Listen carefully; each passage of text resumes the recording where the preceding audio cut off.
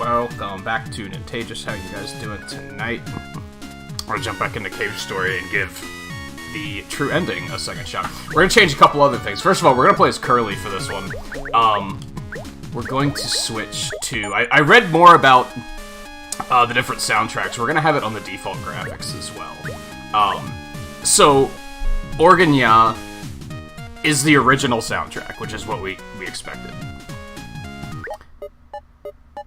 First of all, I think Cave Story Plus came out after. Remastered is the 3DS soundtrack, when Cave Story 3D came out.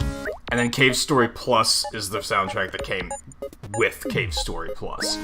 Famitracks is done on the NES sound chip, perhaps obviously, and was composed by Rush Jet, which is really cool, because he does a lot of Mega Man remix albums. I've used some of his music for art time-lapses in the past. So I think we're gonna go with that one. I also found out that Ridiculon is the band that did Super Meat Boy and Binding of Isaac. So now we know a little bit more about, like, what's the difference between all of these. I think we're gonna go with Famitracks, and we're gonna see how this one pans out. And yeah, we'll go with classic graphics on a Curly story. That's the plan. We could just jump right back into our playthrough from a couple weeks ago and just go straight to the final level and just try to clear it. I think that's only probably gonna take like an hour or so. I was super close. So I think I'd rather just do a whole nother playthrough. I enjoyed the game enough that I don't mind doing that, is what it comes down to. So that's the plan. Let me see. I did pixels. Let's get that open. Darian, Riley, Volpe, how you guys doing? Anyone else lurking around? It is good to have you, or if you're watching offline, it is also good to have you. I gotta know more about Castlevania. I do have the Castlevania collection somewhere. Yeah, there it is. I got it a long time ago. Have not even booted it up. Have not even booted it up. Someday. Someday. A lot of that was I wasn't sure if I wanted to do a stream of it, and then I started getting ideas for a, hey, let's check out this retro game for 15 minutes video series, and then if I really liked the game, I'd be like, okay, now I'll stream it and go further, and I just haven't finalized any plans there, so sooner or later. Sooner or later. I was watching some of the Castlevania runs at GDQ, and I was like, yeah, I really gotta play these soon. I've only played... I played Symphony of the Night, and I beat it? I finished the normal castle. And then I didn't take it much further than that. I played, I think, all 3 of the DS ones? I don't think I beat any of them. But I did play them. I think part of the issue with the collection is, like, the retro ones make me nervous. But yeah, we'll get there someday. Someday. What a jam. Hey, Dwayne, how's it going?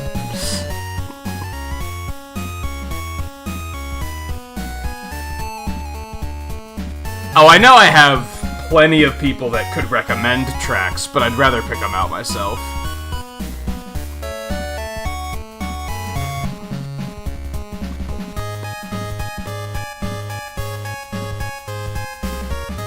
You know, on my GDQ montage, I was kind of well, they did low percent with X3, so they didn't have any armor, but... Well, I wish I would have watched the X5 run earlier, honestly.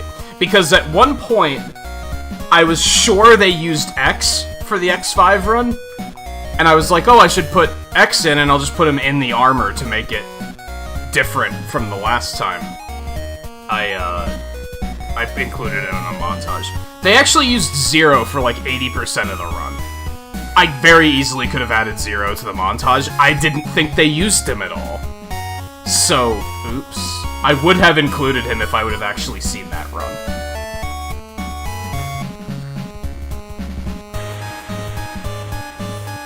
Maybe next montage. I actually thought about doing the next Mega Man montage we do, instead of doing 2, doing X. Maybe. That's gonna be a long ways off, though, so let's not get too far ahead of ourselves there.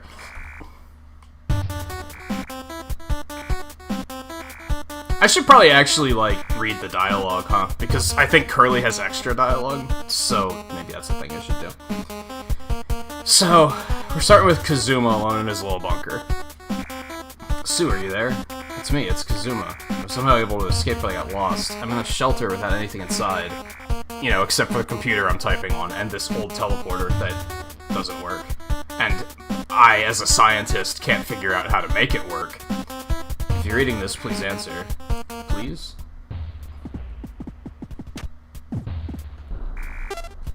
Why not? So I don't think Curly's any different.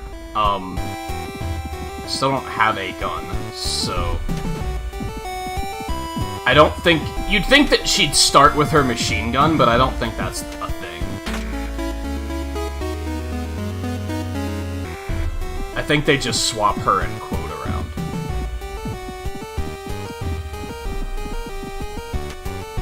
I did also read a little bit about conspiracies with the not with the developer, the publisher, the company that now owns Cave Story. Let's not go into that, though. It was like 5 years ago. People apologized about stuff that's in the past. I'm just gonna not worry about it. But I did read about it, just so that I'm more educated in it. Sue, answer me. They're looking for you. Are you asleep or what? Your brother's so lonely.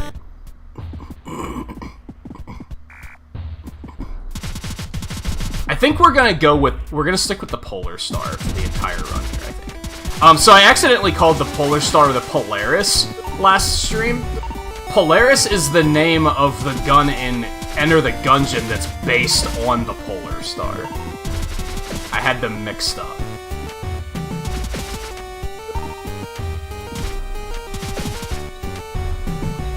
Sweet experience, dude.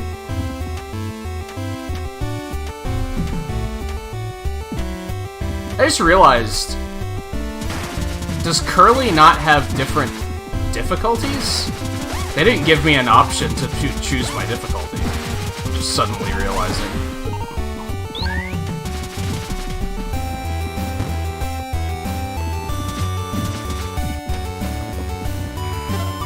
Save often, double save if you have to.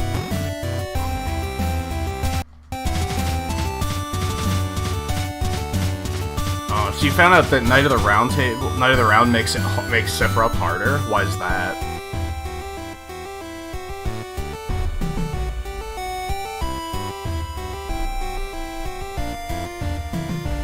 Oh, he gets extra health if you use Knights against the boss before him? Curious.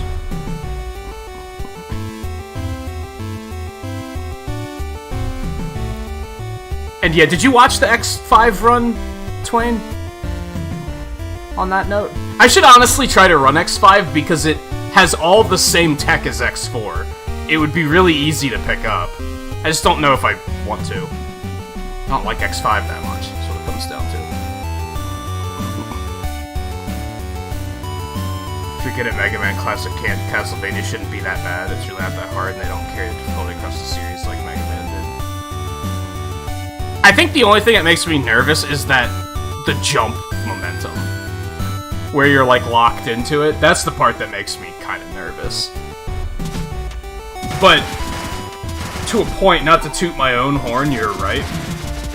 If I can get through Mega Man games in... Oh, I forgot that was the thing.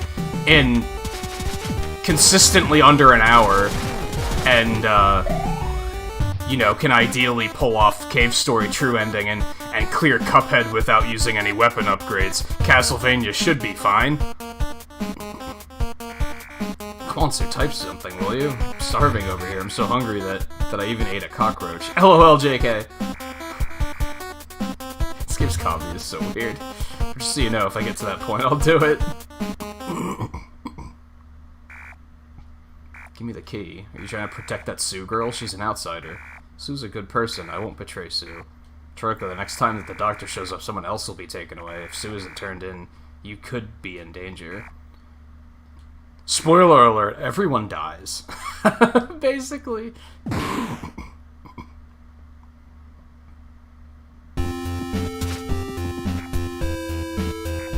Not an enemy? I thought you were one of them. No way, I'm a good guy. What's your name? My name is King. I'm the number one in this village. Though I say number one, it doesn't really mean much. There are only 6 of us left in the village.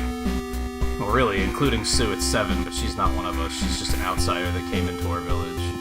Yeah, he's that guy.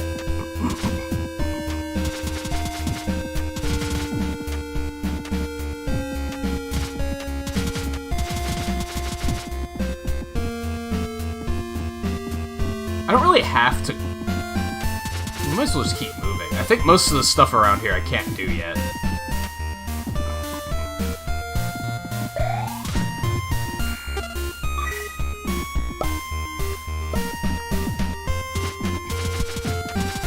I do have to go this way, I think.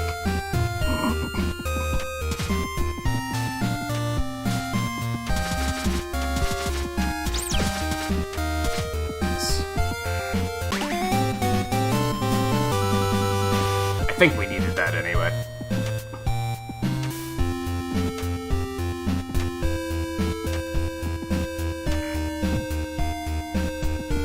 Oh, Toroko.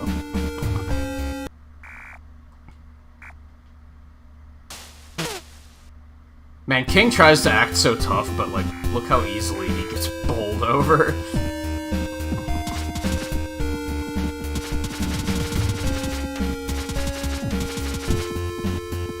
I guess I'll save just to be safe, so I don't have to go through dialogue again.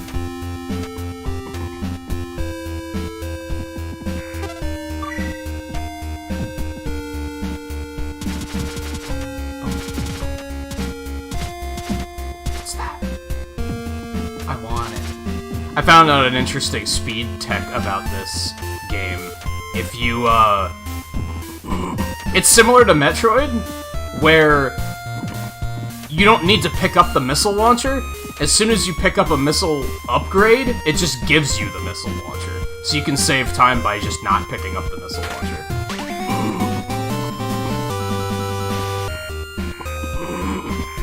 Which I wonder if that was intentional.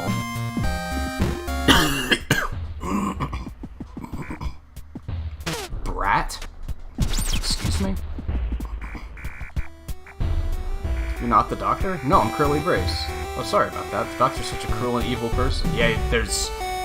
I don't know how you'd expect this innocent-looking blonde robot is a cruel and evil person, but good work. He shows up in the village and kidnaps an Amiga, at times even killing someone. The doctor who killed my older brother.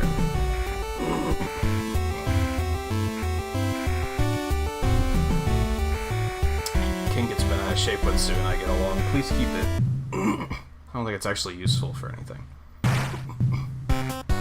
Found you. It's no use hiding from me. I've got the nose of a clever harrier.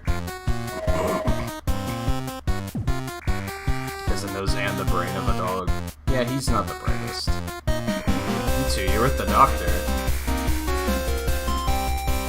This is jammy.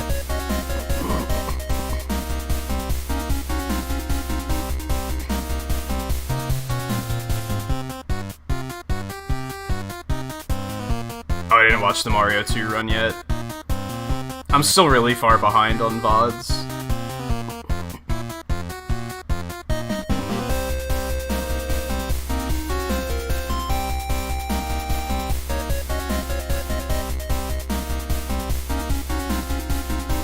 Yeah, Mike said he got the true ending with Curly, so...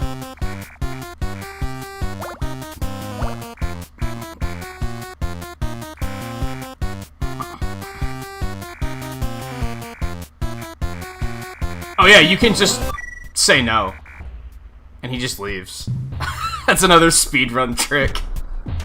If you just say you don't want to fight him, he just leaves and you don't have to fight him. So that's fun.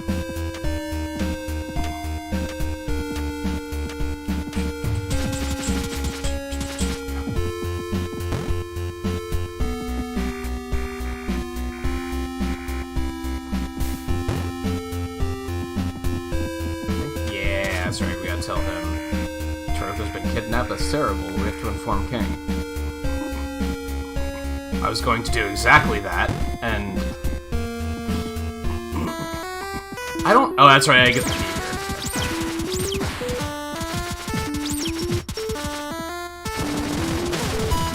Oh, this is bad.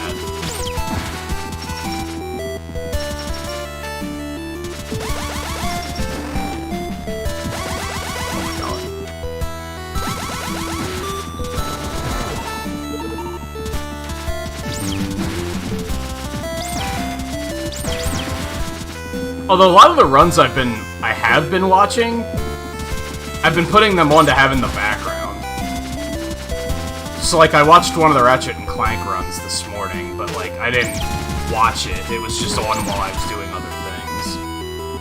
I've been putting off watching a lot of the runs just because I don't want to sit down and really focus on them.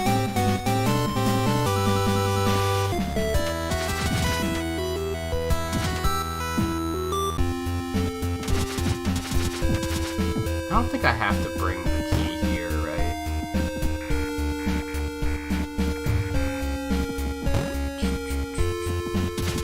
Oh, I have 1 hit point. I'm almost dead. I did not realize.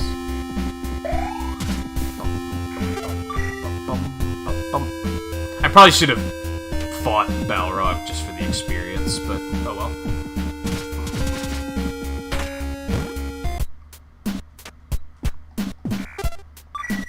A good old double save.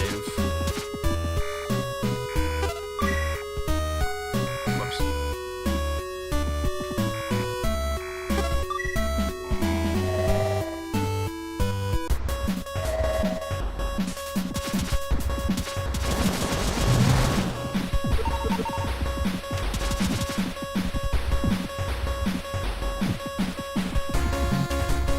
Take that.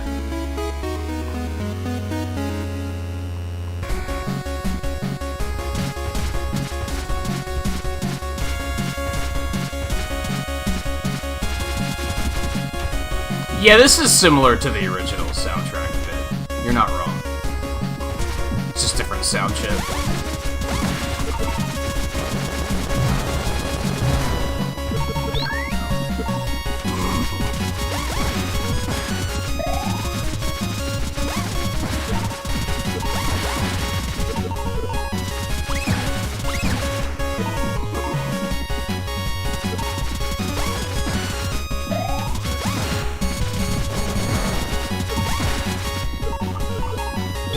I'd say maybe I'll add Castlevania Collection to the list of stuff to do after Indiewary, but holy shit, is that list getting pretty full. Especially if I get 3D World Bowser's Fury and do a 3D Mario Marathon, which I kind of want to do. Is there another... No, we didn't get to the eggs yet.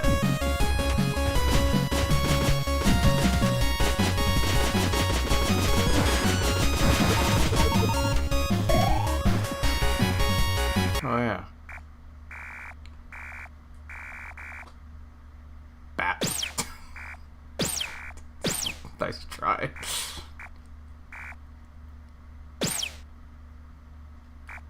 Oh, she's dead.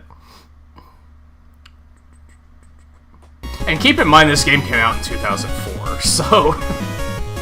Was it really an old-style soundtrack yet? I guess it still was, but... But the original Cave Story came out in 2004.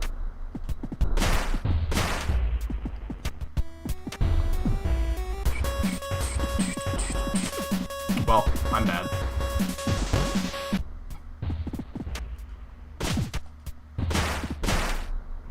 How much health do the capsules give you? I don't think it tells you, come to think of it. 4. I always thought it was 5 for some reason.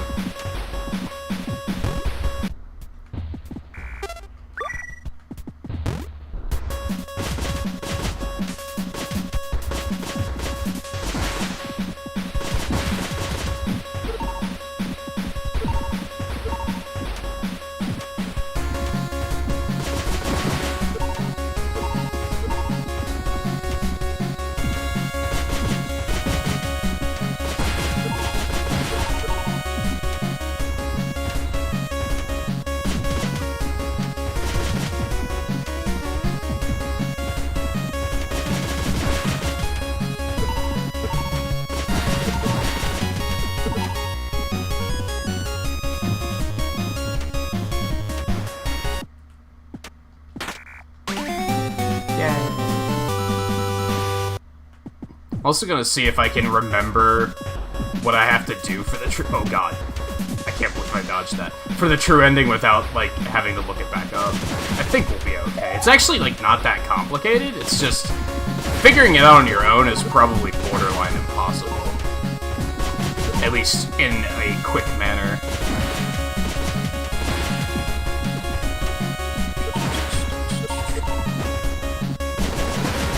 There's a lot of experience that I don't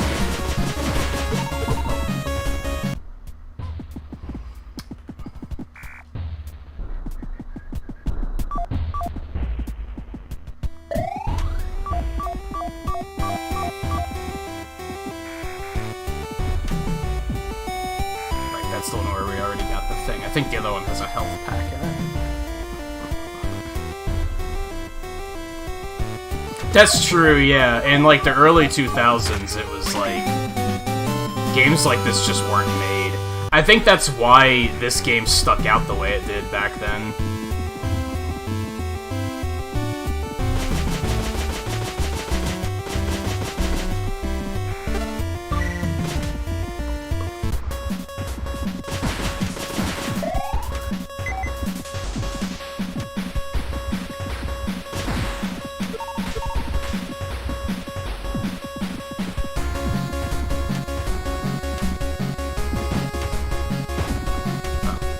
So I can come in here, but there's nothing in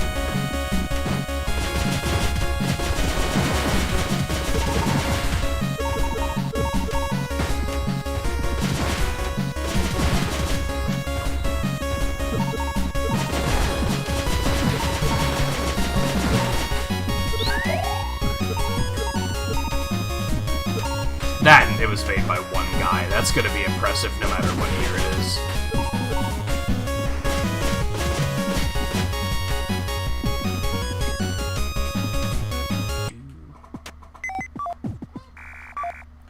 That's what one was. I was hoping it would be a health pickup. It was not a health pickup.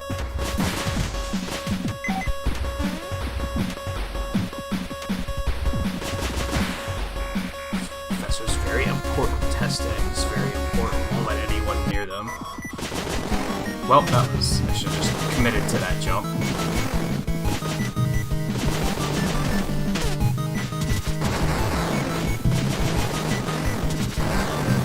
Speedrun for this game is basically all missiles all the time. It does crazy damage.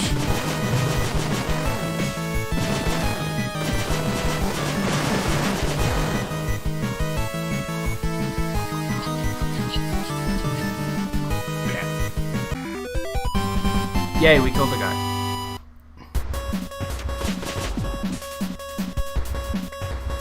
Yeah, there was still the handheld consoles, but for a long time people considered handheld gaming to not be real gaming. Like, I remember that being a thing. Like, up until the 3DS, people really turned their nose up at handheld gaming, I think.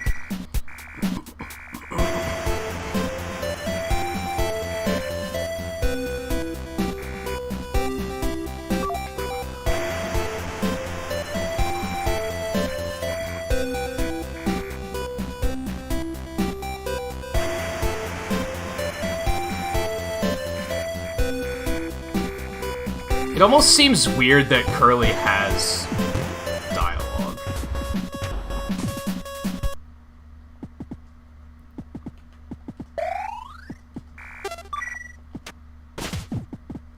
Just because the other characters, their dialogue isn't changed, so their dialogue is still written as if they're talking to themselves.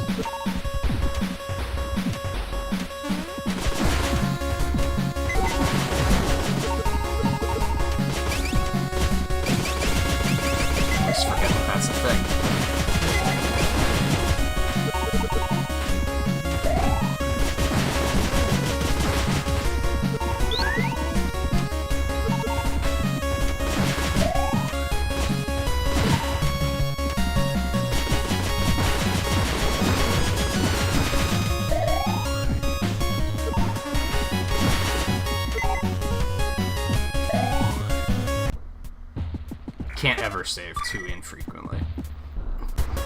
Or frequently. really.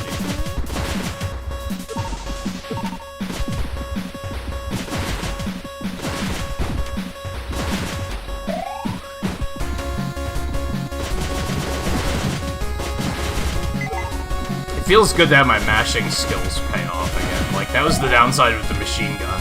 So it's just, oh, just hold the button. Which I guess is nice to a point, but...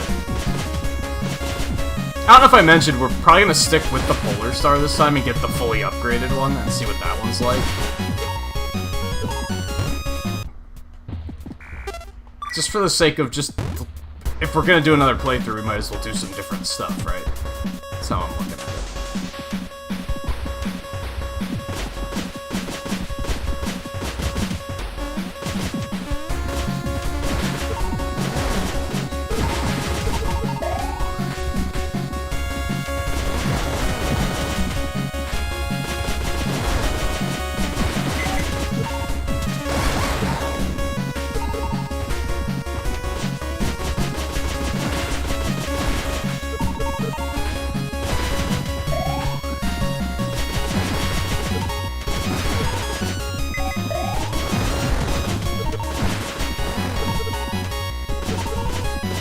It already kind of wrecks, let's be real.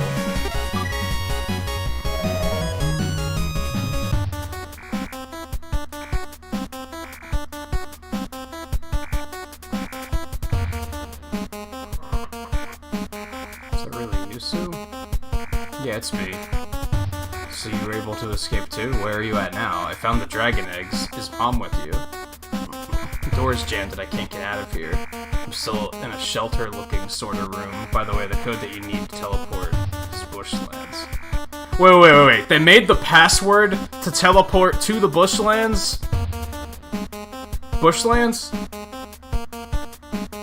And no one could figure that out. I guess because who would think to try it? Who would think to be... Maybe they made the password the most obvious thing in the world, because who would do that?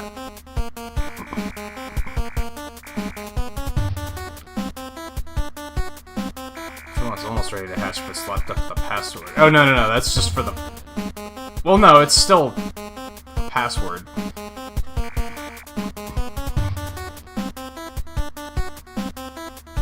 Currently searching for functional teleport, preparing connections with the Bushland. Anyway, I'm on my way to go help you, just stay right there. Do me a favor, bring me some food back on... Sue's disconnected.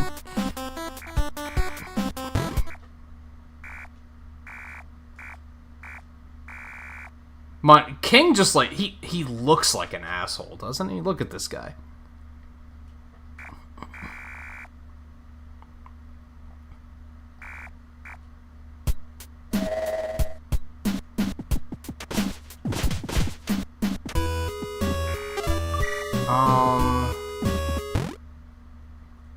That's right, I have to talk to her first, I think. Maybe I don't have to, but we're gonna anyway.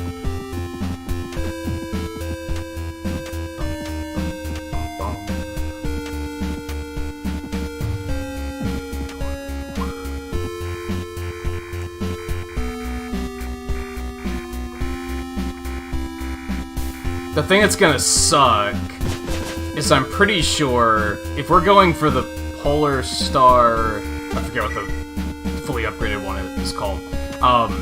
If we're going for that and the true ending, that's gonna make the game a little bit harder for a while, because we're gonna have to do things like without the booster and without the machine gun for a while. There might be some stuff we'll have to skip and come back and get later.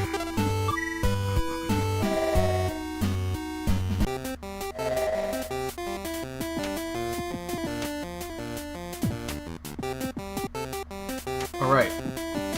It's Santa. I forgot about Santa.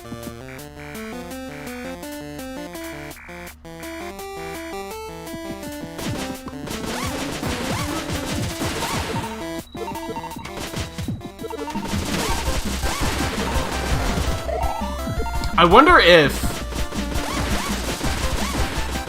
this one speedrun trick works in this version. Apparently in the original version, it had an issue where text boxes and pausing the game reset your iframes.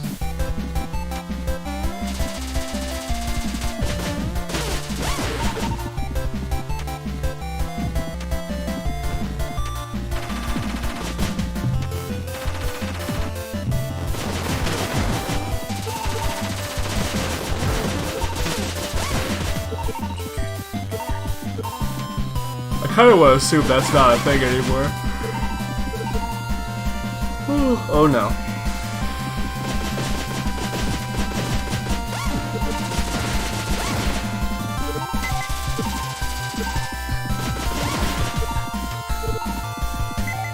I should probably just take this back. I want to get this health back up first, though.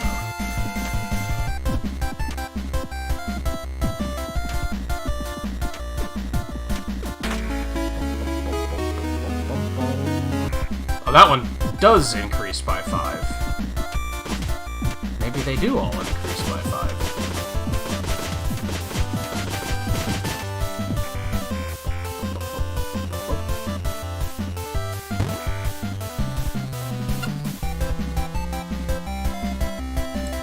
Oh no, you have Rookie Maverick Hunter mode on?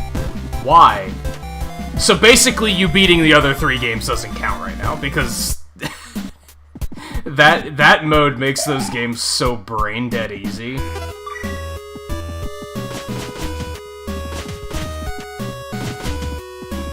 Alright, I gotta bring the jelly back here.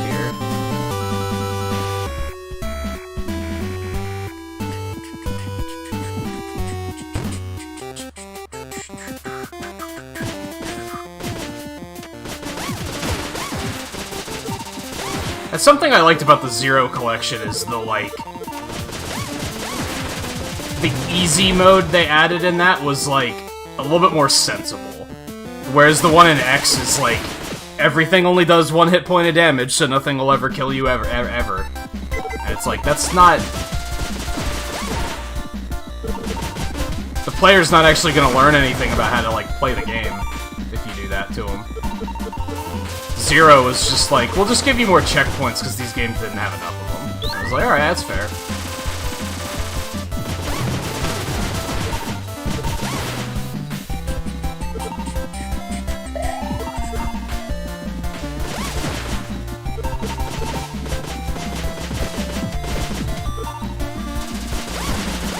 Although, funny enough, there's an achievement in X5, I think? Might have been X6. To, have the Rookie Hunter mode on, and then die in a pit on the first stage. Like, there's basically an achievement for the like, the worst of the worst. Which is kinda goofy.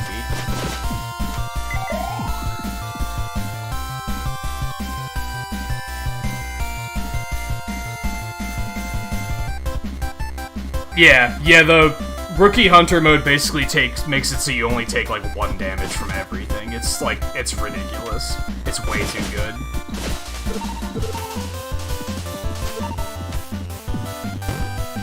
And yeah, you don't die in pits. I don't know if spikes are the same way.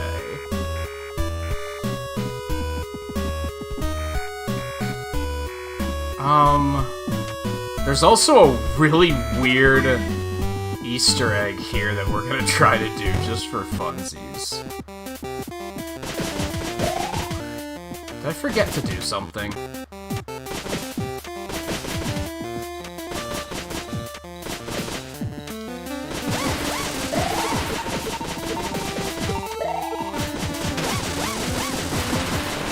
Now granted, if you 100% X3, that game is kind of free anyway, because that game makes you really powerful. Although it kind of balances out, because before you're really powerful, it's actually super hard. So... I don't know. No, yeah, the jellyfish isn't here yet. I have to trigger that somehow. Do I have to talk to Santa again?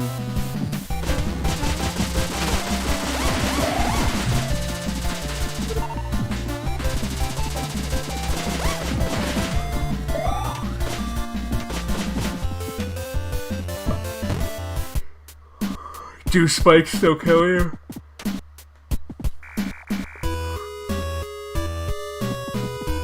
think I needed to know that information before I was able to go further here.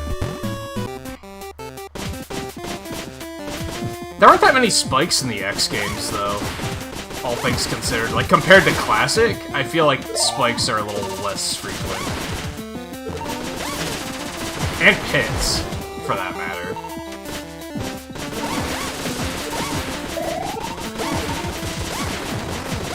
It's interesting, because, like, I don't think instant death is as much of a thing in the X series until you get to X8. But as a result, they made all the enemies deal, like, significantly more damage. And, like, surviving is just kind of difficult.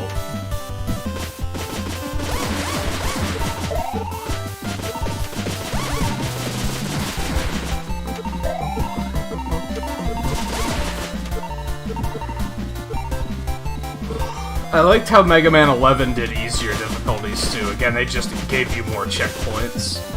Which is like, that's fine. You can still focus on, like, learning how to play the game. And, like, 10's easy mode is awful, because they just fill gaps in, and it fundamentally changes. Oh, I have to interact with the fire, is what I have to do. I wonder if Curly's even gonna still get it.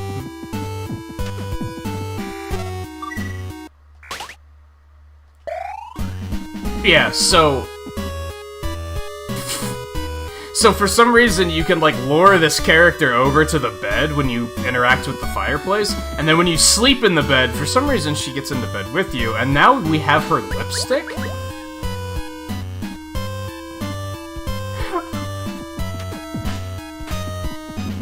I don't fucking know, dude.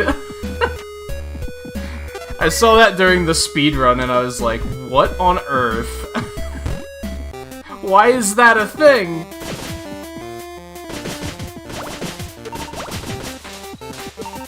And even Curly gets it, which is funny. I wonder if Curly's gonna have special dialogue when we loot her underwear. Wow, this game is an experience, isn't it? This is all just a series of things I'm saying.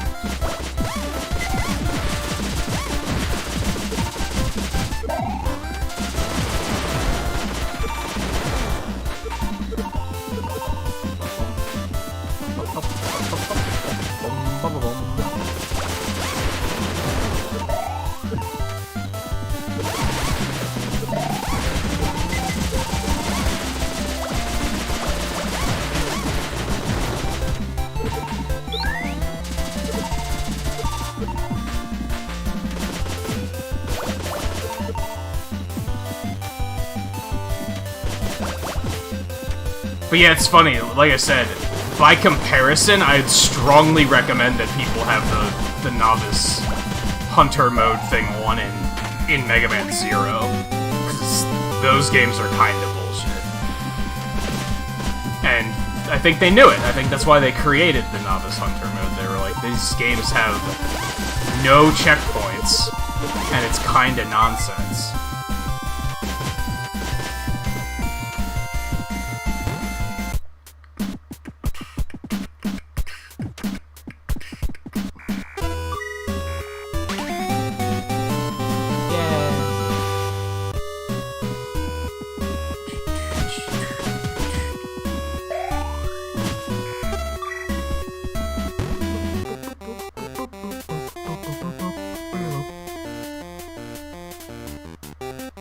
Didn't really do anything to X1. I think the thing is in X1, the difficulty comes in the fortress stages, which is still usually instant death.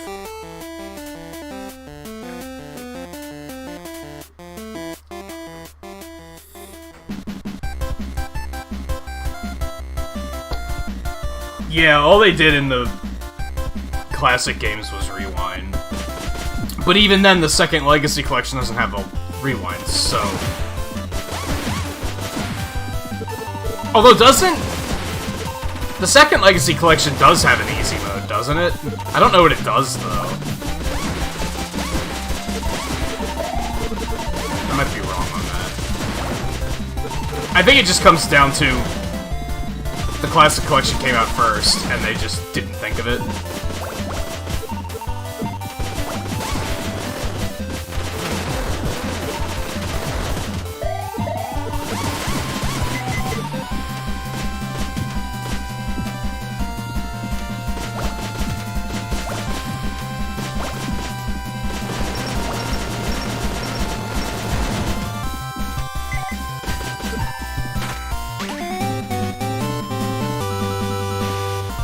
We're gonna go back and get the bubbler. I don't think they ever get the bubbler in the speedrun.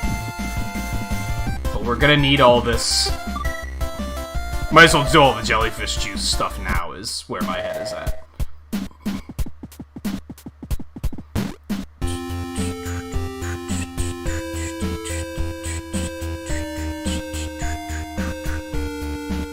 It's kind of odd that you only had that realization in the X games, since you can't do it in 7, 8, 9, and 10.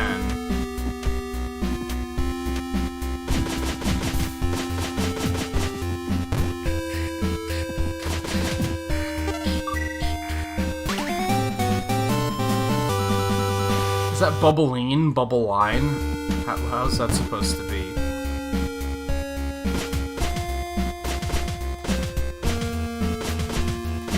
That's good, Riley. Brad was talking about that a bit this morning, too, in his stream. About how, like, he keeps getting the craving. I've heard that, like... Isn't, like, the first week the worst? Isn't that usually what they say? Like, if you can get past the first week, you're golden. I don't know how true that is.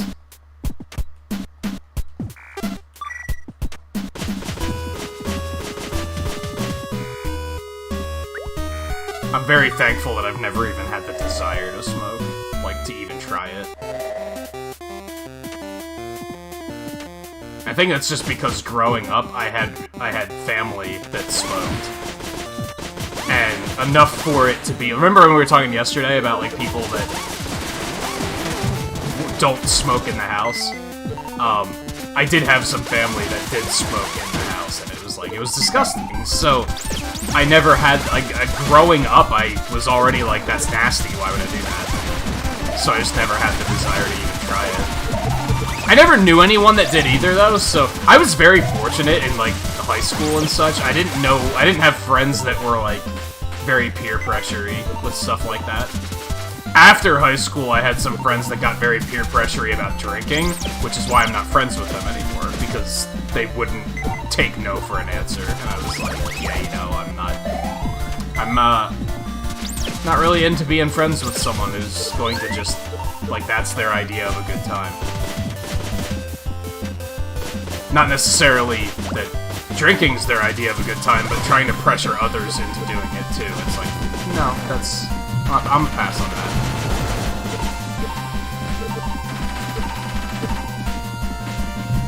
Got to get the jellyfish juice, because I'm a dumb.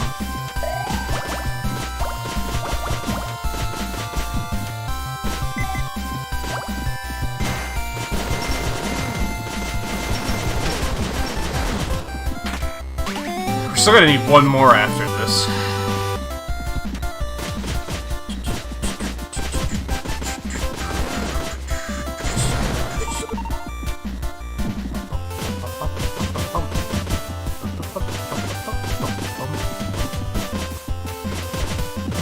If you're not shooting along to the music, you're doing it wrong.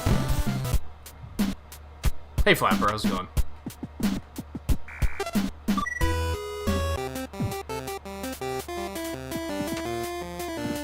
I should probably go get the jellyfish juice later.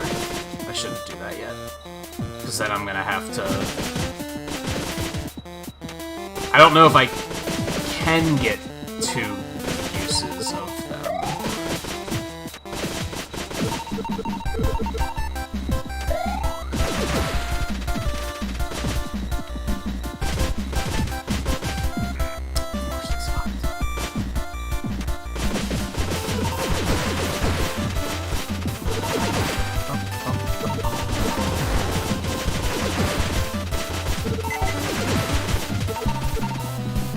Come to think of it, I remember some other people having that issue with the X series too, where they didn't know that the Rookie Hunter thing was even a thing.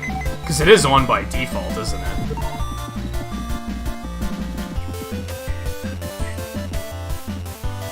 Seriously.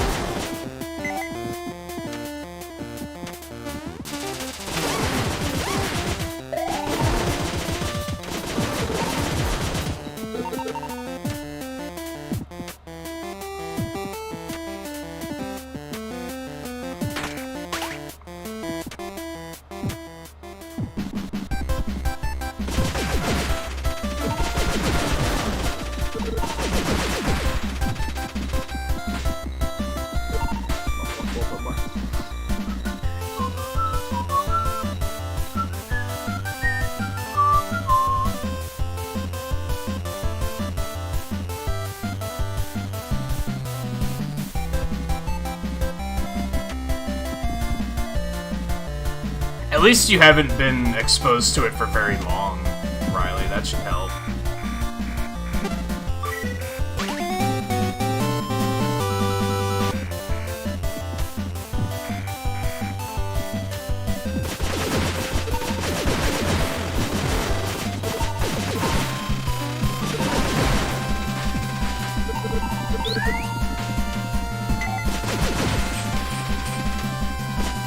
Compared to... Some people have been doing stuff like that for like a decade. Imagine how much harder it is for them to quit.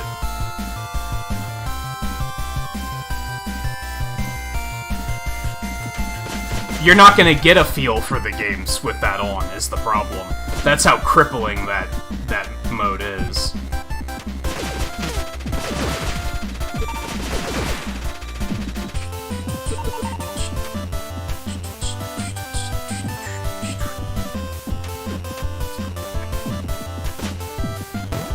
Here first?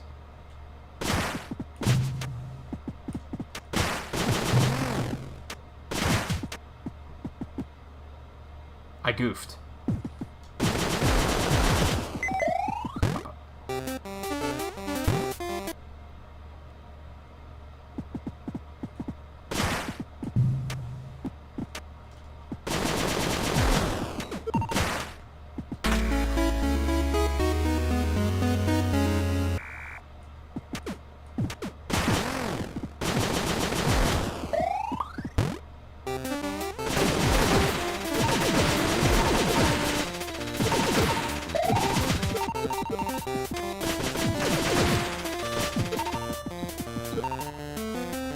It's not even necessarily a hard or nothing, it's just that the easy mode in the X collection is literally babying you.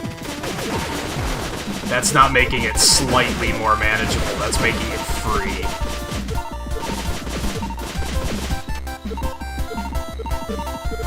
At that point, you don't even need weapon weaknesses or anything, you can just face roll through everything with the Buster, which is just... why even bother? Where am I... going here?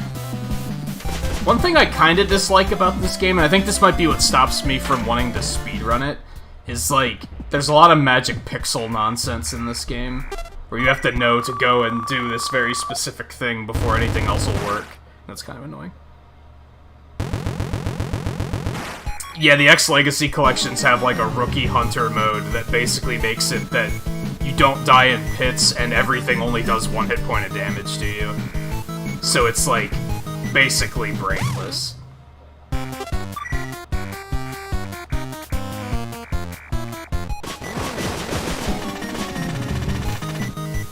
Oh right, you can just do this. More speedrun tricks I learned. He doesn't have a collision hitbox. You can just jump on top of him.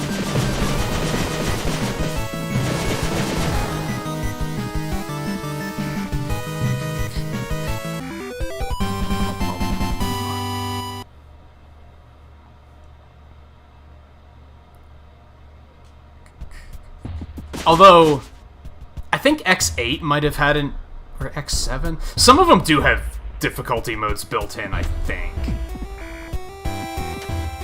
But no, the Rookie Hunter thing in particular is Legacy Collection.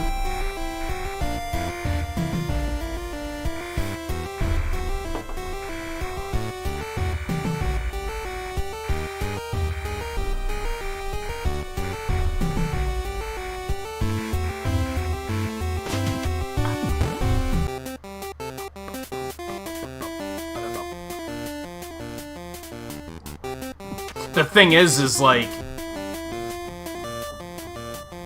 I'm trying to remember... I think it was X5 or X6 I had to play 4 times to get all the Hunter medals. You're gonna have to play it 5 times if you play it on easy first. So, you should probably just wean yourself off of it sooner rather than later. If you have interest in getting all of the achievements, you're just wasting your time.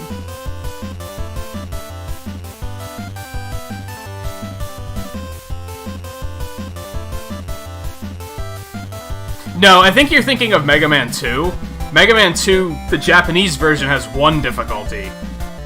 And then they added an easier difficulty for the English release, because it was that Mario 2 era where they were like, this is too hard for silly Americans, so we have to make it easier. But the original Japanese version only has the 1 difficulty. It wasn't until 9? And I think 9... I think hard mode in 9 was DLC. And then 10 had easy, normal, and hard. Easy mode was garbage in 10 because they just add these platforms like on top of spikes and pits, which like fundamentally changes the stage layout, so you're not even like learning how to get through the obstacles at that point. It's just like a free walk. And then 11 did it right, where they just add more checkpoints, which is like, I'm perfectly okay with that. It's like Celeste style, where there's a checkpoint on every screen, so if you die, you can just focus on that screen. You don't have to be, oh, I have to redo the first half of the stage first. I think they give you infinite lives, too, but I don't remember. I only did an easy mode clear on 11 just to say I did, basically. Just to have, like, a clear of every playthrough. Pretty sure I started it on normal.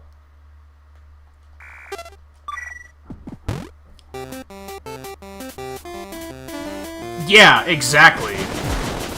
Yeah, the steering assist in Mario Kart 8, it's like... That's worse, to be fair. Well, Mega Man 10 was pretty similar to that. I wouldn't say the Rookie Hunter mode is quite like that, because it's not like you can just hold right to win. Steer Assist literally made it you can just sit there and just hold gas, right? And the game plays itself. Like, what's the fucking point? Why even play?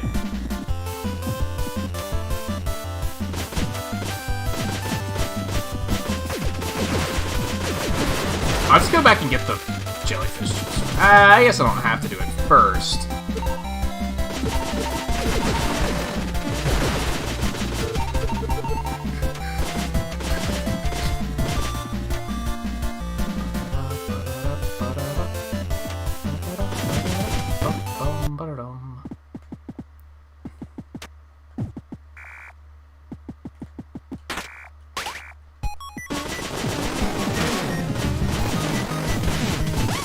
Oh, well, that... I expected them to take a little bit more punishment than that. I think even 5-year-olds are more capable of gaming than that. Is I think what it comes down to.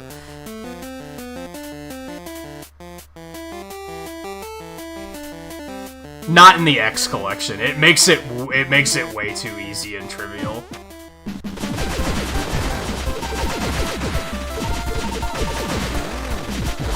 You might as well just watch a playthrough first, and then just use that as reference.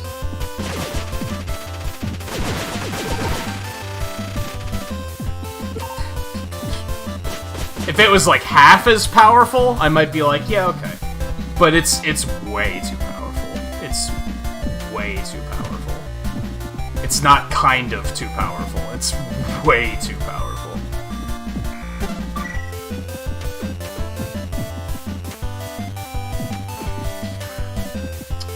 I hate that jump.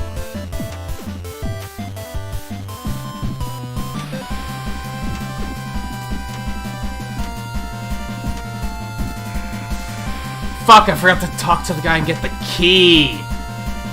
Like, I think that's what would stop me from potentially speedrunning this game, is you have to remember to do all this nonsense.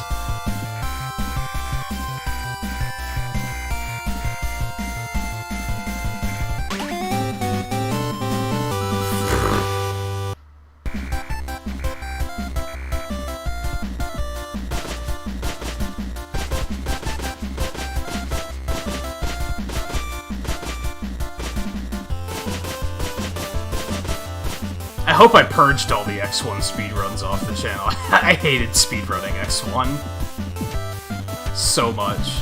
Mostly because of the Hadoken, though, to be honest. I've thought about trying to go back and just do Hadoken-less speedruns.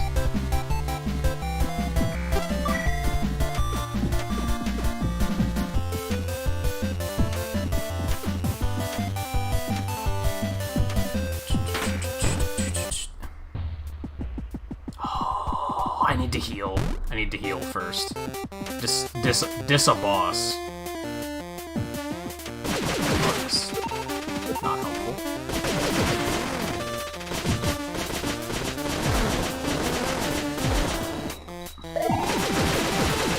If you want to see X1 speedruns, you go to Twain, for sure.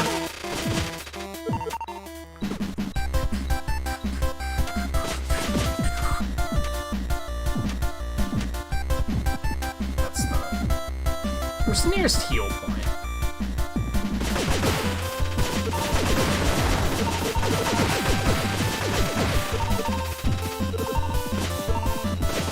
It's like that garbage they put in, like, Mario games now. Most of them... Actually, Odyssey didn't have this, did it? But a lot of the Mario games have, like... Because they just showed that thing for 3D World, right?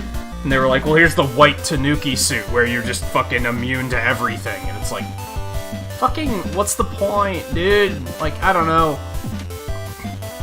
A lot of it comes down to what I was talking about yesterday, about, like, I appreciate when games make me think, because gaming is problem solving, is the way I look at it. Every game gives you a new set of problems and a kit to solve it with. And I think that's the appeal of every experience being different. When a game does something like that to trivialize the problem solving, what's the fucking point of even playing the game? Like, who cares? You're taking the experience away from me if you do that.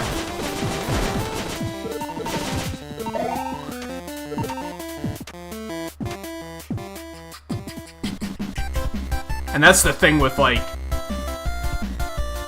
with the X series.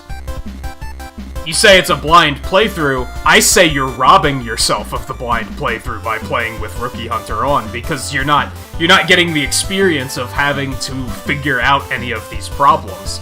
Rookie Hunter's just making it free. So, well, why bother?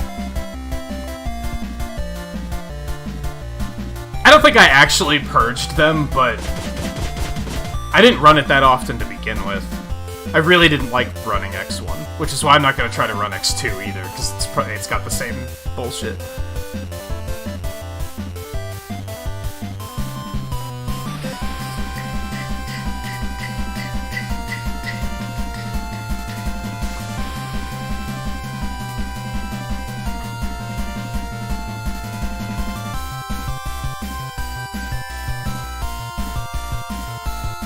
I wonder if 3D World is still gonna have lives, on that note. Because the original 3D World did, right? But lives were completely arbitrary. And then Odyssey was finally like, hey, let's just not. Alright, where am I going? What do I need? I need the jellyfish. I didn't go back and get the gum base yet, because I needed to heal. We might as well just go get the jellyfish juice really quick.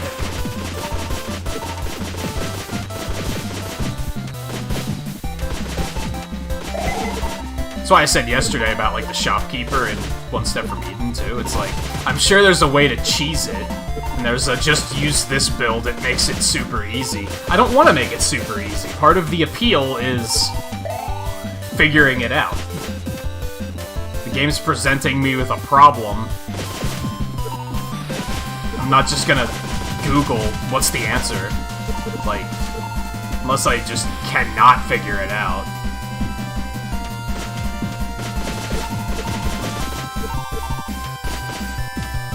That was a very uncomfortable jump. I don't want to explain what was just going on with my muscle memory there.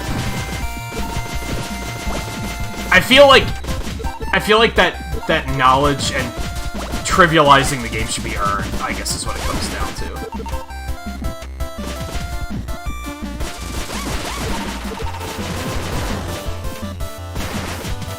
That's why I get, like, I turn my nose up at speedrunners who haven't played the game casually. They've only played the speedrun, and then if something goes wrong, they're like, oh, I've never played this casually, so I don't know what to do now. It's like, so you didn't earn any of the knowledge you have for how to do it fast. Like, you took the least resistance route.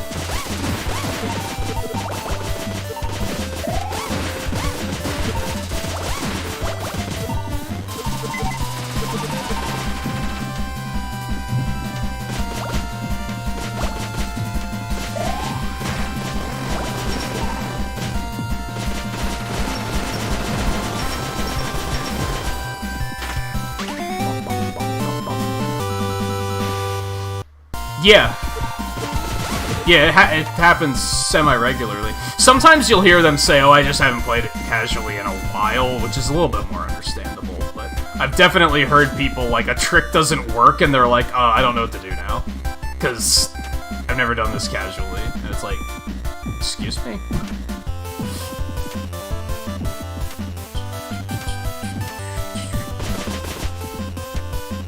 That's why I respect people that do, like, randomizers, because it's like, you're really showing that you have very strong knowledge. You can't just Google the knowledge you need to be able to do a randomizer effectively.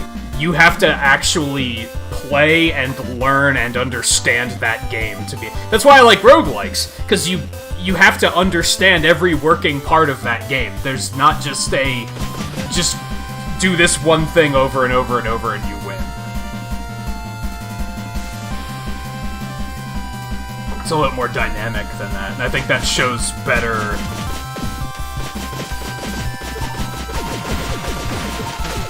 knowledge of a game. I think that's one thing I don't like about Mega Man games, is it's so easy to just look up what to do, and then the games become significantly easier. So I guess I'm more protective of those than others. Because if you already know the boss weaknesses and shit, it's like...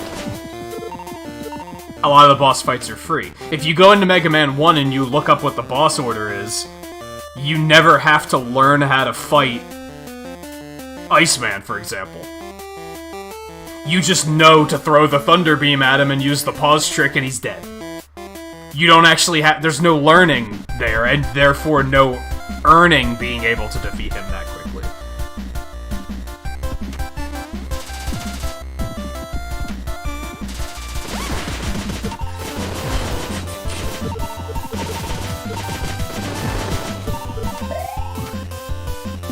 Which, now that I'm thinking of it that way, I'm actually like, is that actually a flaw with Mega Man games?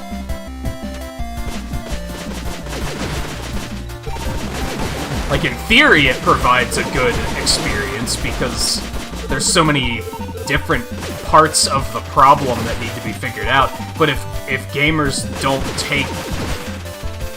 try to figure it out for themselves, then what's the point?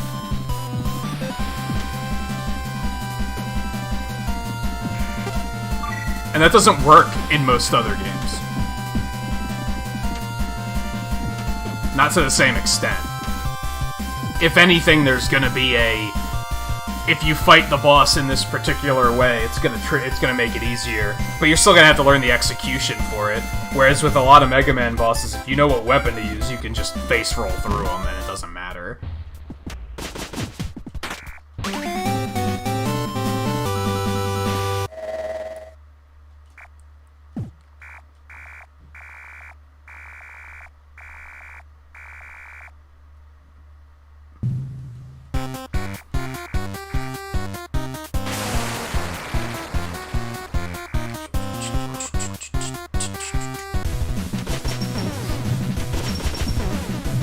boss's name is Balfrog, by the way. Because of course it is.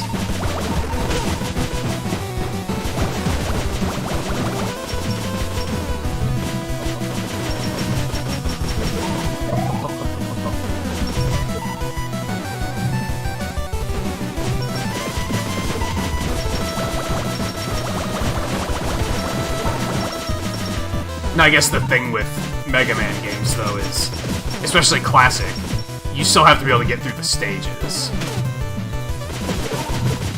But I still feel like it's trivializing a large part of the game. That's why I won't even deny that I get kind of elitist when, like, I boot up a stream and someone's like, oh, I'm playing a Mega Man game blind.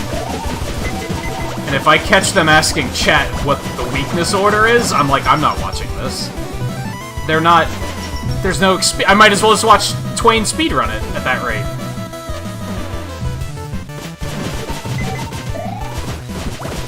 Which would be far more entertaining.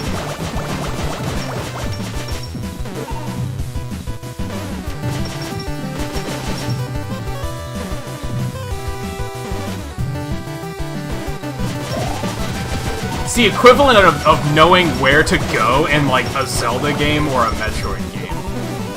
I guess is a good way of putting it.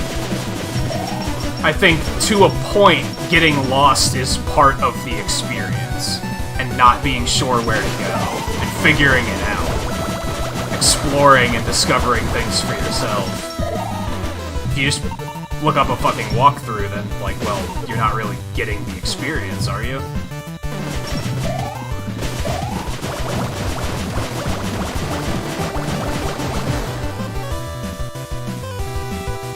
It's interesting, too, because I feel like with some games, people would get it, and with other games, they wouldn't. I want to assume that if you were to go to a stream where a streamer's playing Breath of the Wild, and it's a blind playthrough, but they have a map of where all of the shrines are, wouldn't people be like, what the fuck, this isn't blind? Like, that's completely ruining the point of the game, isn't it?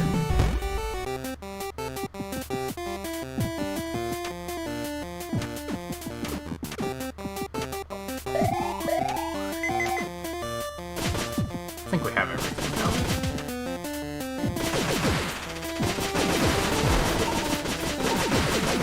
Oh, this bad damage. I didn't need that. Oh well.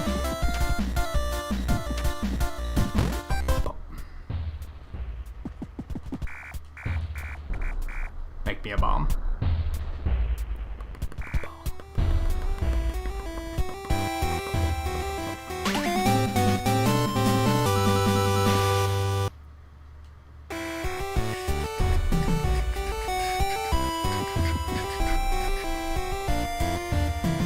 It's more of a chat run instead of a blind run, then? Yeah, basically. And I guess, cool, you're making your viewers feel important because they get interaction, but it's like...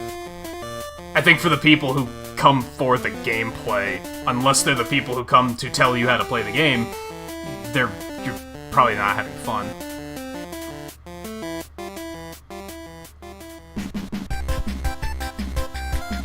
Yeah, it's something that's nice about indie games, is that you don't get it as much, unless every now and then it still happens.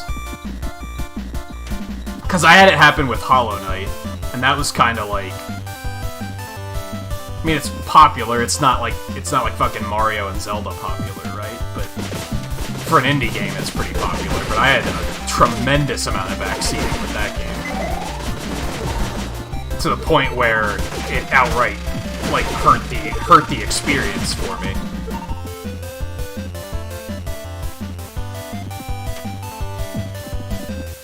Do I want to... I don't think I need to save before I do this.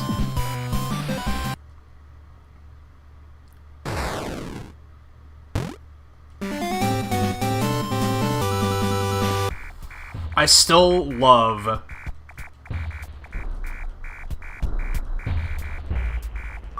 that literally you blow the door down and then the teleporter starts working.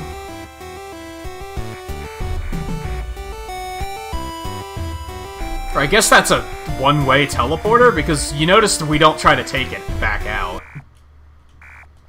Now we have a lot of exposition. I'm not gonna lie, the dialogue in this game is pretty boring to me. Like, I'd say that might be another thing about the game that I don't particularly like. There's a lot of dialogue, and I don't really find the storyline to be that compelling. It's not bad, but do I care to sit here and read all the dialogue on my third playthrough? Not really. And that's just third playthrough on stream. I guess this is fourth playthrough, really.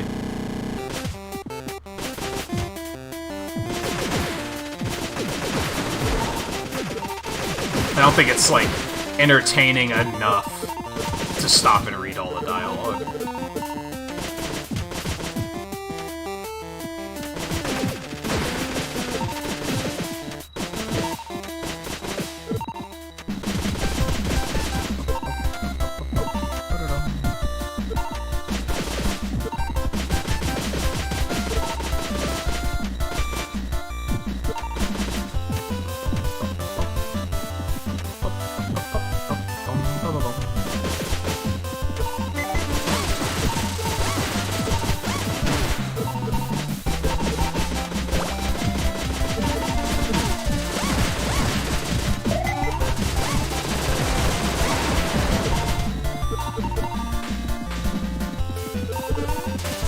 Still haven't finished leveling up the bubble line.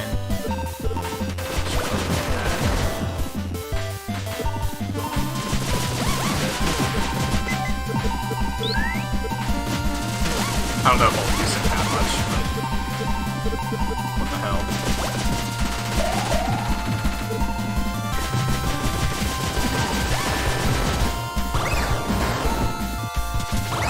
I did not mean to have that equipped.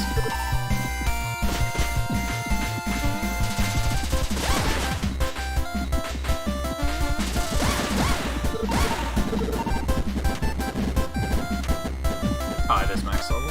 Cool, I think I have everything max level now.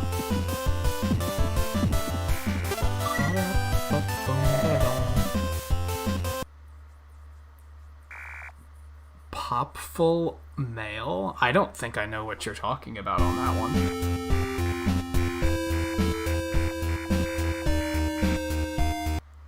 But I think that's why I started thinking that I should do retro content as a video series, because then I don't have to worry about backseating. Or not even necessarily backseating, but sometimes you get those people that, like, turn their nose up because they're like, oh, I remember when this was difficult for me too. It's like, get the fuck out of here. Like, not everyone has been playing the game for 20 years. Like, relax. Wait, where am I going?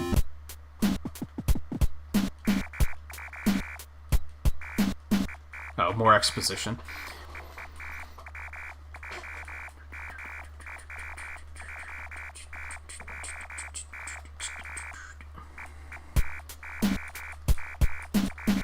I still love how they're shocked that she's a robot. It's still really bizarre to me.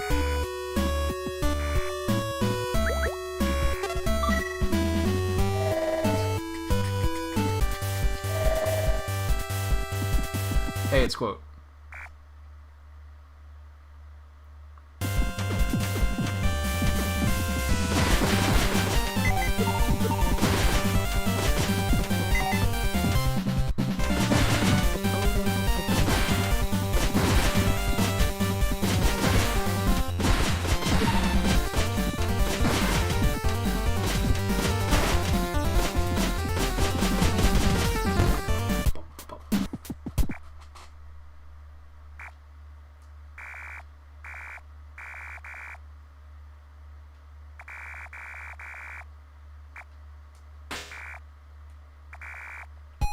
She actually seems to remember him, which is kind of interesting.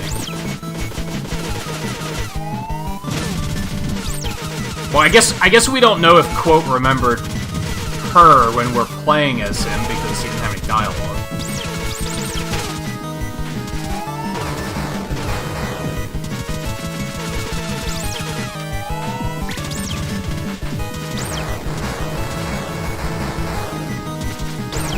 Can you just not use missiles? Cancel the machine gun doing that, though.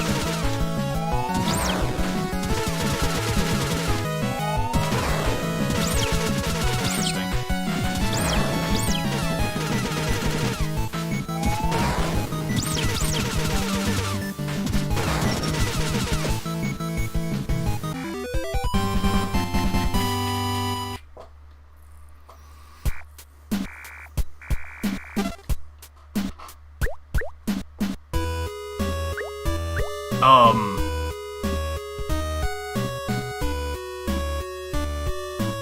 Wait. I mean, I'm not, but this is implying...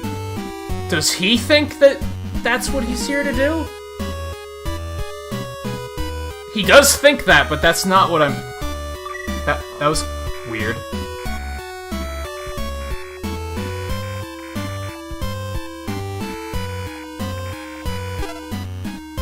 No, we're gonna stick with the polar stuff.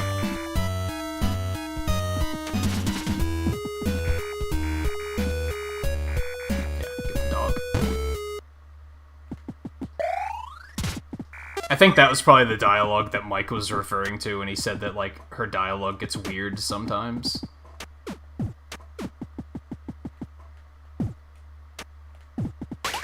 Found your underwear. Okie dokie. Where am I? There we go.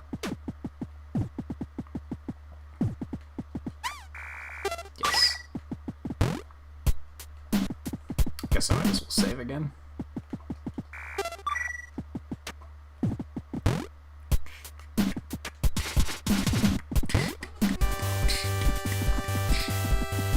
Dragon Bunny Girl? I still don't know what you're talking about. You lost me.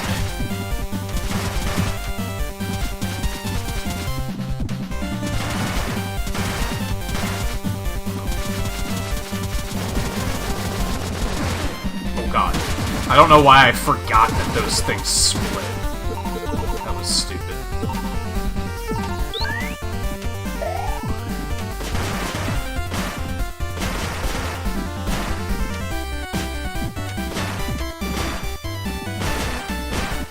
Take that. Or was this a game that Flapper was playing at one point?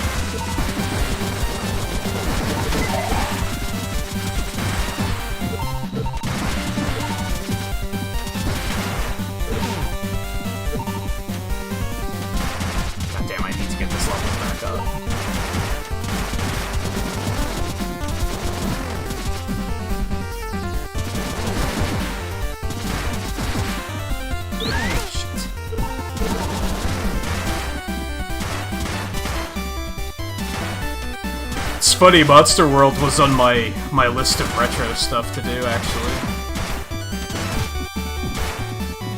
But as I said, it's probably going to become a video series. And then if I like it... My idea for a retro series, and I think people have done this before, was just... I'll pick it up for like 15 minutes, see what I think. If I really like it, then I'll stream it to finish it. If I don't like it, well, I gave it a shot. My concern with streaming retro stuff, like, right out of the gate, is I'm not always confident that I'm gonna like a game, is what it comes down to. I don't want to commit to playing it and then be like, oh, half an hour into the stream, I'm like, oh, I hate this.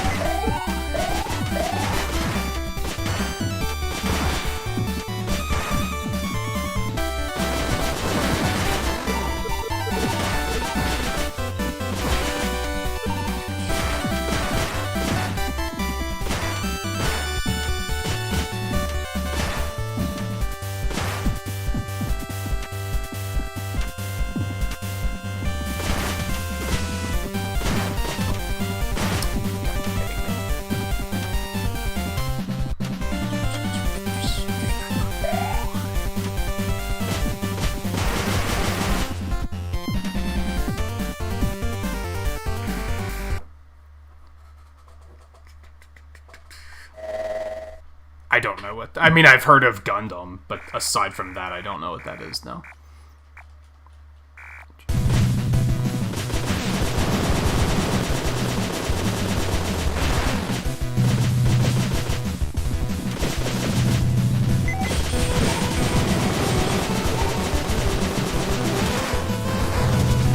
I have this really weird habit of, like, mashing so hard that I accidentally press the R button and switch weapons.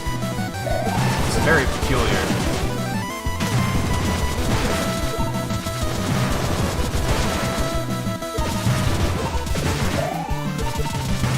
How did I level all the way down to level 1? What am I doing with my life?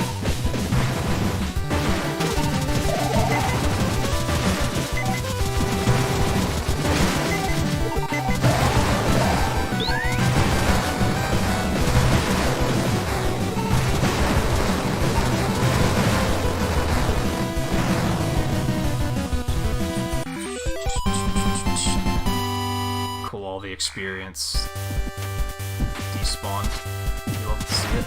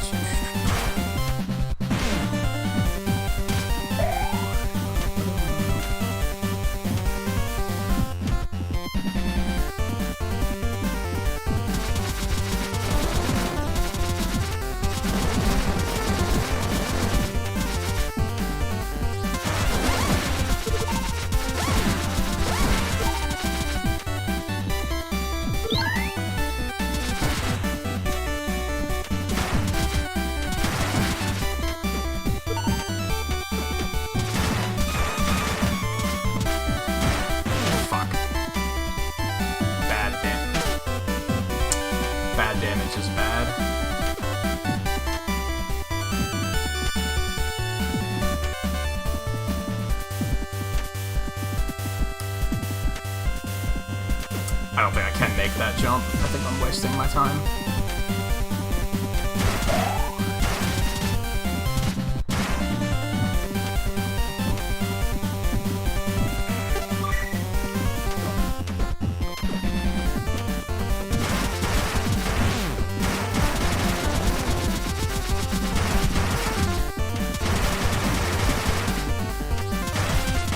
Are you shitting me?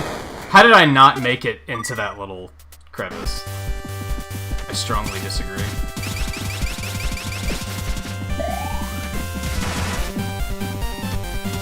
Well, the good thing is, and this might not sound like a good thing, but now everything's respawned, which means I should be able to get my experience back. Except that my gun is literal garbage. Damn, that gun's actually pretty good.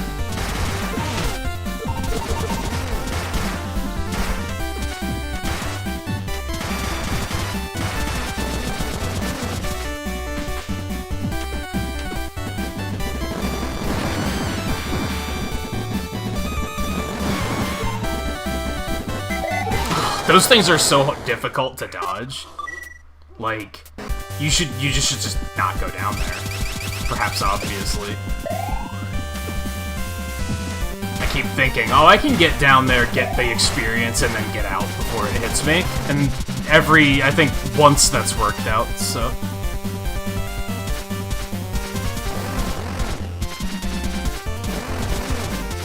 X1's Fortress in general is pretty idiotic, I'm not gonna lie.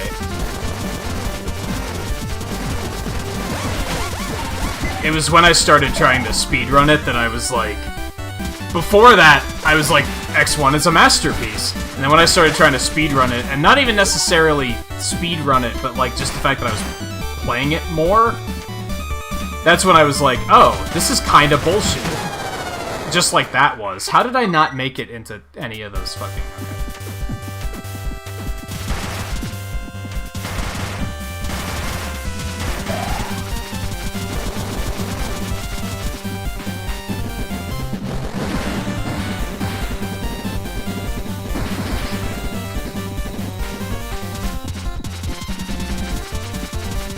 Because the Polar Star is literal garbage. Well, had level 1 anyway. I guess that's the one upside, is that the machine gun at level 1 is still pretty decent. Is there health back here? I just got myself in, like... Save points can be kind of punishing in this game sometimes, because now I'm just, like, stuck dealing with this.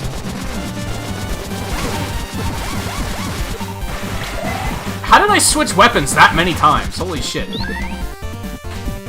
Like, how did I accidentally switch weapons, like, 4 times? It must just be the way I'm gripping the controller, my fingers pressing R while I'm mashing. It doesn't even make any sense. But it's a thing that's happening.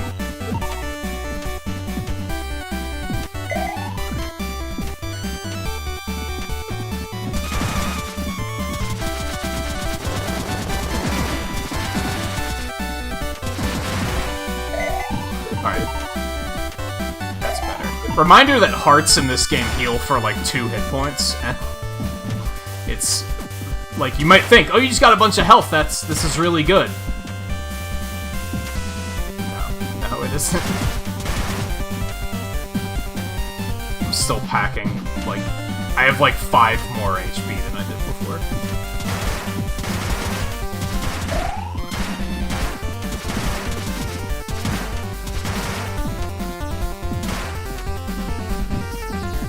But my weapon's a higher level, that's the important thing, so.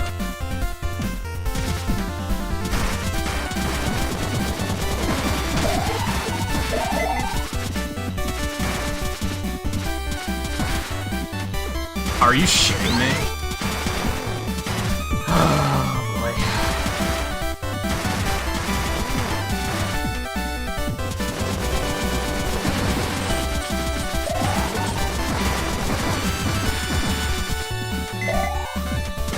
That was a lot of it, though.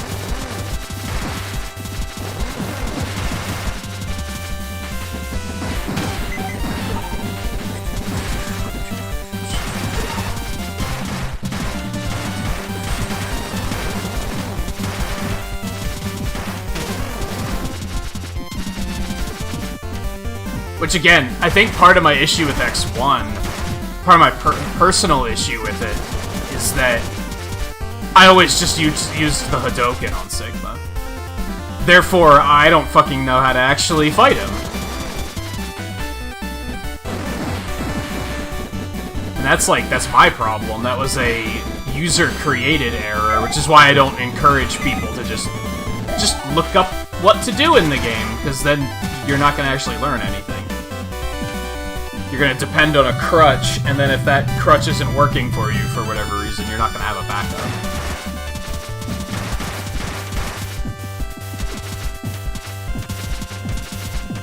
Heal me, please.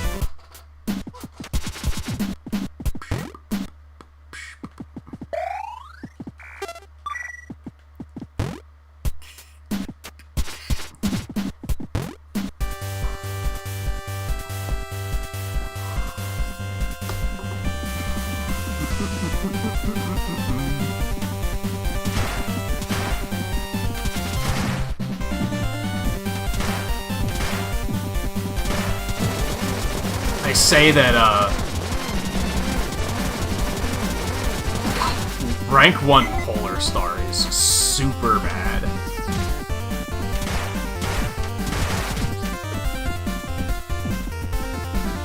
Just abysmally bad.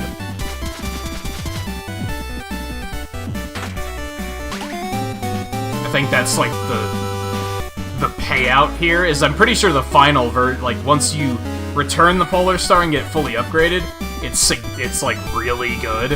And I think that's the idea is, well, you deal with a shit weapon for most of the game. Machine gun, I think, is just better.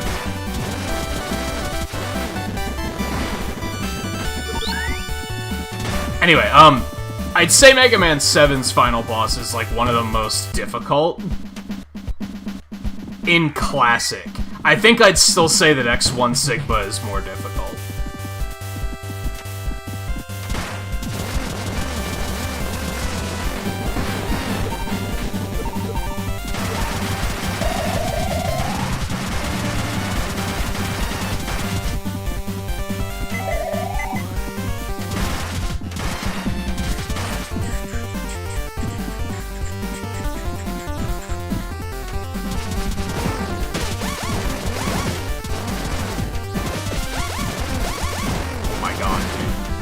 such bad damage.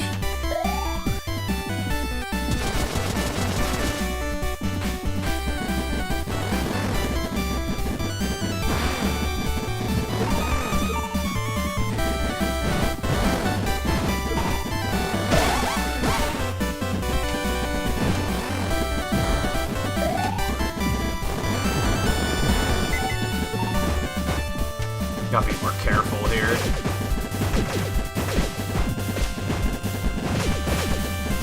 I'm realizing very suddenly that this is significantly harder if you don't have the machine gun. How did I miss him? Whatever. That's gotta be like fucking frame perfect or something for no particular reason. Get up there. Oh, he came back. There.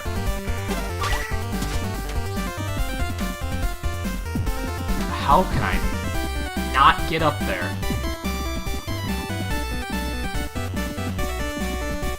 Also, not having the machine gun to hover with is kind of a big deal. I almost want to go back and save again, just so I don't have to get this dog again if I die.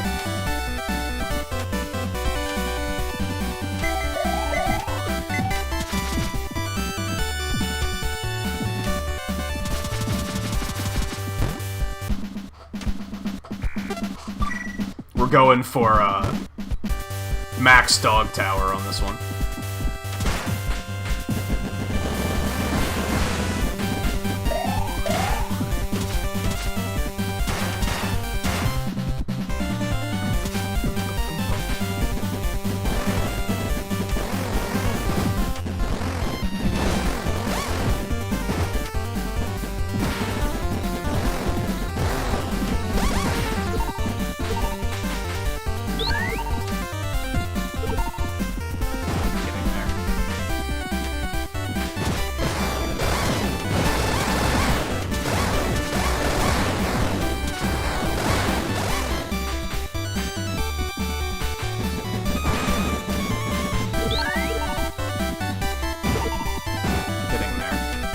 Fuck me. Man. Now when Polar Star's rank 3, it's really fucking good. It does a ton of damage.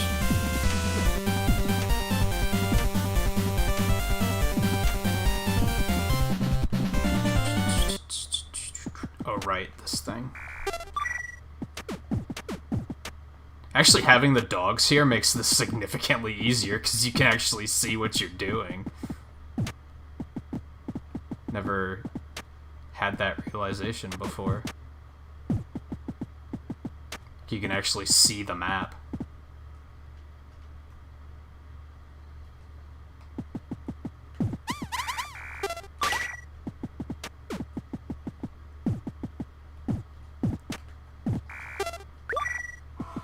Max dog tower, baby. Take it easy, Flapper. Thanks for stopping in and hanging out for a bit.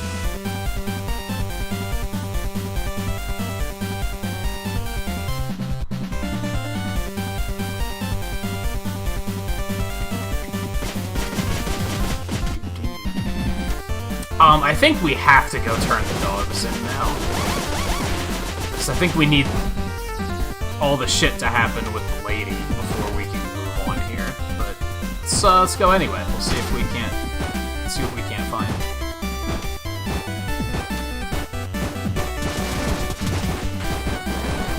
Okay, nice shot.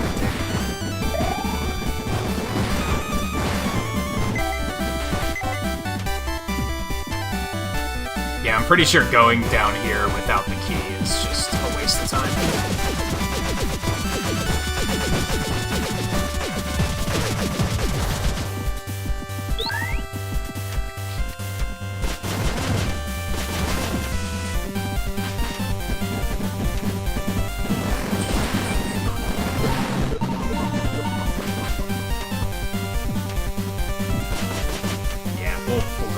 Pretty sure that's a waste of time.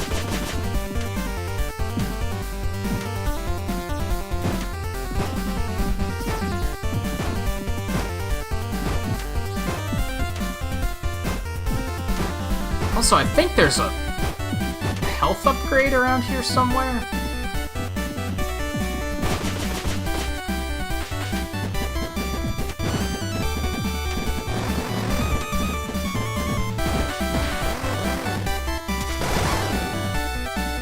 Oh shit, he's not dead.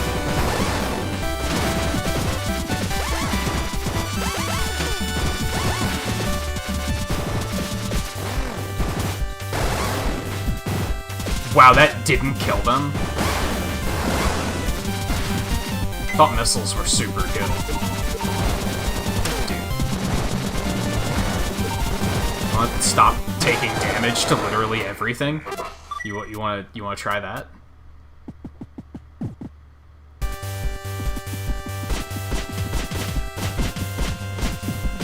I hope I'm not making this more frustrating on myself than I need to by trying to use the Polar Star. Probably am.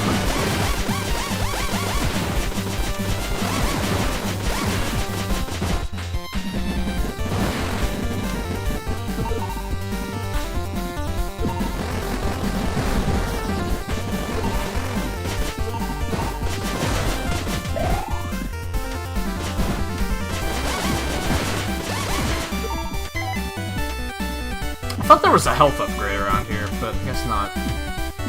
Might be thinking of another area.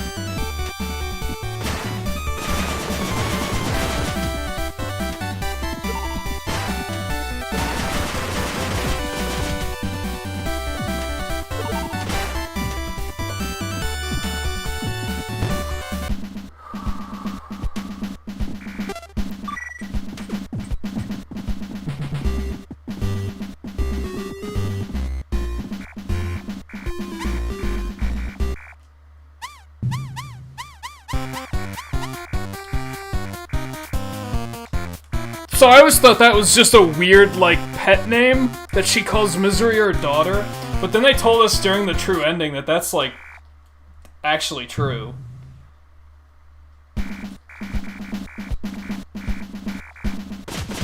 Now we gotta listen to all this fucking exposition.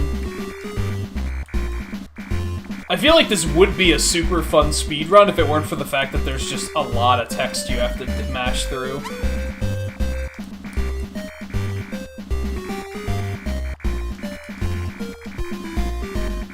A lot of text you have to mash through.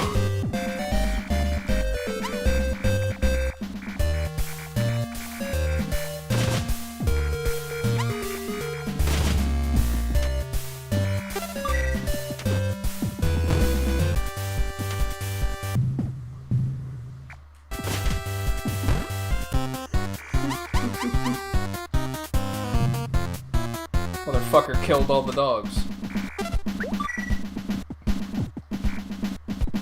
I don't know if I have to talk to her first. Well, you have to get that, which is probably going to be critical for the, that final area.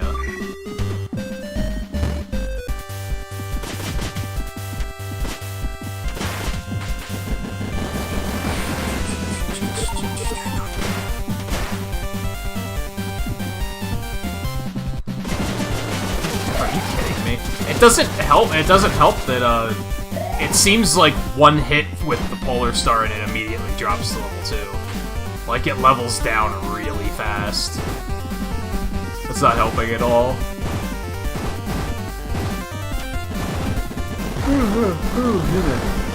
I don't know if it just feels like that or if that's actually the case.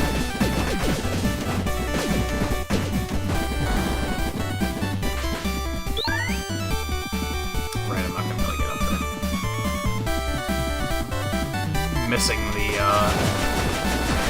machine gun for sure.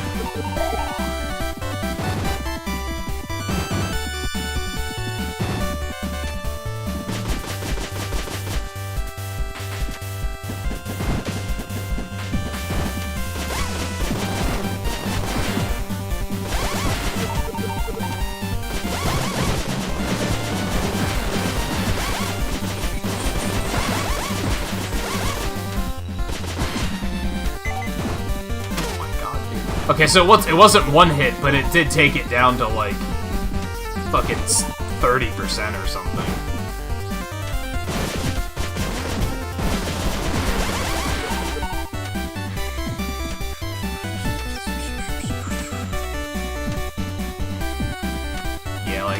I'm now fairly certain, which is funny because I wasn't even suspicious of this. I thought it was going to be the other way around. I thought that the Polar Star was just going to make the game easier.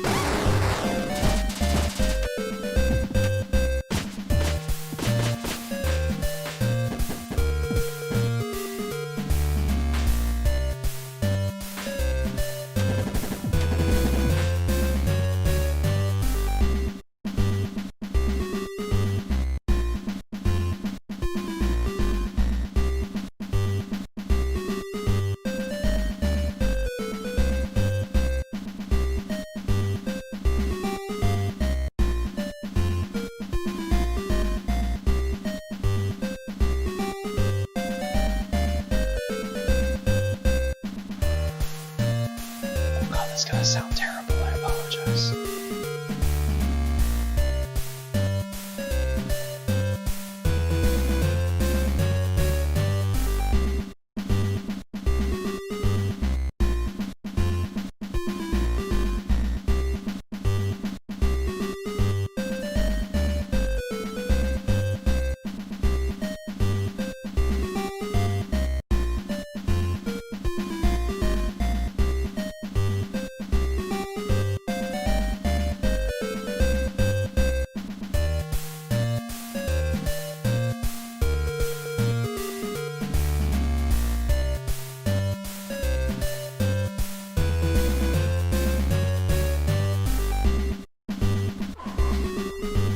There it goes. I was gonna say, I don't know how to reset it. I forget. That doesn't happen very often. Like, when the capture breaks, I know how to fix it. I'm like, oh yeah, I just do this. That's so weird. Yeah, that doesn't happen very often. It's, as in, it's been like months since it's done that last. That's not gonna hit it. This thing, I'm gonna drop in there and it's gonna kill me immediately. Or maybe that'll work. Oh, fuck. Alright. As long as nothing respawns, we should be okay.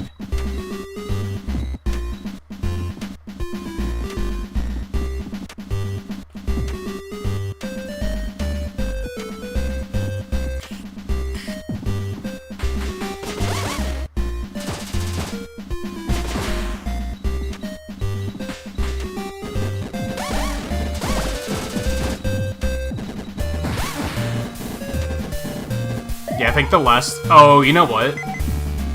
I'm thinking of the last time the camera stopped working. That one in OBS, I can just go in and deactivate the source and then reactivate it, and it usually fixes it. You can't do that with audio sources. Oh, no. Oh, no. So, to clarify, for those that weren't here when we played this on New Year's Day,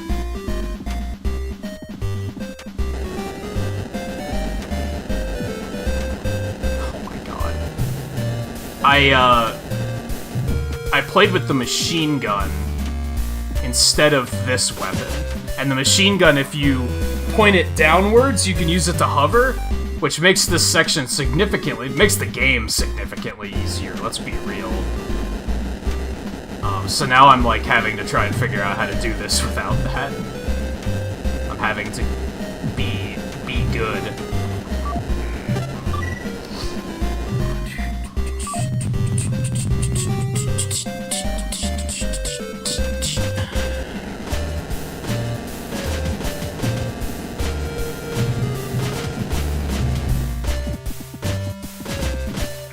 Oh, so that robot's dead. Just to put that out there.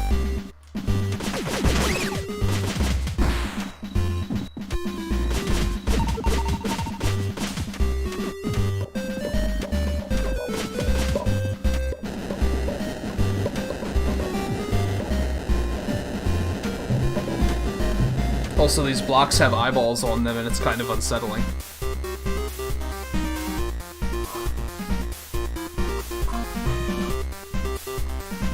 It's good.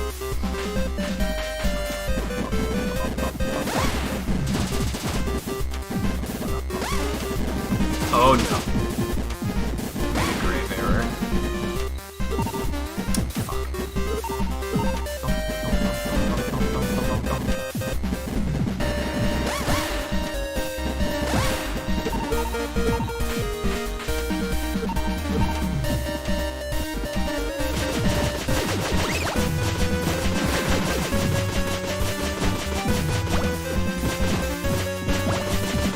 Yeah, oxygen hasn't really been a thing just yet. That's not the first time we've seen it, but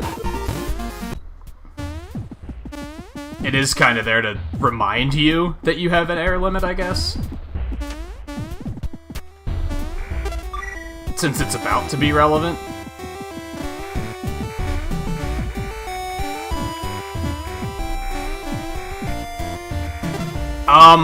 I forget what he turns this into. I don't think it's something I want.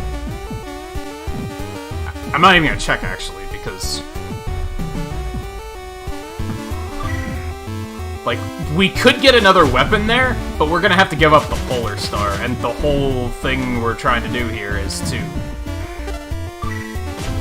get this to the point where we can get it upgraded into a much better gun.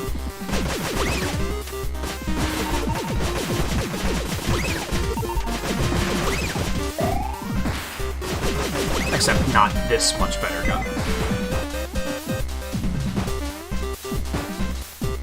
No, she has more dialogue. Since Quote is silent, she isn't. But that's about it. And I wouldn't say it's necessarily adding anything.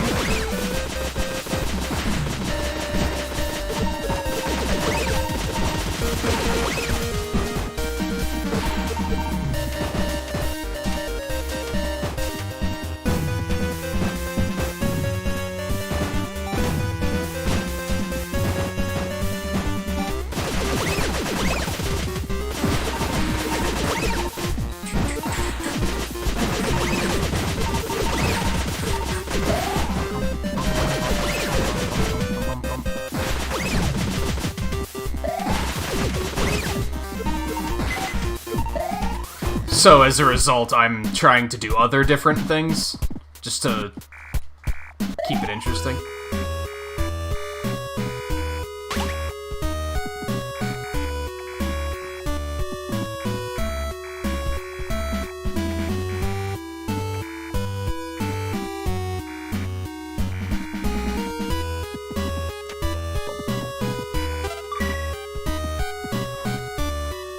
We're at the 2-hour mark. I should take a short break. Yeah, I'm gonna take a short break. This seems like a good opportunity to do so. I won't be long, though. I'm just gonna stretch for a moment. And then, I'll be back and then we'll continue. So, things are just about to start getting interesting because now I'm gonna have to start doing stuff to actually set up for the true ending. Which is really gonna suck because I have to avoid picking up the booster. So not only am I gonna not have the booster, but I'm not gonna have the machine gun. So we'll see how it goes. So I'll be back in a couple minutes. Stay tuned, and then we'll more Cave Story after this.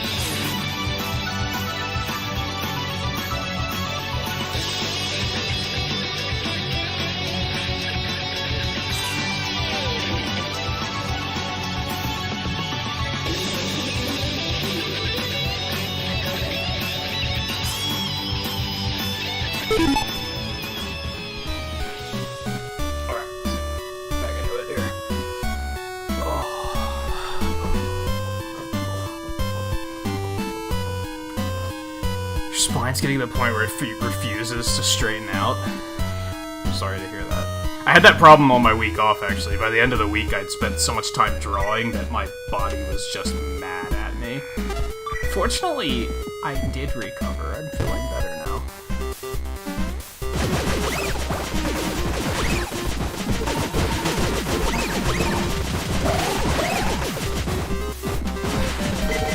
Oh my god. I'm realizing this gun is not good.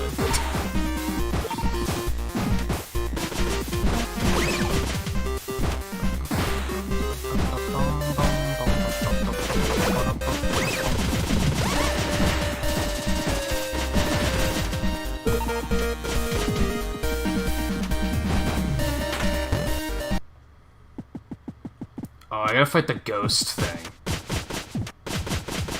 Which is never explained. Do I have... Yeah, I have the health. I have the health. Let's boogie. I wonder if I can stand on top of this one, too.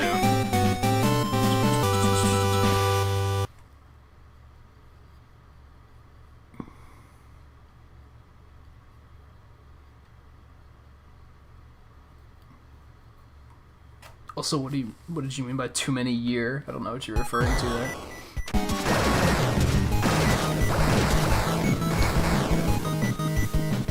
Okay, that's fair.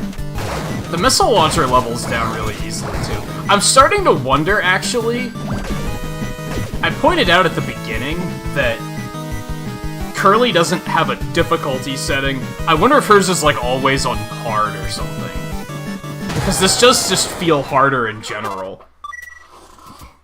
I don't remember things killing me this easily in, the playthrough last week. Not last week, 2 weeks ago.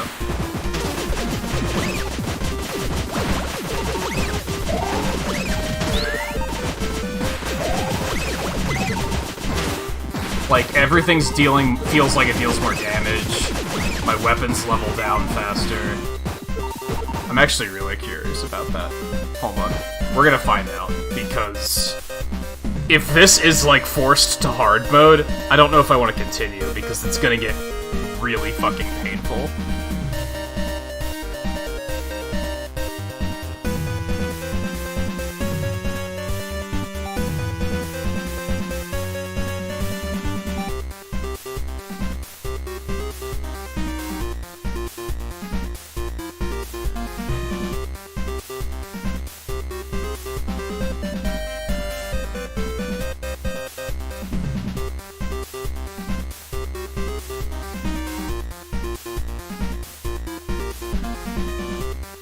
It implies that only the 3DS version has difficulty settings?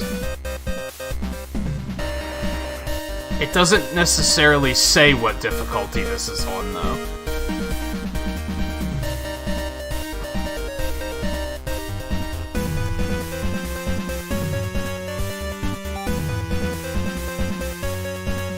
No, it says it's basically normal difficulty. It should be fine.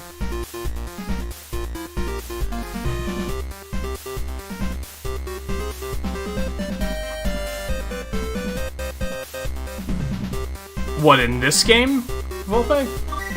Or some other game?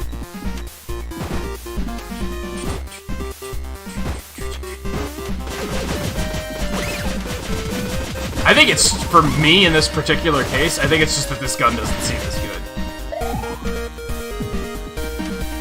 And as I pointed out, like, I can't get up there. I don't have the ability, like, the hover ability to get up there. Not this game, it was something else. Was it that they forgot they had it on, or was it that they didn't know it made the game harder?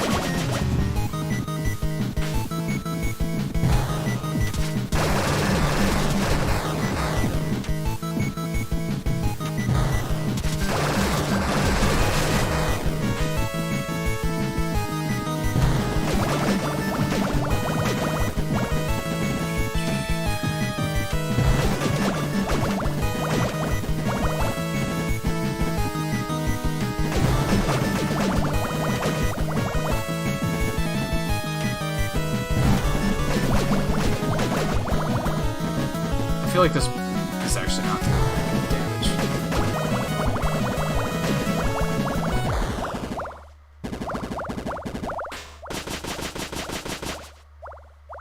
Like, why is there a Balrog ghost down here? What's the deal with that, right?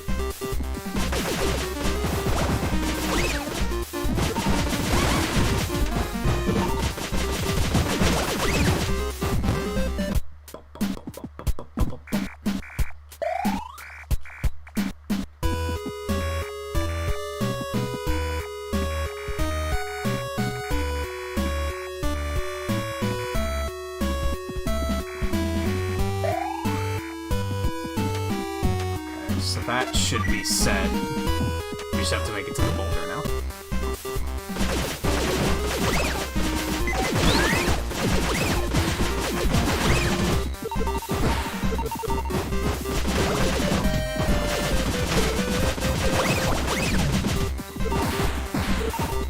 Oh.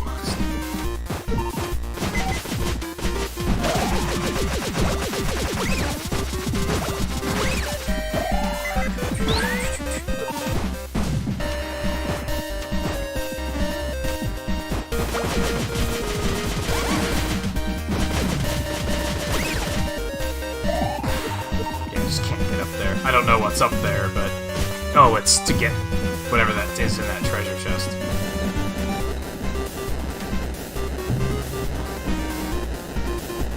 Yeah, it's like suddenly this is gonna become a platforming challenge as opposed to just a run-and-gun challenge.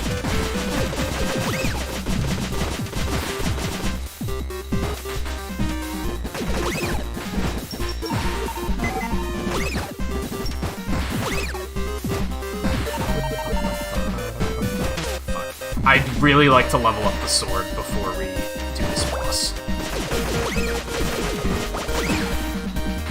I remember the sword kind of just fucking wrecking this boss. So yeah, let's go back and do that. I remember it being quite good. Well, fuck.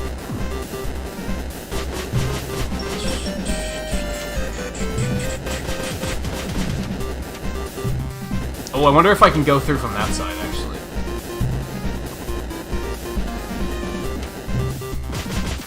That's a no.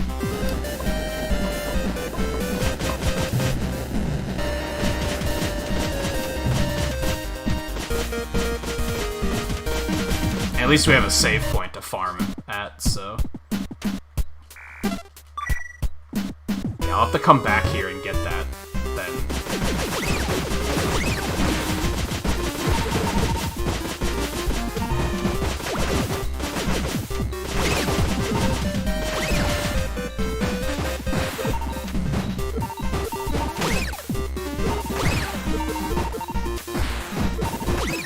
It does do a lot of damage.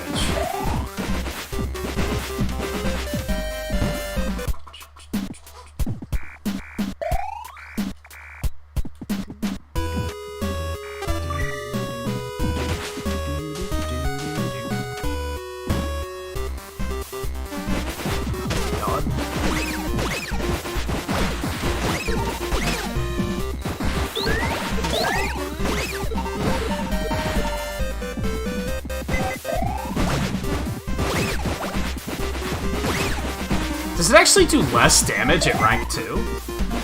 Am I seeing that correctly? Wasn't it killing everything in one hit at level 1? Seems kind of fucked.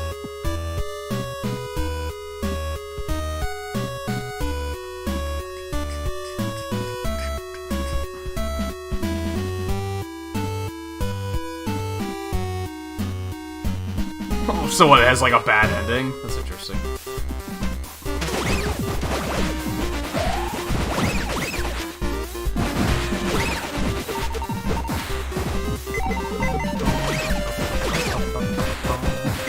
I wonder if it has multiple endings. Hey Sam, how's it going?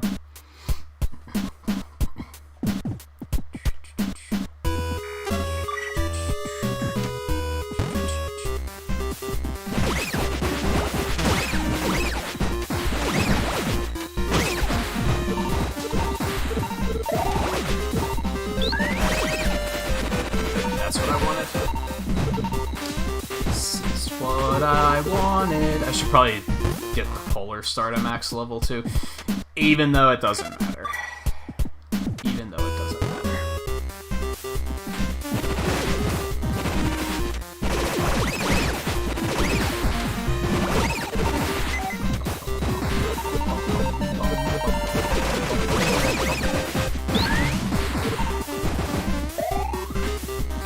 Well, I didn't get anything out of that one.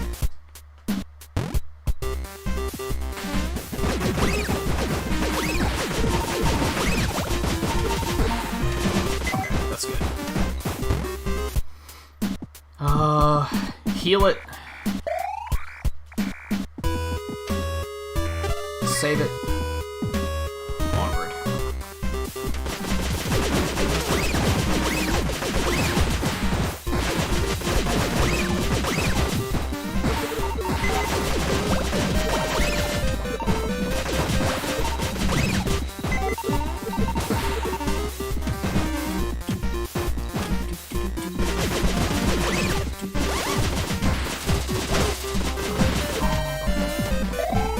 I really wish I could get that.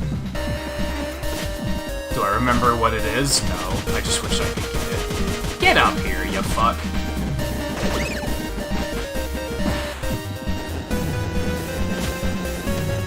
That's a really uncomfortable jump when you don't have the ability to hover.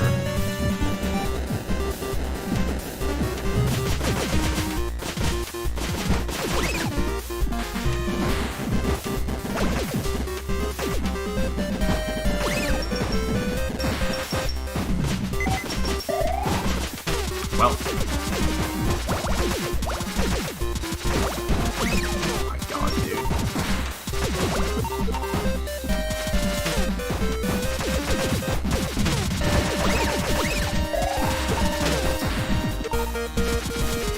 Get the fuck out here. Are you kidding me?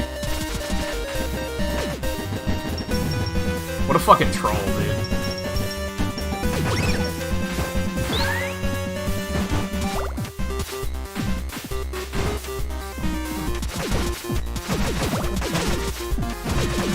God, the Polar Star is so bad. Would not recommend doing this playthrough. Like, the upgraded Polar Star better be fucking godlike. Like, absolutely godlike.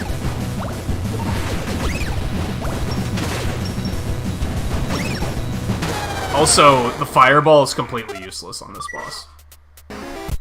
Or in that area in general, because it just deflects off of every part of the boss, even the part that isn't an active hitbox.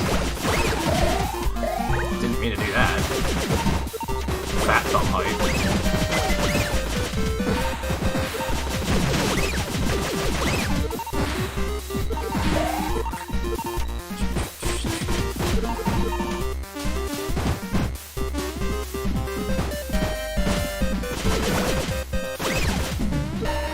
I should probably just stop using the Polar Star. It does not seem like a good weapon.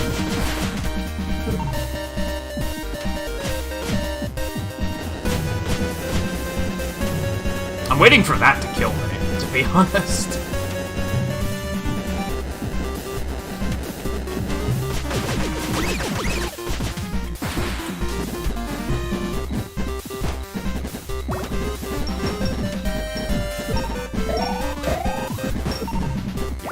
Terrible weapon.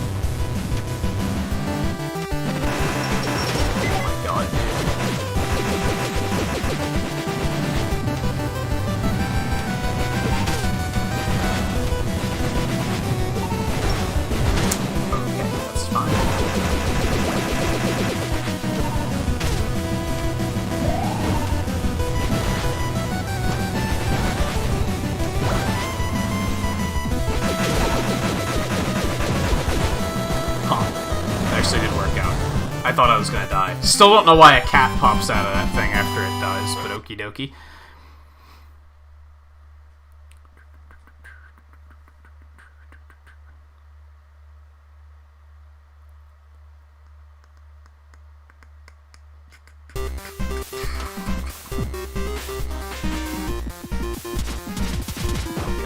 I'm like so close to death.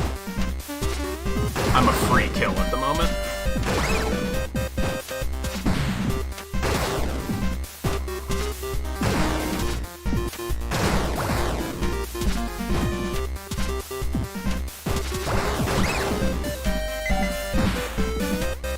That helps slightly, but not a lot.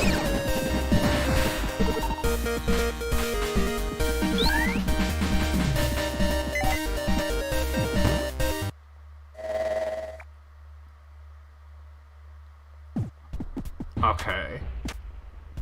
Thank God they put a save point here. So this is the first turning point for the true ending.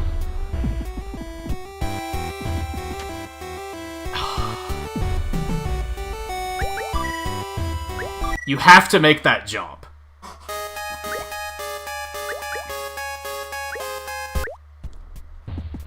Ordinarily, with the machine gun, it's free. There we go. That little red marker on the tile, like, you have to jump right there to be able to make the jump. It's, like, super tight. But you have to skip picking up the jetpack here, is what's going on.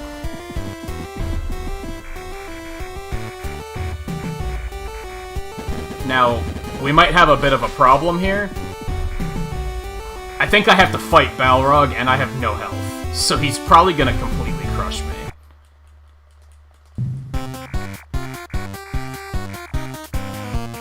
I think I have like 3 hit points. I'm as good as dead.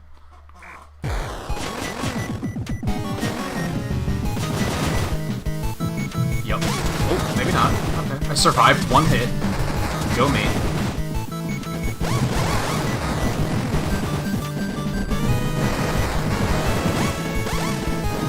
Well, I think I need more health. And I can't get up there because I can't hover, so I can't... That jump's actually not as hard as it looks.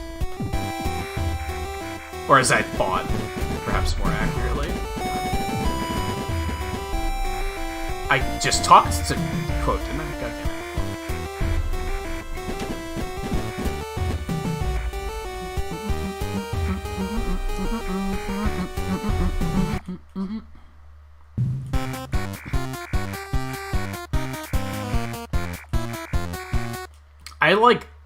The more I'm playing the game, the more I dislike Balrog, I'm not gonna lie.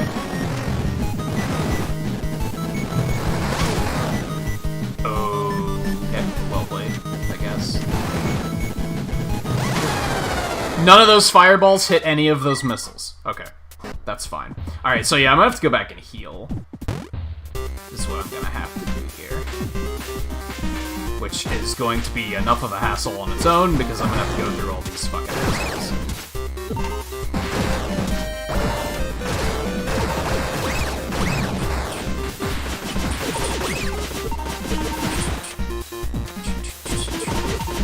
I have to level any of this stuff up. That was really dumb, and I'm lucky I didn't get hit there.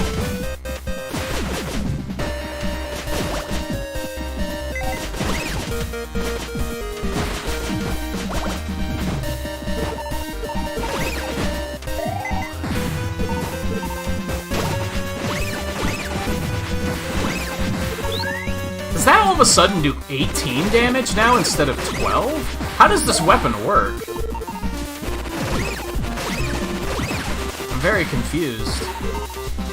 It must scale on something based, like, other than just damage, or level.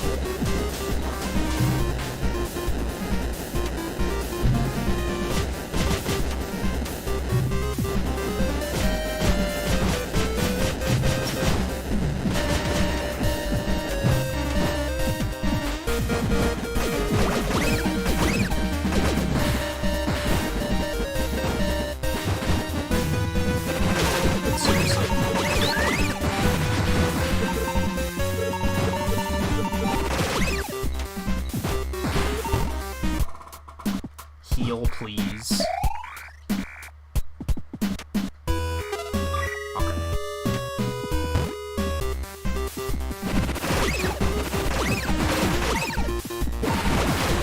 That didn't kill him.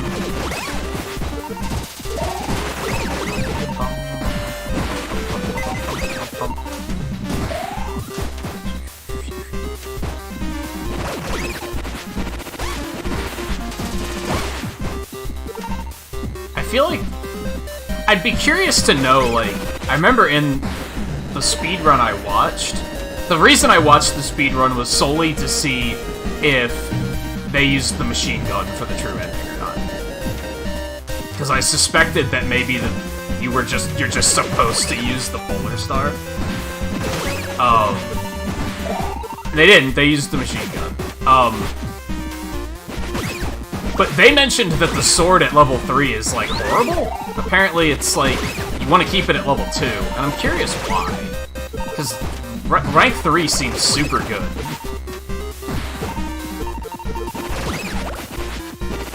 Like, it just seems good.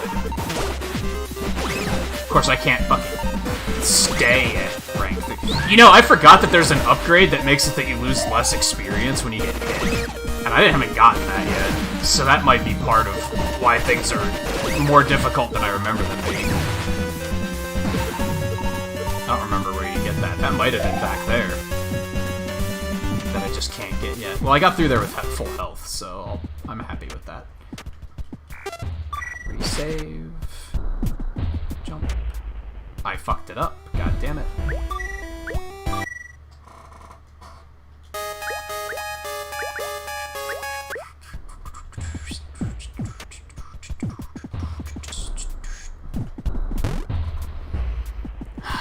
I don't know why that physician is a tiny frog. A tiny square-shaped frog. I have little to no idea. But when it comes to this game, I guess there's a lot of weird shit that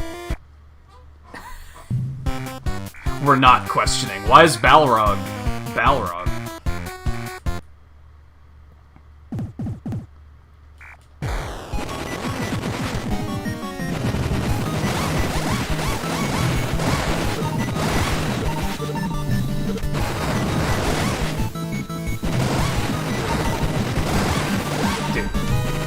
Sword is super good. Oh, he actually hit me.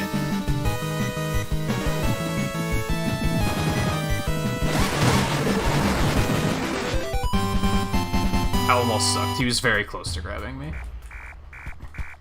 I think that's the last time we fight him. I might be wrong. Also, what are those, like, little... What's that decoration on the boulder? I've seen stuff like that before. Like, what are the significance of those? I have no idea.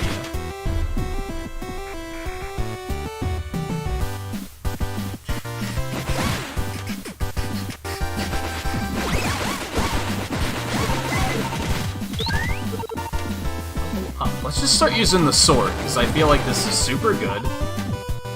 Fuck the polar star.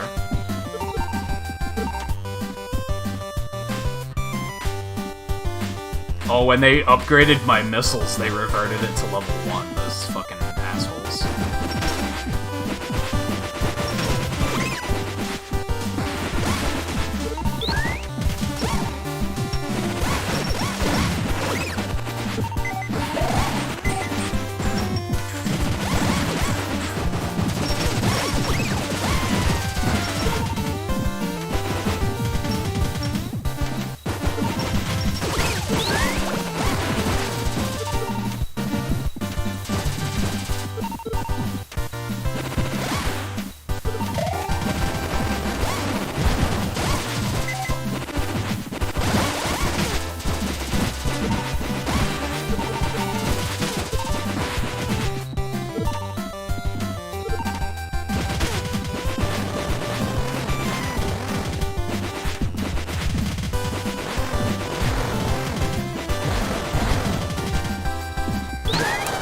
I wanted the experience so desperately that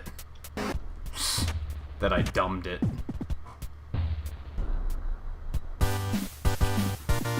I don't know what that means, Scarlet.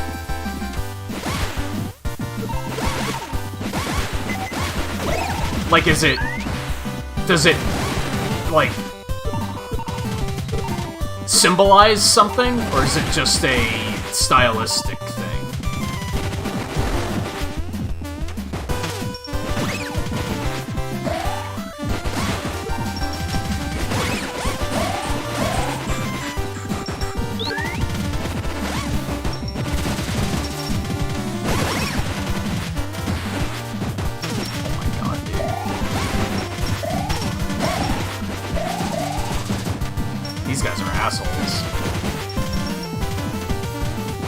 Quote, do you want to, like, fucking take care of him? Like you did last time? Now you're just leaving me out to dry.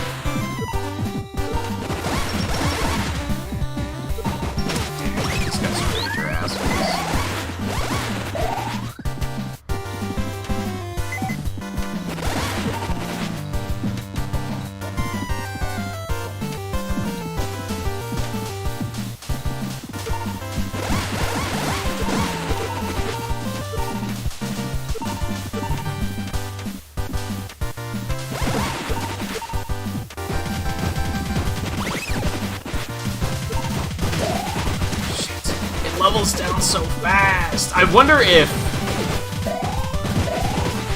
that's the upgrade I missed. Also, going back to get that is probably gonna fucking suck. Maybe not. Maybe not, actually.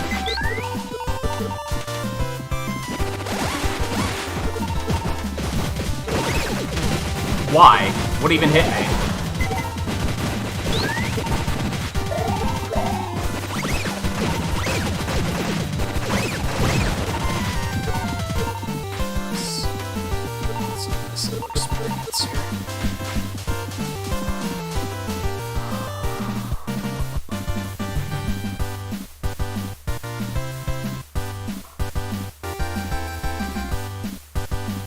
What are kami? Are they tiny, square-shaped frog physicians? Because then suddenly everything makes sense.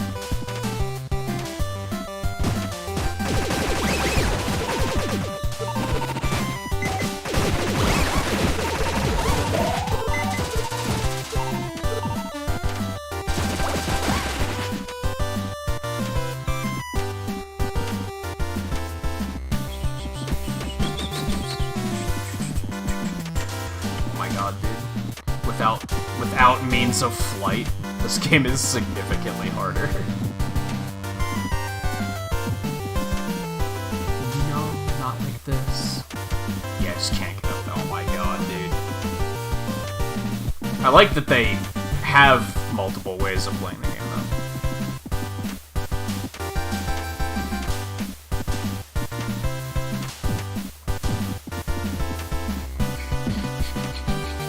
Gotta be kidding me. Can I not make that jump? I might have to take it from the top.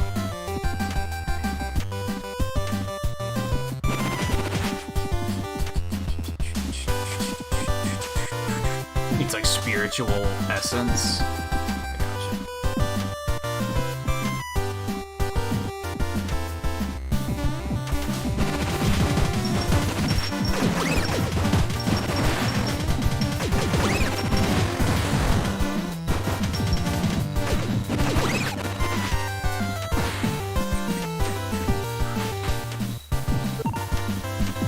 I didn't. I wasn't even paying attention.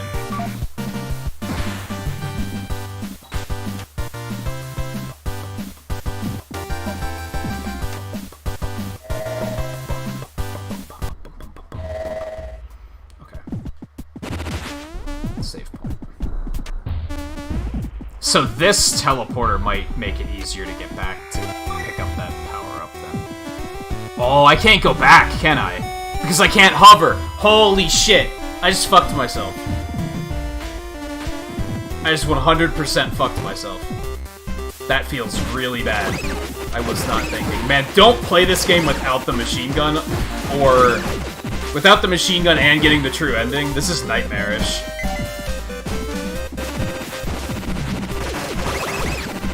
Possible, but nightmarish.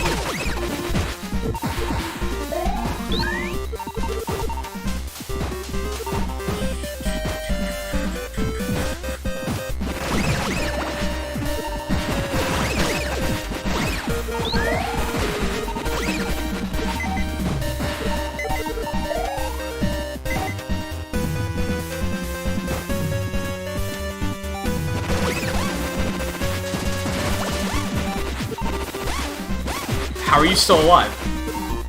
Go away. Everything must be purged.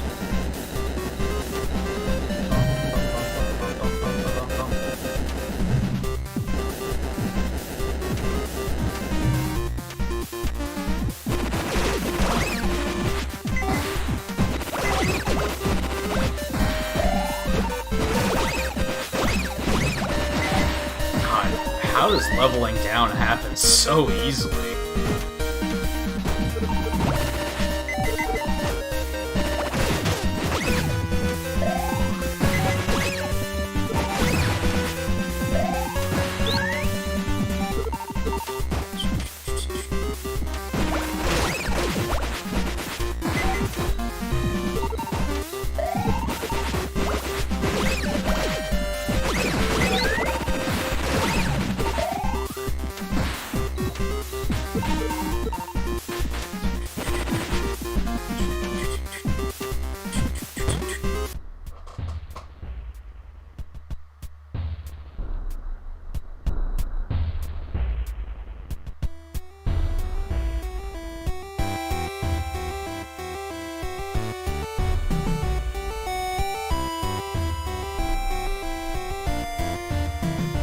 Variety, and well, yeah, it was mostly variety.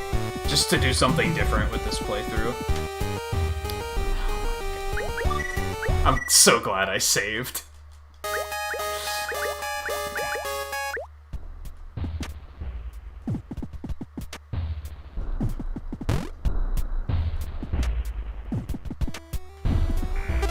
Okay, so don't take the teleporter this time.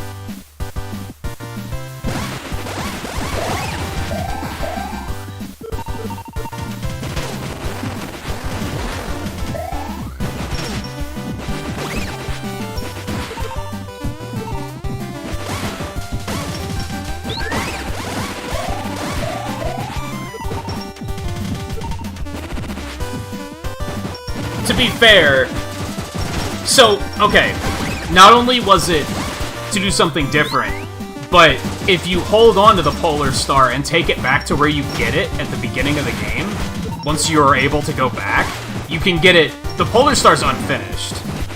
So you can take it back and get it finished, and then it basically becomes a god weapon, from what I understand. So, hopefully it will be worth it. Where it's getting ugly is the fact that I'm also skipping the booster, the jetpack, because you need that to be able to get the true ending.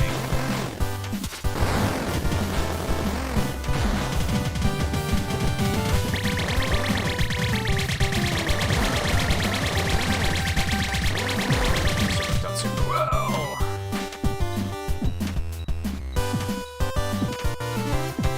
If I wouldn't be skipping the booster, it probably wouldn't be as crippling.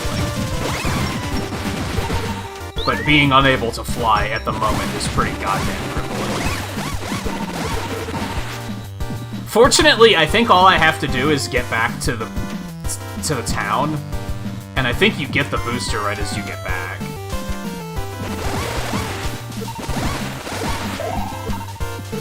So it's not too long of a wait, at least, and we'll only have this one section to backtrack through.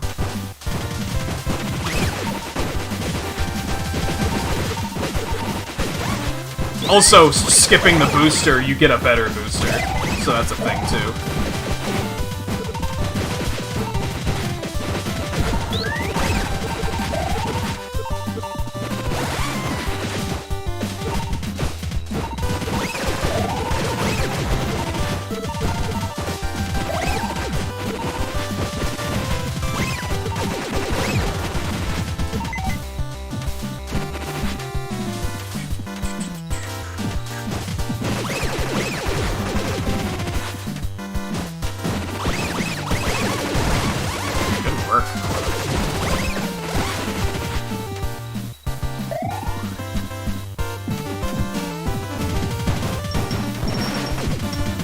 I was like halfway through this place is the thing that hurts, and then I stupidly took the teleporter.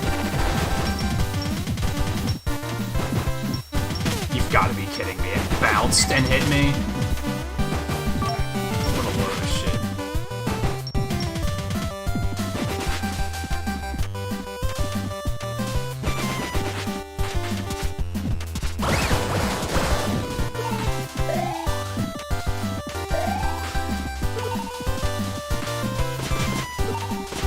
This is uncomfortable. You've got to be kidding me.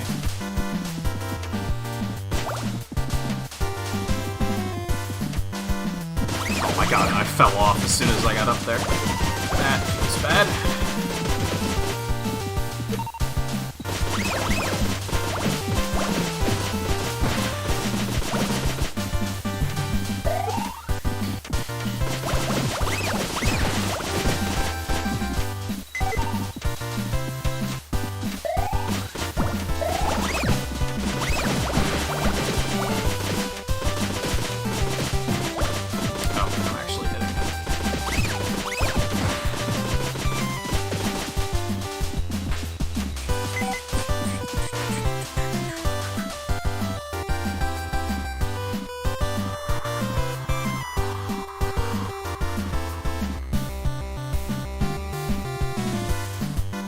Did someone seriously insist that on Jiggly? That's insanity. Learning that was one of the key moments in your understanding of humanity, I can see that. I see what you're saying.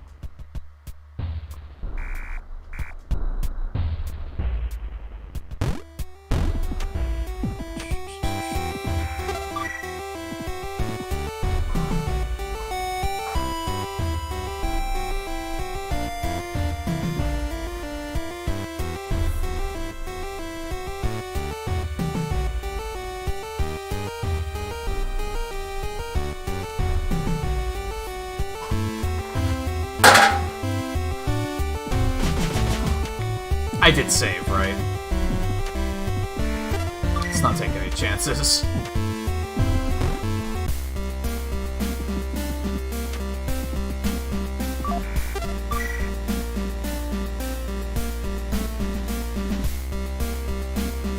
I remember the first time I played this game, this part, I got stuck here for a while.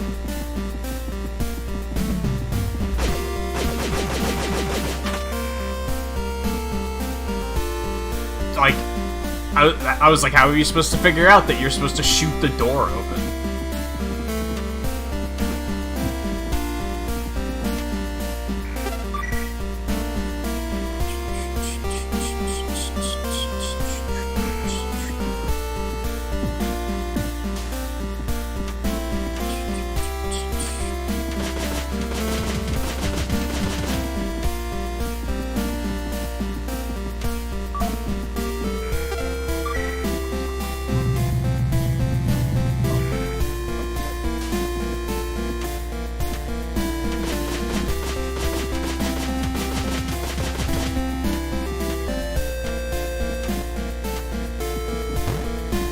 Save, because as Volpe says, better safe than sorry, right?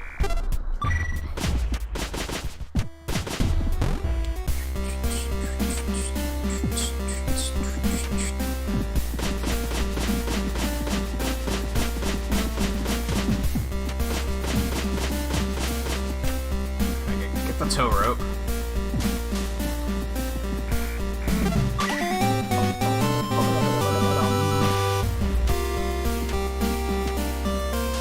This is, again, true ending section. So you have to skip the booster. Which, come to think of it, I don't know why you have to skip the booster. I don't know why that's important. Aside from the fact that doing the final section without the booster is probably very difficult. I don't know if that's actually something that triggers the true ending, though. Then you have to... I don't think you have a choice but to get the medicine to cure, quote, ordinarily Curly.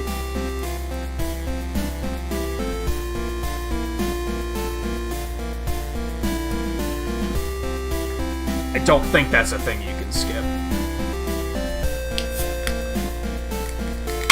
You do have to get the tow rope, though, so that we can save them after this boss.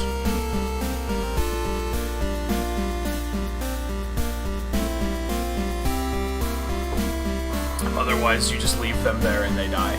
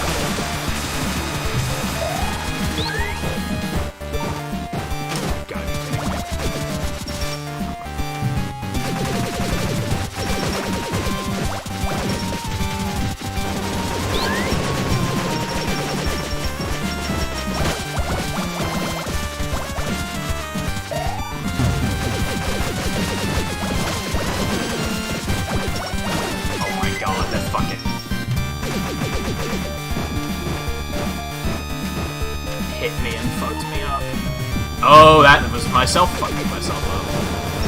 That almost feels worse. This is going horribly. Like, I never understood just how good the machine gun was until I chose to not take it. And now I'm like, why would anyone willingly do this to themselves?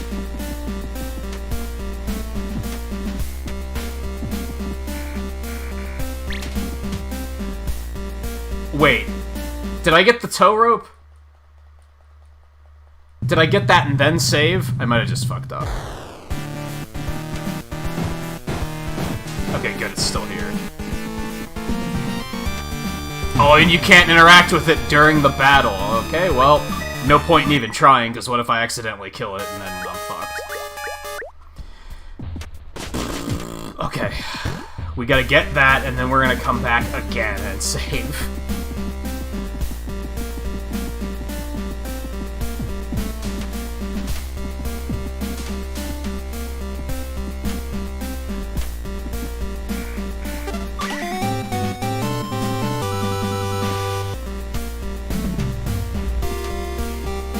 Do I wonder where characters come from?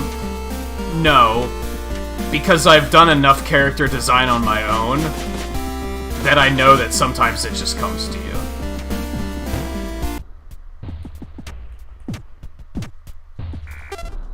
I think you mean specifically more if something had an odd origin story, like how... Wasn't Mega Man going to be like an Astro Boy game, and then they backed out and Capcom was like, we'll just make our own Astro Boy then? Fuck you.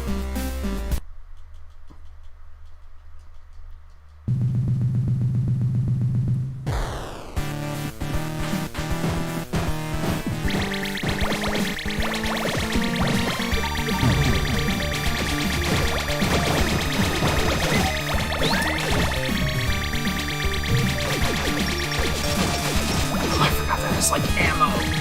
Dude.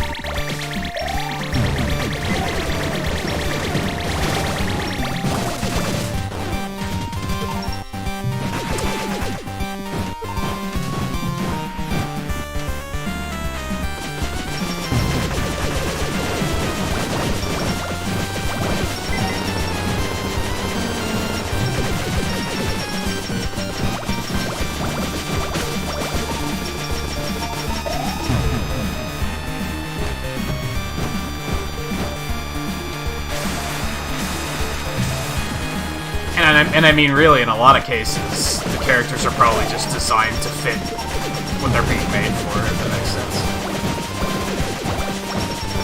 I've mentioned before, I've thought about doing, like, character design streams, because I don't know if that'd be interesting.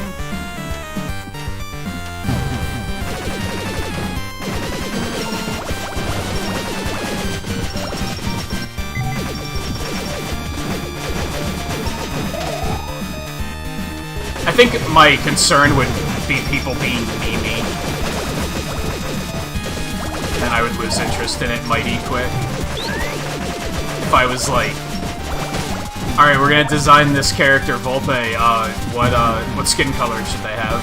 And you're like, how about, like, caramel? Like, okay. Scarlet, what hair color should they have? Make them blonde. And then I'm just like, okay, random viewer, what should their superpower be? Waffles! Ha! Memes! And then I'm just gonna be like, okay, this stopped being fun.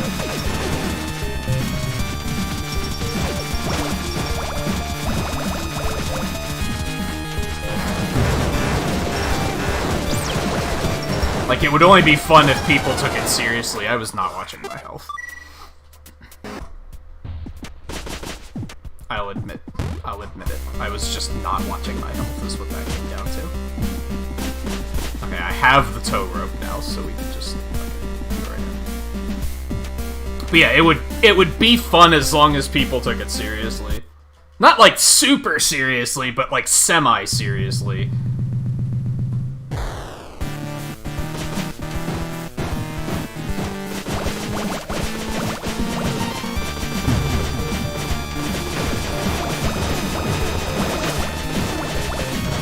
That's part of why I don't really like taking commissions, because sometimes people come to you with commission ideas that are like, why would I want to draw that? Like, why? Why do you want to see that drawn? That's dumb. Then I have to ask myself, well, how badly do I want that money? Enough to warrant drawing something that stupid? No? Well, I guess I'm not taking that commission. It sucked, like, 15 years ago, because I did have to take a lot of commissions, and I was like, I don't really want to do this, but money. And now I just look at it differently. Now I'm like, well, if I'm gonna be forcing it, then there's no point in doing it.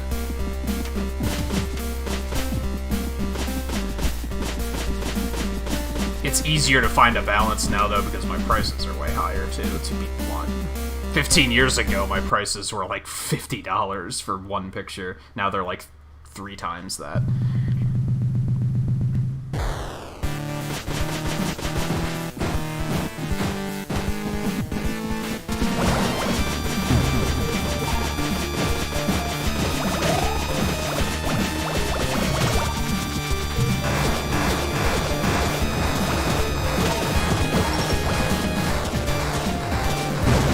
That's not doing any damage, dude.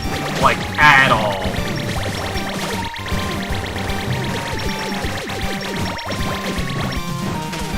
God, I'm getting hit by everything, for starters. The machine gun's so good! If I ever play this game again, I'm not taking the machine gun.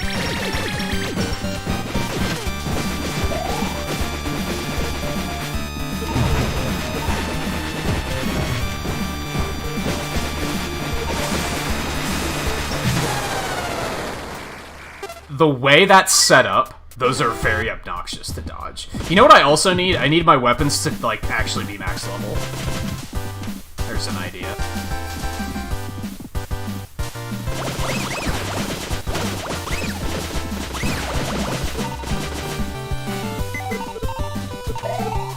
It's like I tried using the missile launcher there and it just did no damage.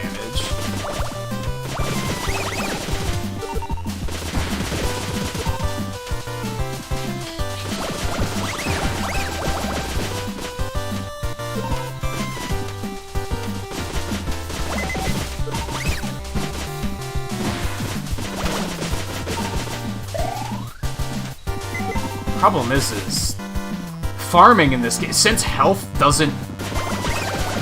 drops are fucking so bad. that makes farming in this game, like, not good. I'd like to get the sword leveled up. This is a terrible place to grind, though, so I'm thinking I probably shouldn't. I should just be better.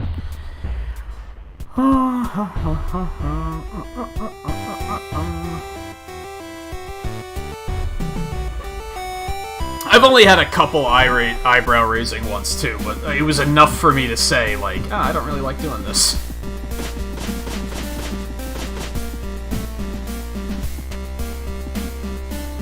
This stopped being fun. Hey Sarah, how's it going?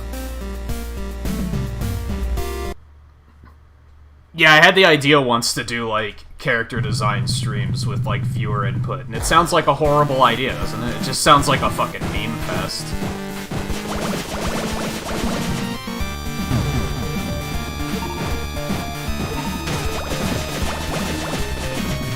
I guess if you like meme fests, it's probably amazing, but... Newsflash, I don't like meme fests.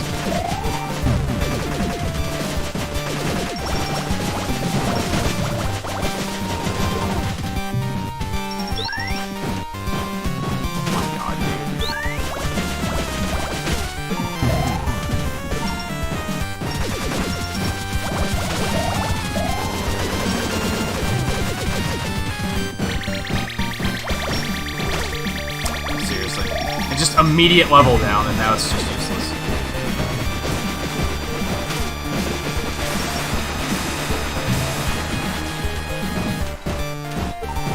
Oh my god. Now, to be fair, I am platforming like a fucking scrub right now. Like, I'm not playing very well. But I also think part of it is that the machine gun is, like, fucking broken. Or this is secretly on hard mode. I feel like that's also likely.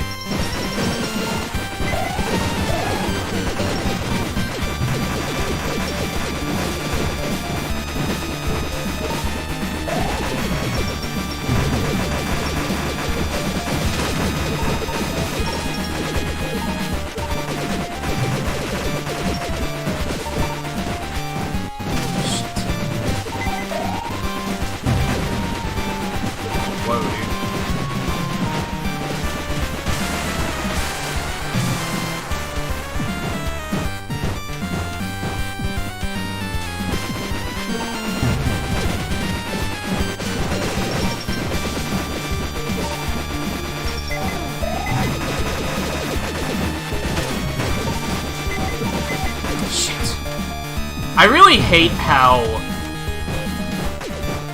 there's like those like see-through parts of the platforms that are just like rigging.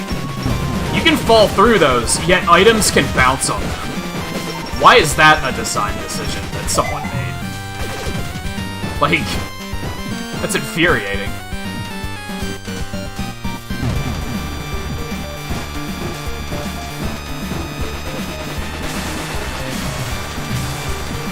That was dumb, I shouldn't have done that.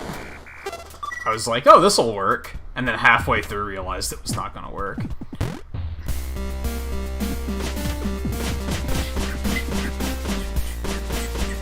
No, streams have not been... That's not what streams have previously been. It was just an idea I had once. I had the idea once of, let's, like, make our own Robot Masters for Mega Man or something. And then I also had, let's make our own Pokemon. And I was like, again, people are just gonna be like, make a waffle Pokemon, lel! And I'm just, I'll immediately lose interest. So it's like, why even bother trying?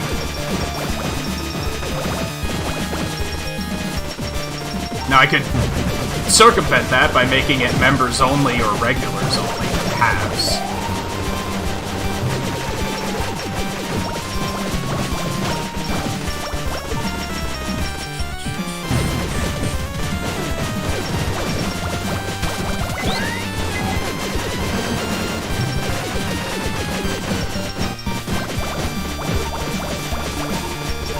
At least to an extent.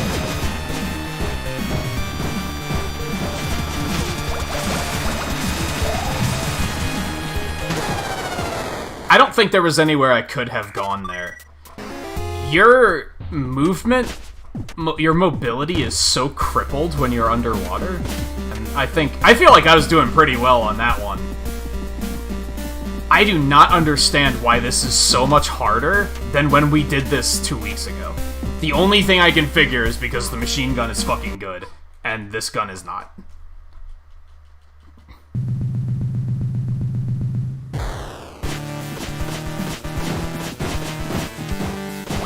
Oh my god, what a horrible start.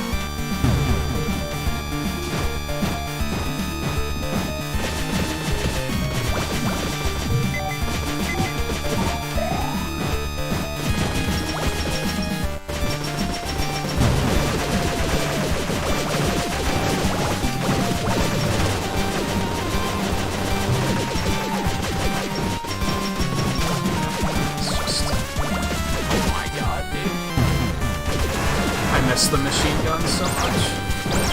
It's probably too late to go back to it too.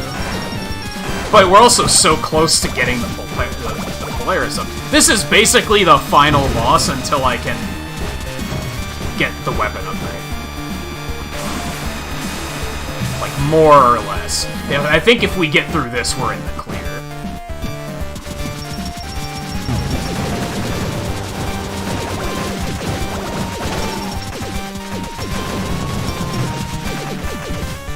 I think there's like another level after this, and then that's probably it. Oh my god, you can't jump for shit when you're underwater either. You're just a sitting duck.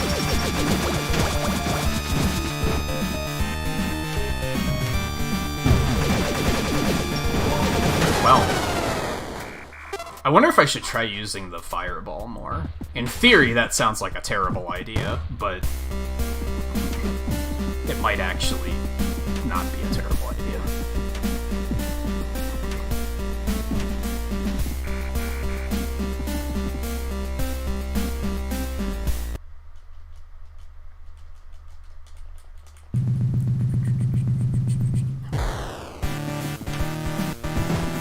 Though I also have to consider, maybe the machine gun just makes the game too easy.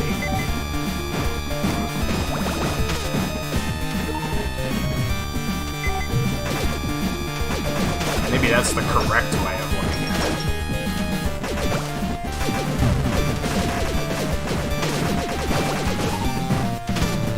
Yes, this isn't working. It's not working at all.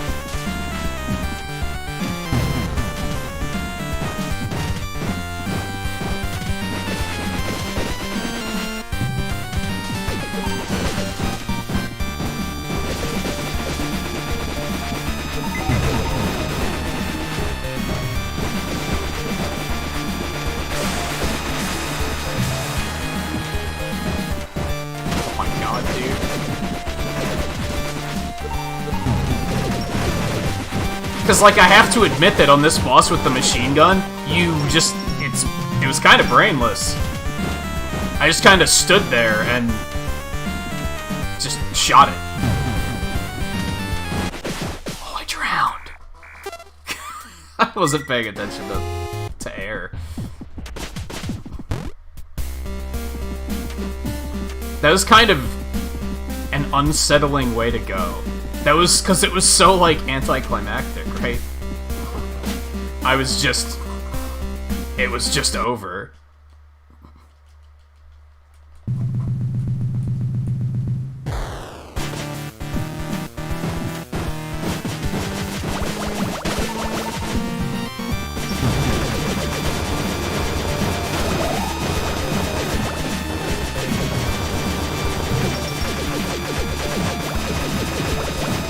God damn it.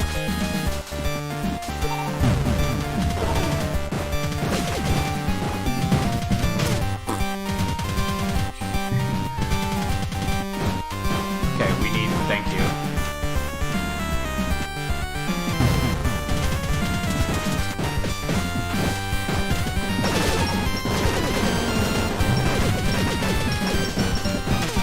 Fucking water mobility, dude. It's so bad.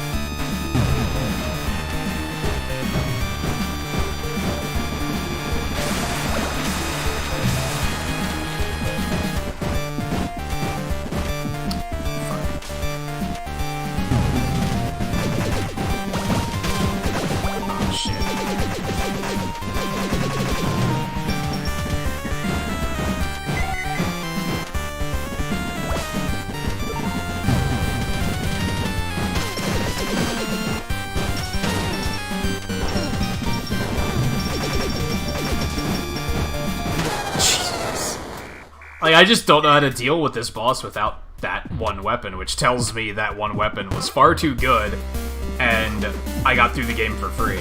I still am, like, wondering if this game is secretly on hard right now. Because that's how much harder it feels.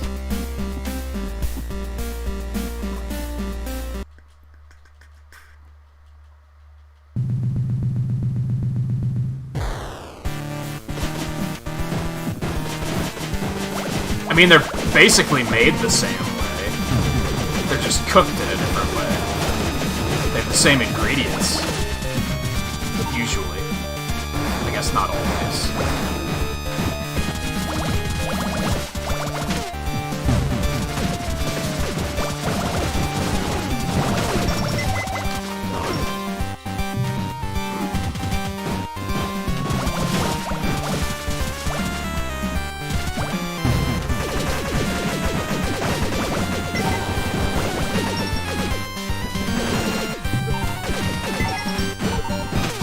Cool, that's fine.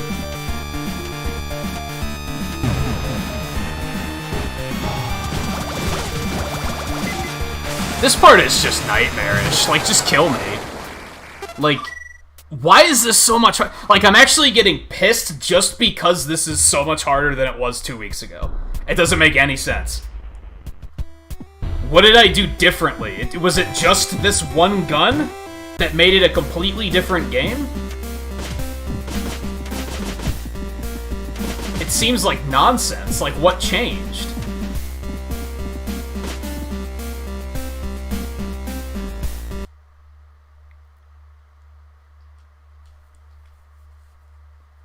Hey guys, how's it going? What did your family do to you? I'd ask why that's your first assumption, Scarlet, but let's face it, we know why.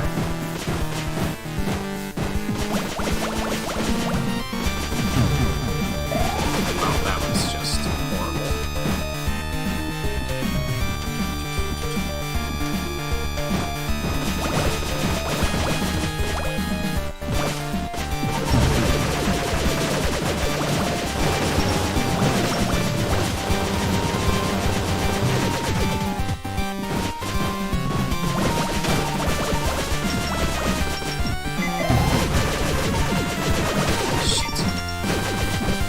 Wow, is this now officially gonna... Oh, well, okay, never mind. Shit.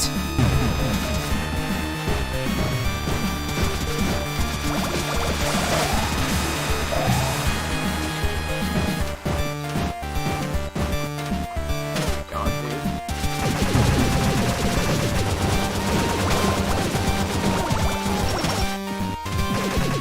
I pressed jump. Oh, now I'm fucked. This phase is stupid.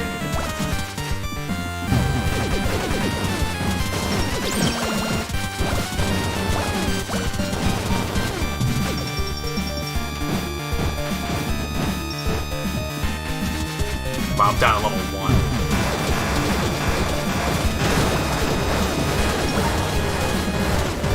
That does still do pretty good damage.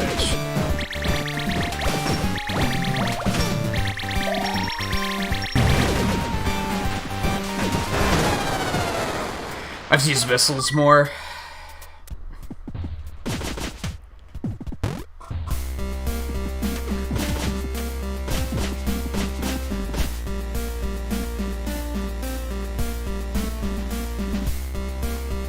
Just because it was slow. I mean, I guess that's better than it being total hell, right?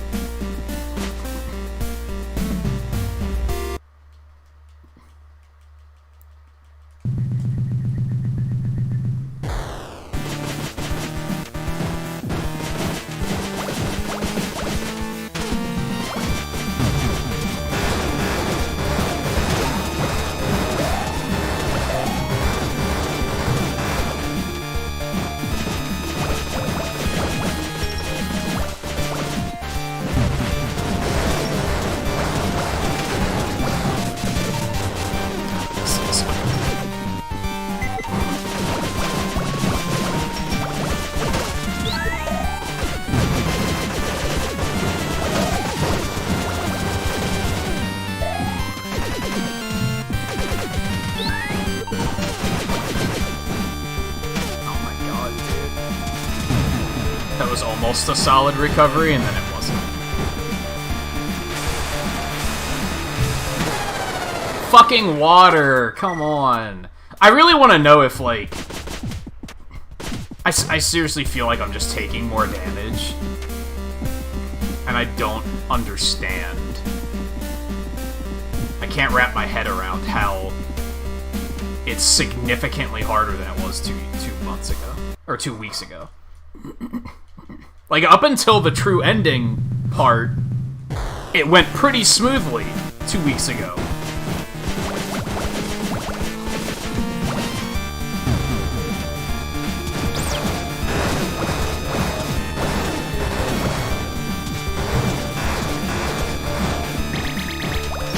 I didn't hit any of them, dude.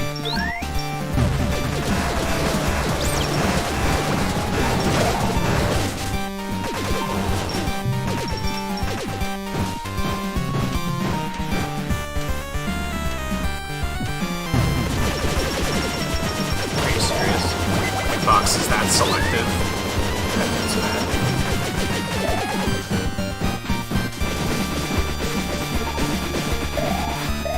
I should use the sword more for that.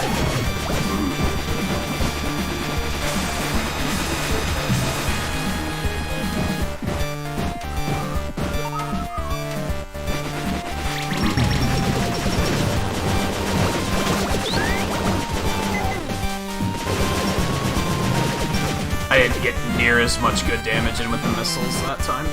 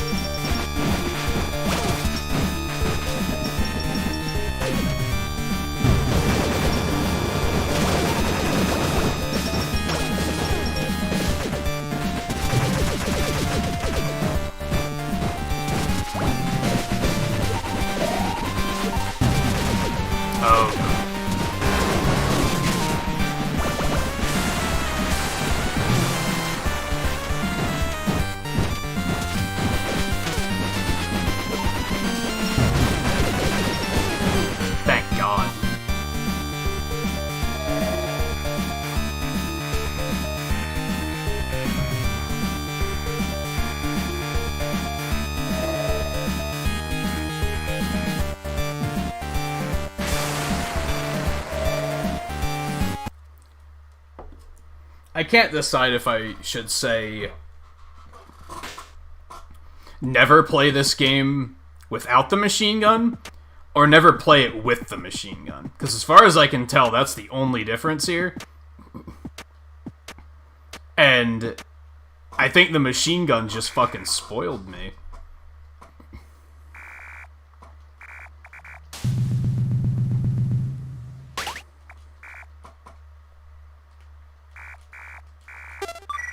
Alright, let's get you the hell out of here.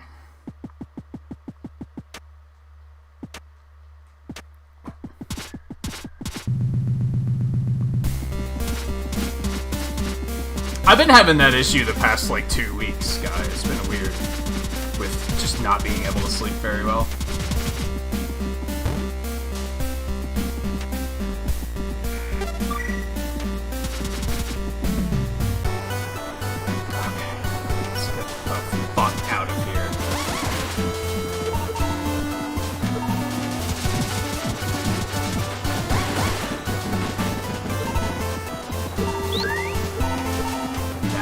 I also need health, like, ASAP.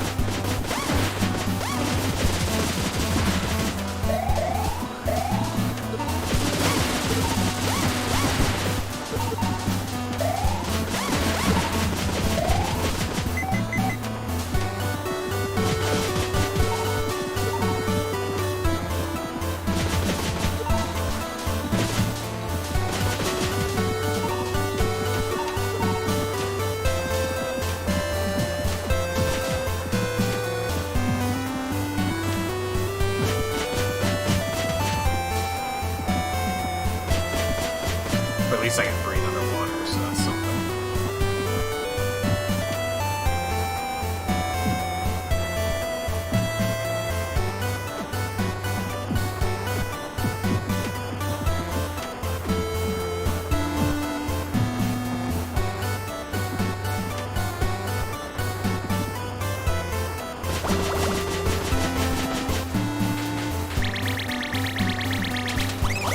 actually really like the bubble launcher. It's not that good. Like, it's not bad.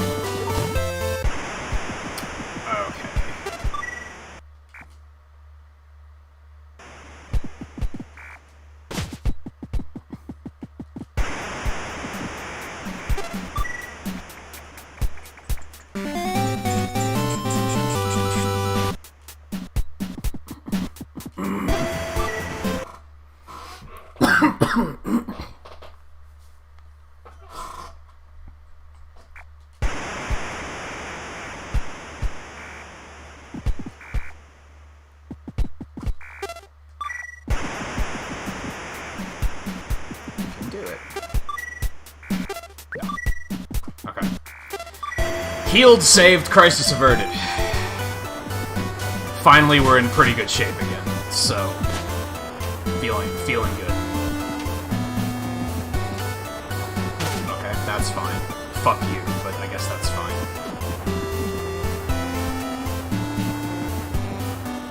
Oh, okay. I thought the current would be stronger than that. I was wrong.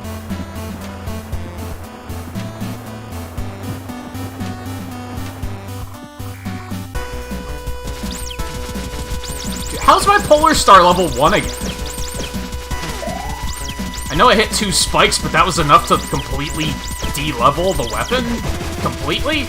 Like, excuse me?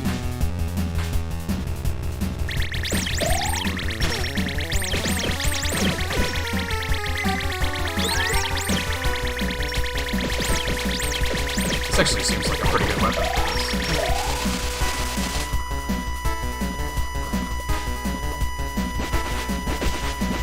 Sword sucks because you can't redirect it. In this particular instance.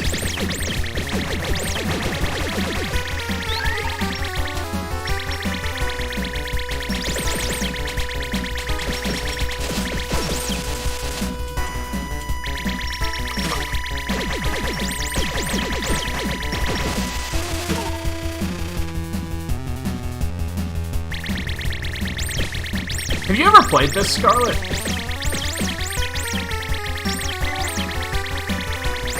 Feels like something that's, like, you obviously would have played,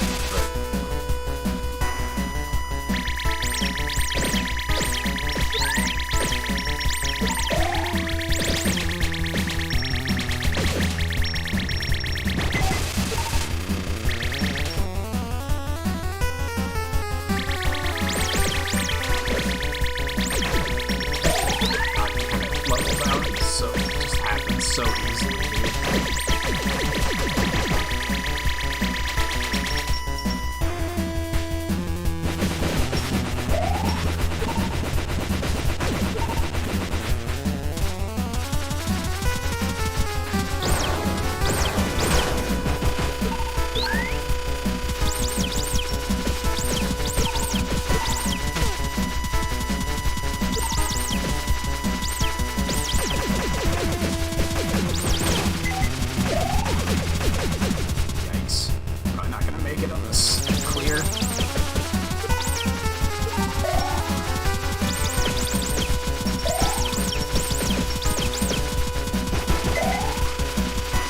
Yes, I'm kind of, like, deliberately not hitting the boss, because I'm trying to make my weapons better first.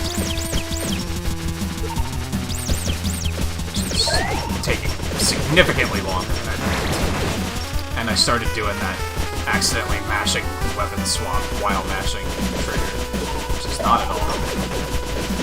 See, I don't even remember these fish doing this. I feel like that's a mild indicator for am I actually on hard mode?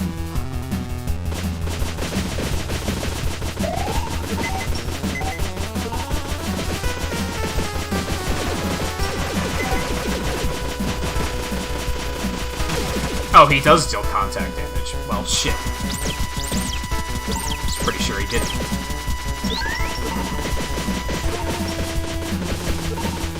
Like, I didn't even know that those were pufferfish, like, until right now.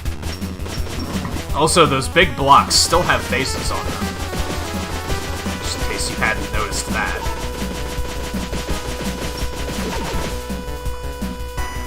I'm actually a little amazed I made it through that.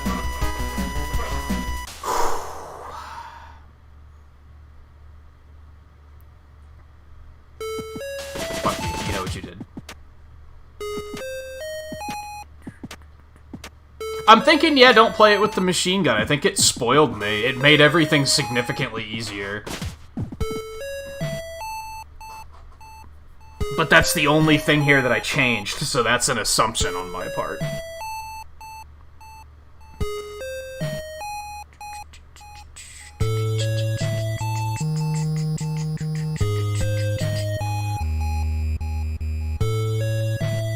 Yeah, you mentioned that next week was gonna be really busy for you, guy.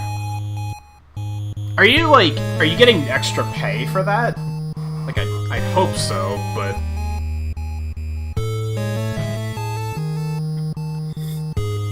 Oh, you played it a real long time ago, Scarlet.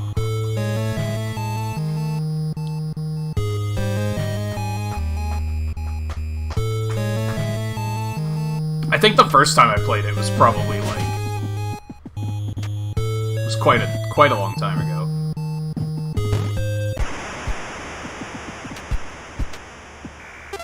No, I want to heal first. Alright, give me the fucking jetpack, for starters.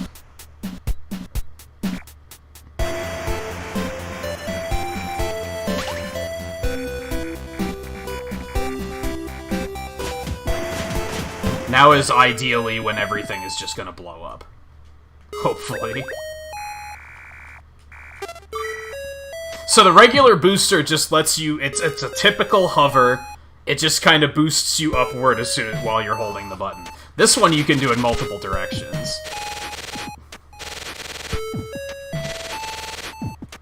So that alone is kind of worth it, because it's quite good.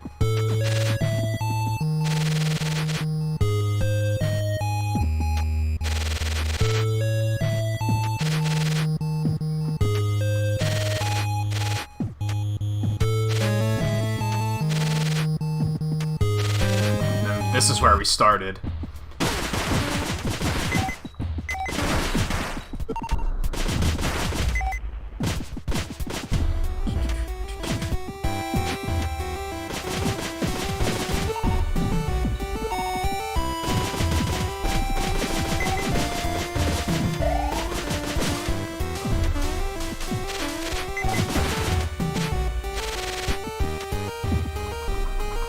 We come to you. That's my gun. I didn't make it for you, give it back. Which apparently put a significant amount of wear on it. I was raised to believe that weapons should always be constructed by oneself, and I always thought that those who fight with a firearm created by another person are all fools. It's odd. Growing overconfident with powers that were never their own to begin with. I guess that I understand. They're blaming their own shortcomings on the equipment they use. Still... But now seeing my gun used by you with your hands, I'm so very incredibly touched. To use an incomplete gun such as the Polar Star to this degree. Pardon my rantings. How about this? I'll give it to you. After it's completed, of course. Spur. Well, at level 1, it already seems significantly better. Oh, you charge it up. Interesting.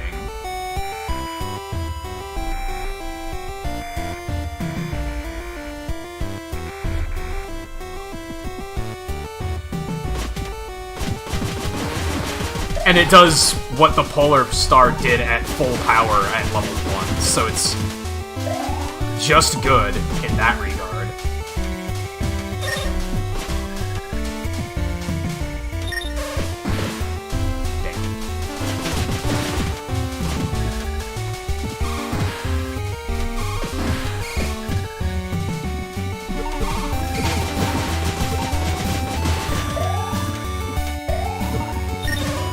Imagine if it, like, Gemini lasered around.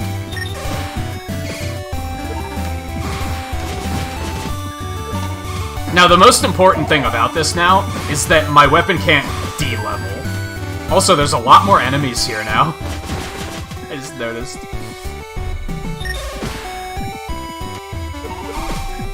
It also means experience is kind of useless, but,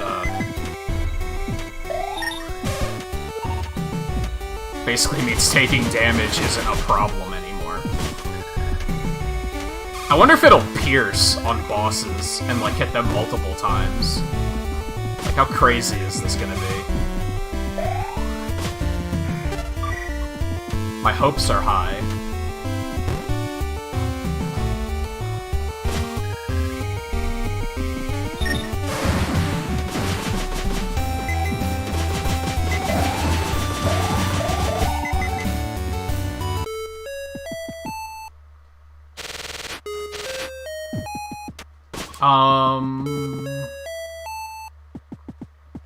Oh, you know what? There's a fucking health pickup over here that I never came and got. Oops. I could have gotten this at the beginning, I just forgot it was here. Well, I'm bad.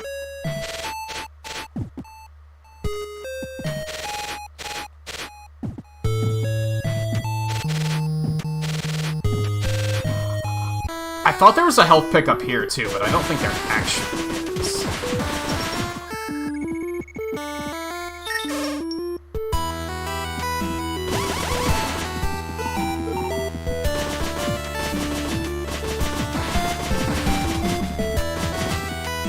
Oh, you're about to see more of those little sprinklers. Okay, we're not doing this yet. We don't have what we need.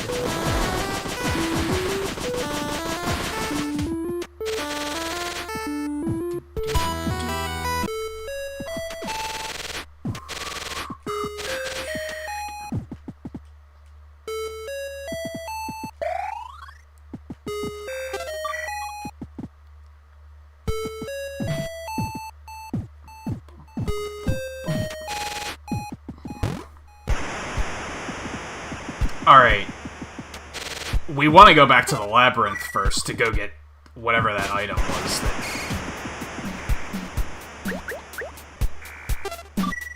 It might suck getting back out, but here goes.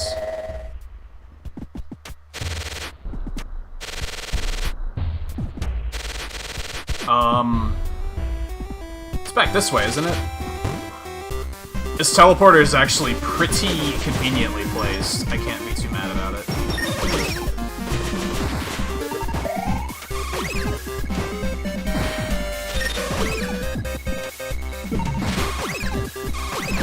I'm pretty happy with this gun so far. Just to point that out.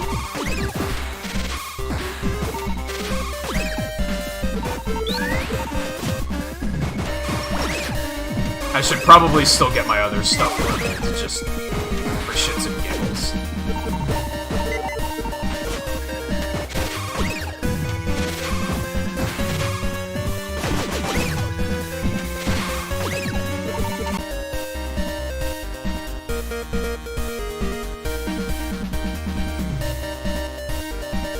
Okay, I think that's stabilized. My computer just tried to ask me to restart it. And then my upload rate completely tanked. It seems okay now, though.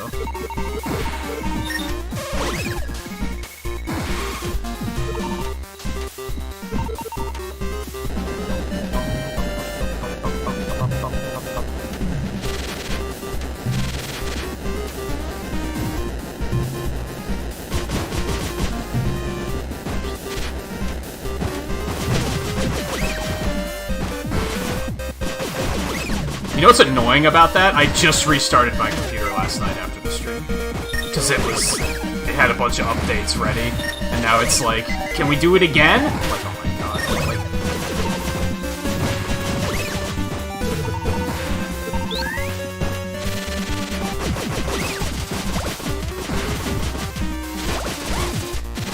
thank you for being tremendously inconvenient.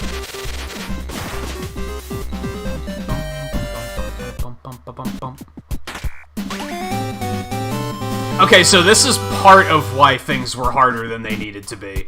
Was because I didn't have the thing that made it made it so that I leveled down less when I took damage. So that's part of it. And then I think the other part is just that I didn't have the machine gun. Which, as a result, I was not able to get that because I didn't have the machine gun, else because I skipped the booster. Which you have to do to get the true end. Machine gun you don't have to do, but the booster you do. God, even, like, the level 1 charge of this is really fucking strong.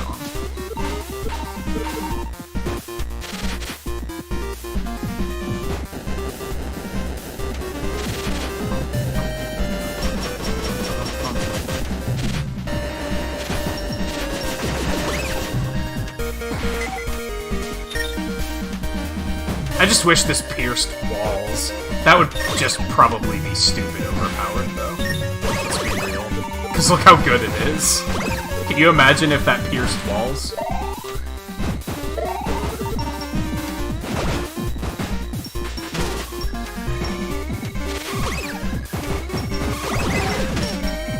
Like, dude. It'd be amazing. It would probably be way too good.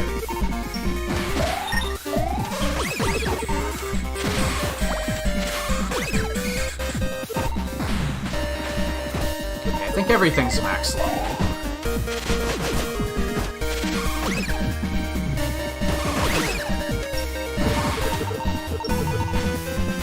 And I do think this is gonna make the final stage significantly easier, but I guess we'll see when we get there.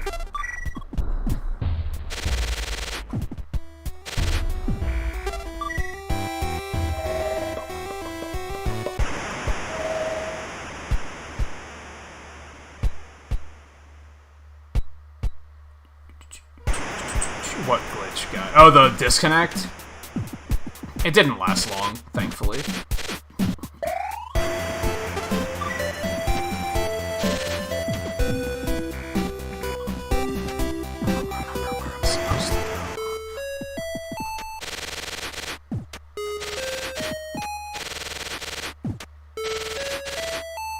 I don't remember how to get to the plantation.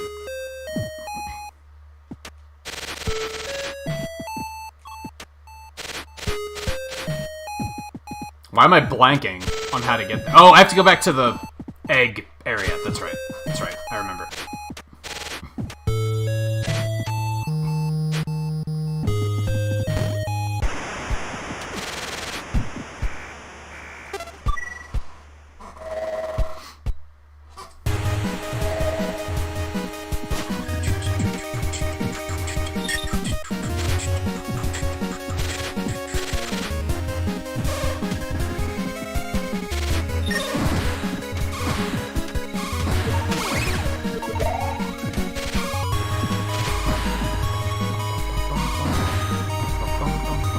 This is probably one of my favorite tunes from this game. This one's pretty good. I'd say the whole soundtrack is pretty good, but, like, honestly, a lot of it's good in that way where I like it while I'm playing the game, but I don't find myself humming the tunes, like, after the fact.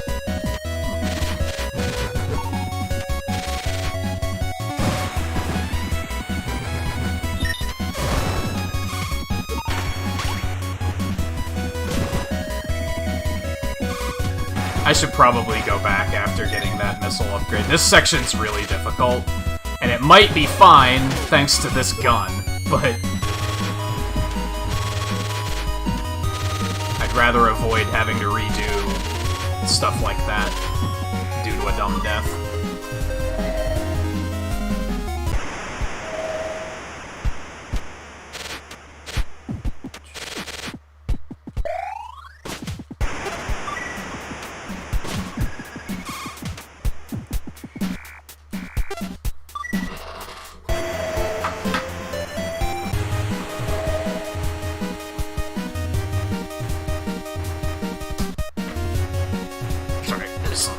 Turn the heater on time, but I knew that I had to turn it down from last night. I actually had an issue at the end of the stream last night where I was, like, really, like... I wasn't feeling good, and I think it's because I had the heat turned up too high.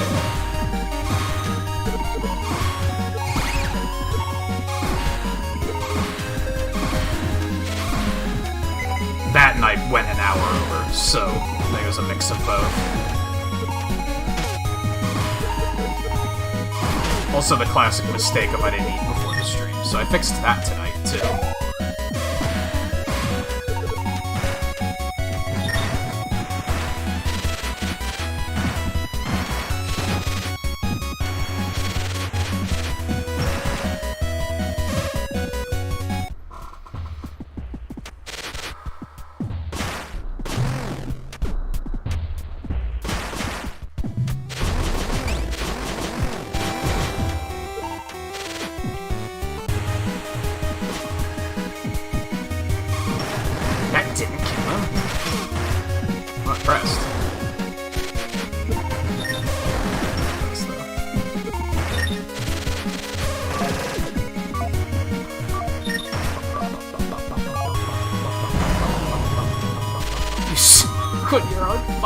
Everyone smokes when they're on fire, really. If that's, if there is a socially acceptable time to smoke, that would be it.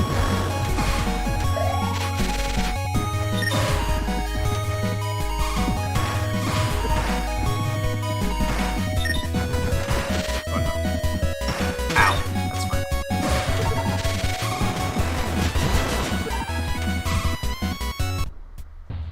Alright, this boss fucking sucks. We're gonna try and use the sword because I remember that working out really well 2 weeks ago.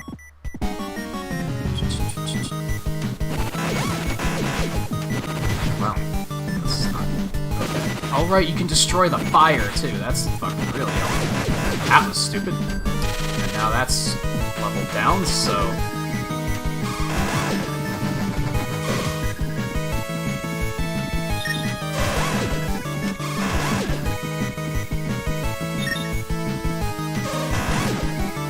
Amazingly, you just have to shoot them when their mouths are open to stop them from shooting fire.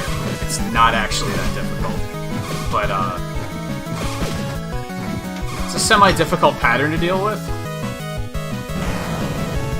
They do a lot of damage, etc.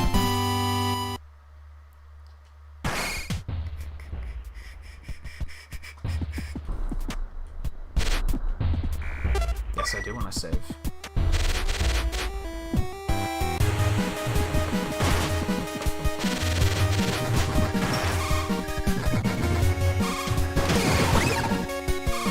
Riding on that bug. I was riding on that bug again. They did that in the speedrun, and I don't remember why. I think that they were able to, like, ride one through a cutscene trigger or something like that.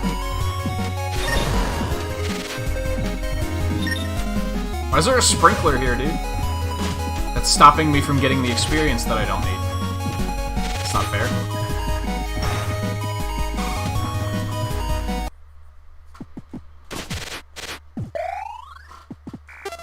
Interesting that they force you to save here. Oh, I guess they don't force you. I thought that door was locked for some reason. Don't mind me. And for those that don't know, because I don't think we ever did it on stream, this is like the bad ending. You can take the opportunity to escape the island here and just say, fuck it, I'm out. We're not gonna do that because we're a hero, goddammit. But, you can do that. You can just leave, and, the credits roll, and you get the bad ending.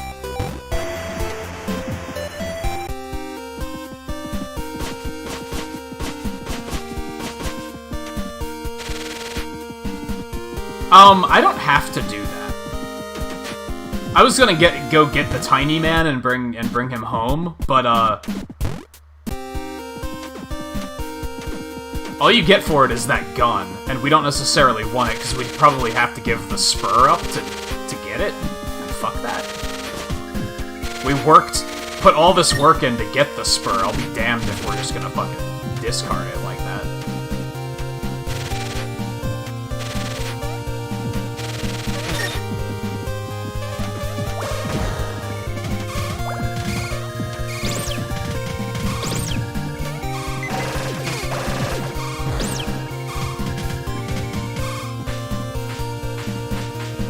still have to level up the sword.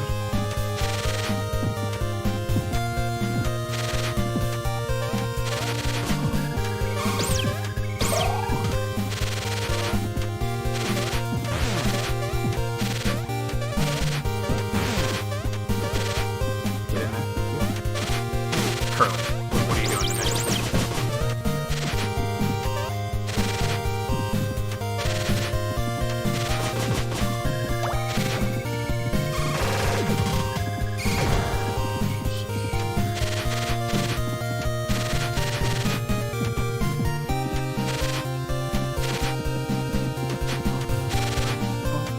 This is a pretty good tune, too.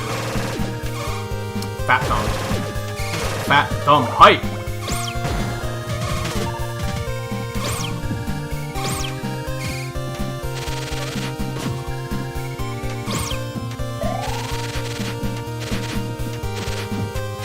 And yeah, you can see here, like, how fucking good Booster 2 is.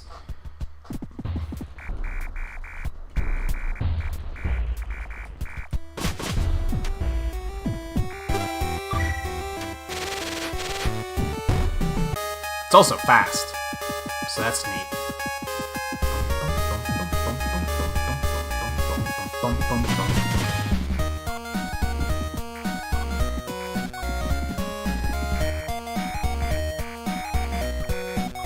I know. Okay, thank you. Alright. I don't remember. Was there a teleporter?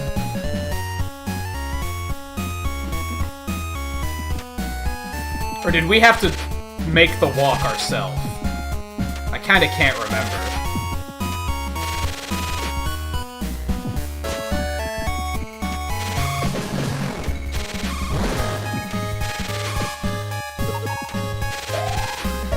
I know there's, like, the fake teleporter that you get in trouble for using, which we might as well just go hit. Get things moving here.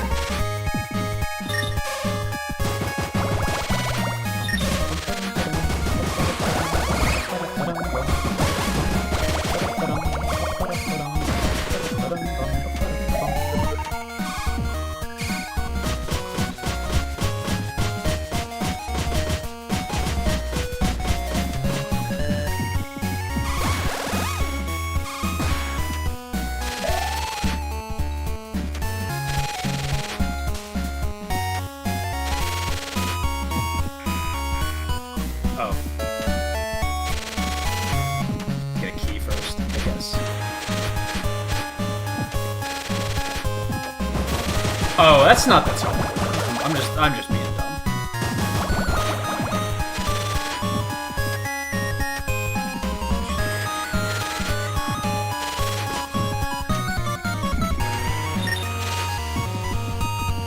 Alright, we don't have the password yet.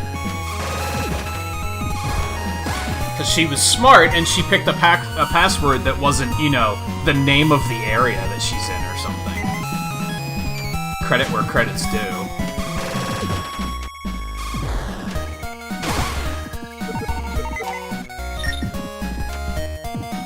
If she was the other scientist, she would have named the... She would have made the password, like, Rebellion or something.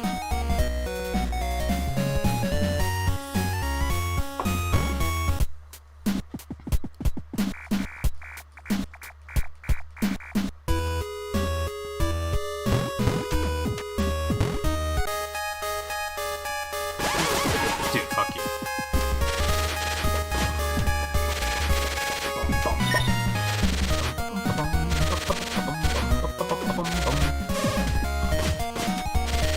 Is this the... No, this is a teleporter I get eventually, but I think... Don't I just get, like, completely fucking destroyed if I take this one? I don't think we took this teleporter last week. Or 2 weeks ago. So I don't know where that goes.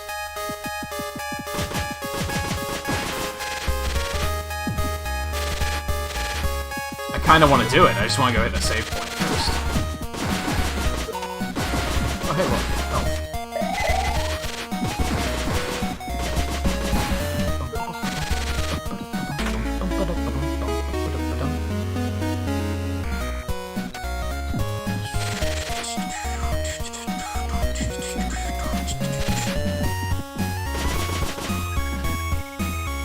Bye. Does anything survive this hit? That's a lot of damage, dude. I think it looks like it pierces.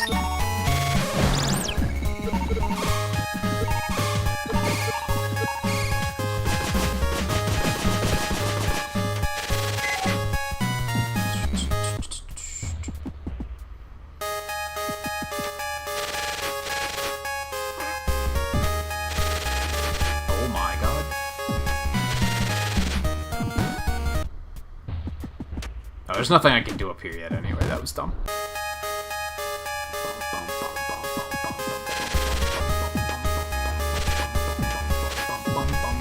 I could go that way and immediately die. That seems like a terrible idea.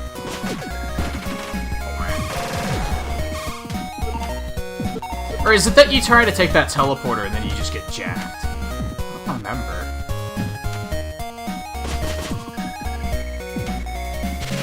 Does level matter on this gun? It's your, like, charge level. Like, when you're charging it up, it goes up.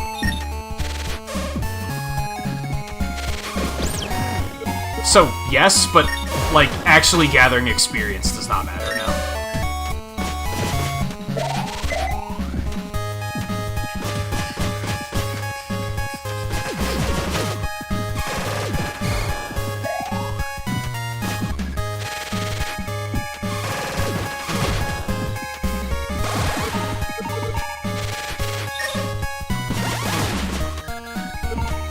Now it's like, I actually have to pay attention to my health. Previously, like, gun level mattered more than health. Really. Like, if my weapon D-leveled, I was in a bad place. Whereas now it's like, I don't have that to gauge how poorly I'm doing.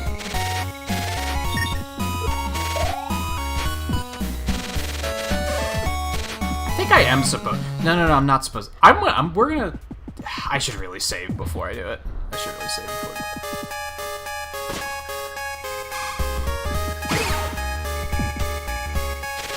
it. That makes sense, Riley. Honestly.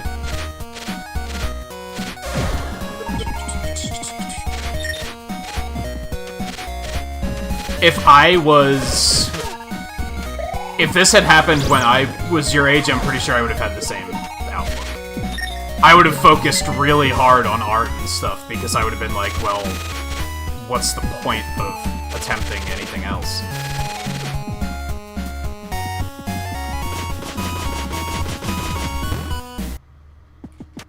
Oh, you actually can't blow these up right now. Huh.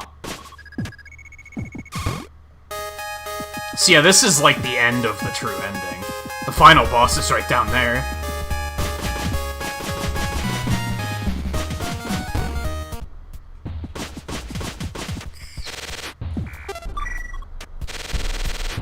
Stay tuned, you'll see what I mean. That's why I was so agitated that they wouldn't let you come through the door to come back here to save. Because they could have. They made an express decision not to.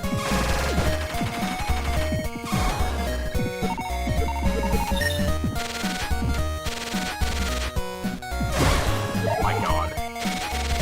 The damage.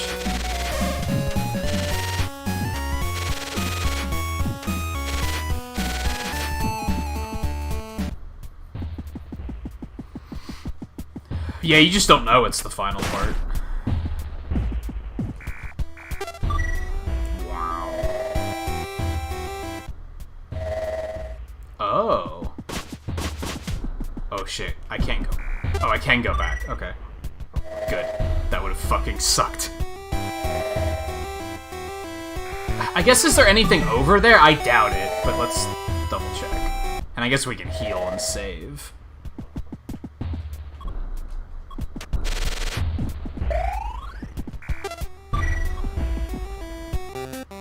Over here. And I don't think there's really anything we need over there. If anything, going back... You know what? Yeah. That's not a bad idea.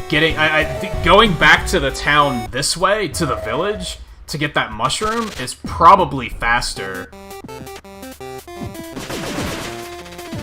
than any other way at the moment.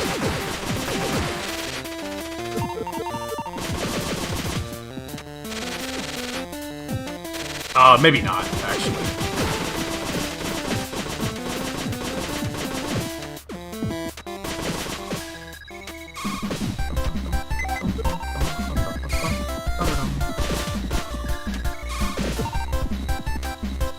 So, does this deal... It does variable damage in some way. I'm not sure how. The further it travels, the damage starts to taper off. I can't tell. Sometimes it just murders things, and then other times it does, like, more reasonable damage.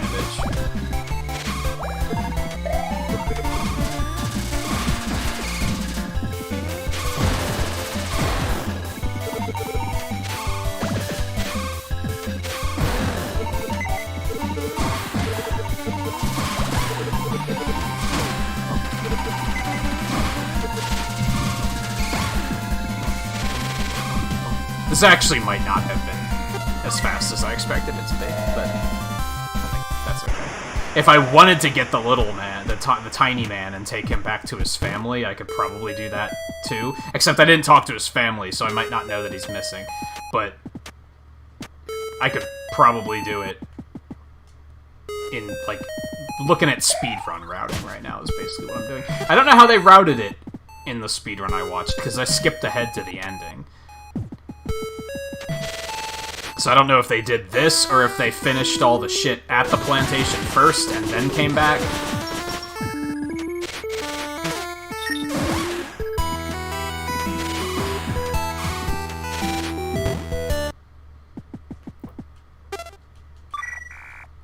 you want the mushroom badge? Yes. But you don't really need it? Wait, you really do want it? You really want it no matter what. Then you don't need it.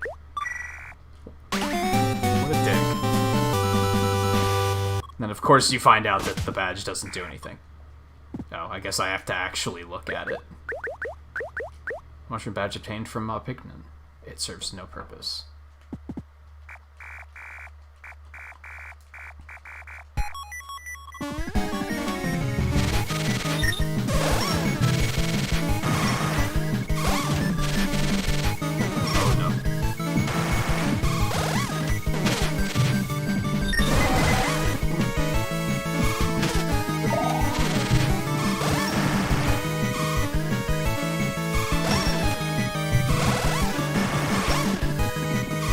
That was significantly easier. This gun is kinda broken. I lost to a girl! Oh my god. Shut the fuck up, Pigman. What a dick.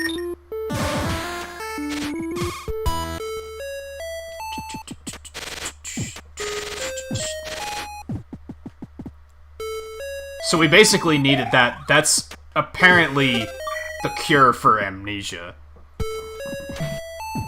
Apparently.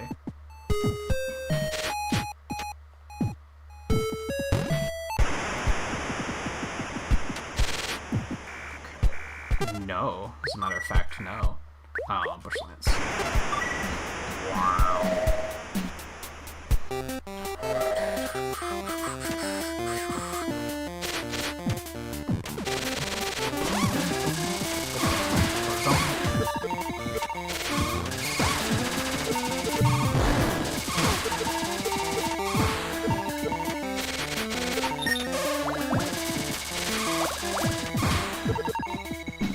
Pretty good gun. Like, it was kind of worth it. This is probably going to make it so. I guess the interesting thing here is I was saying about how the machine gun like just makes the game easier. Not taking the machine gun made it significantly harder until I got the spur, and now this is probably even easier than the machine gun was. So now I'm back to, would I actually recommend people take the machine gun or not?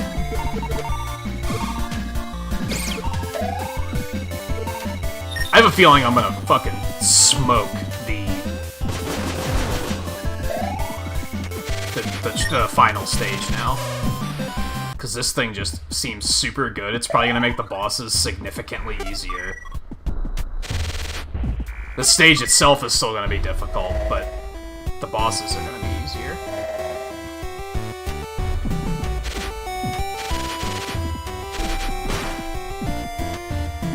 I was about to say, you know, you guys could all escape. It's right there.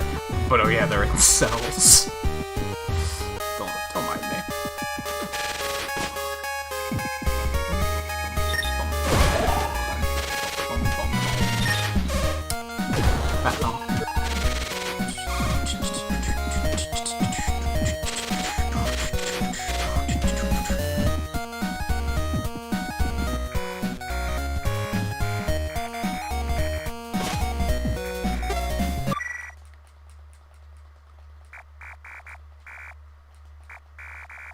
He actually said a thing.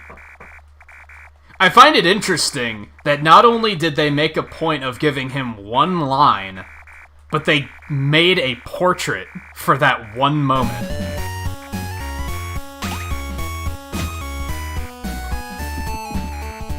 Okay, I think we're set up for the true ending now. I think we are good to go. We just have to, you know, get there. Which we're very close. This actually wound up taking a little bit longer than I expected it to, I won't lie, but I think that's okay. Yeah, he said, like, oh, I remember everything. That was it. Nothing else. It's just, oh yeah, I remember.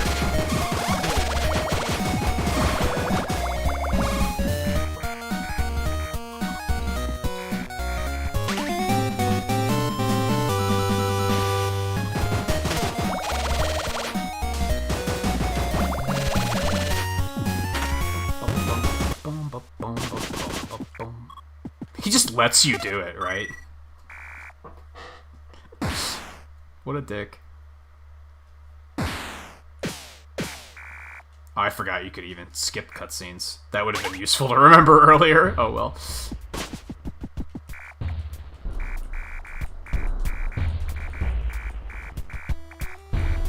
Do I have to actually read the letter? Or can I just go?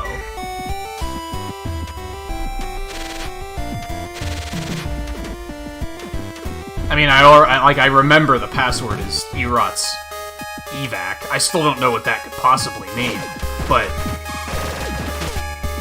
it probably is a magical pixel that I have to hit before.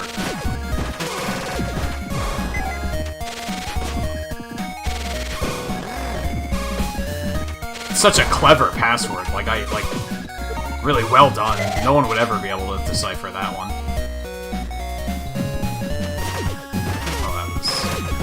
Oh, he didn't die. That was impressive.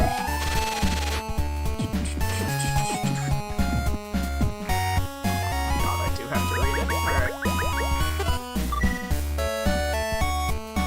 Exposition, exposition, exposition, exposition. Password. Erot's evac. Alright, she's gonna take the booster away again, so that sucks, but it is a necessity, I suppose.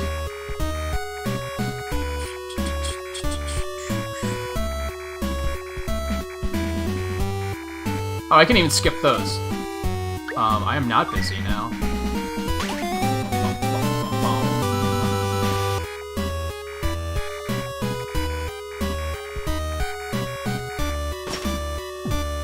Her hair's still sticking out.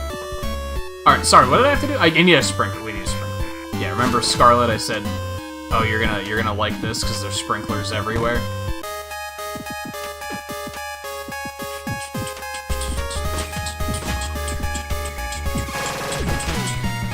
I like how they're just okay with a Mimiga just walking around with a gun. Like, no one seems to question this.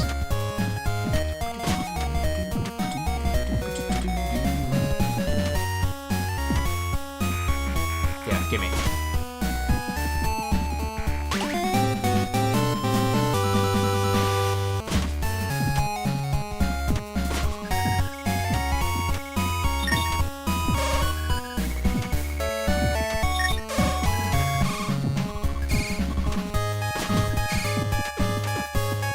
I have to get it repaired first. What the fuck am I doing?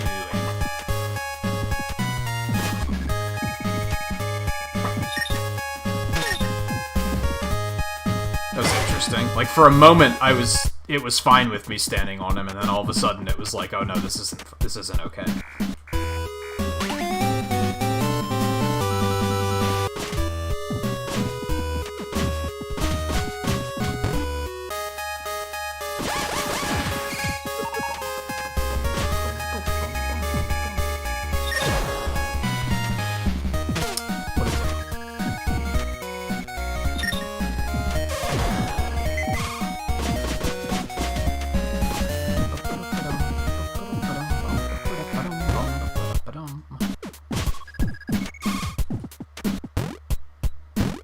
Pretty sure she's gonna ask me to come down here and rest anyway, but that's fine.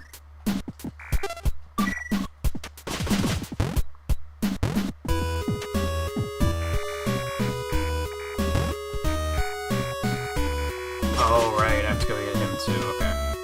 We're gonna get all this stuff ready, and then before we take the rocket into, like, the next area, we're gonna take a short break. That seems like the sensible time to do so.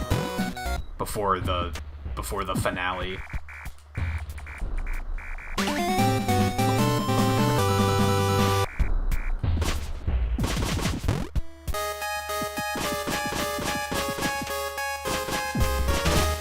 Oh no. Well, that's a big time loss. Not like we're actually speedrunning this, but still. That's embarrassing. Oh god, what am I doing? I'm just fucking just hemorrhaging time. That was like a 10-second time loss. Probably more than that.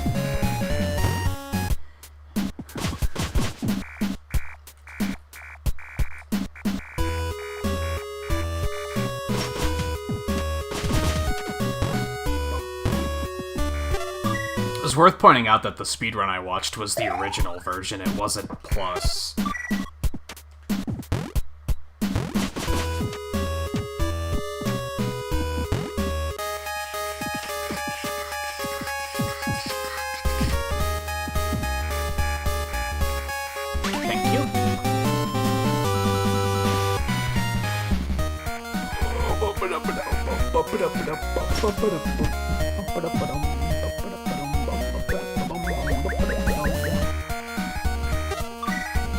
Okay, I'm gonna save again super quick.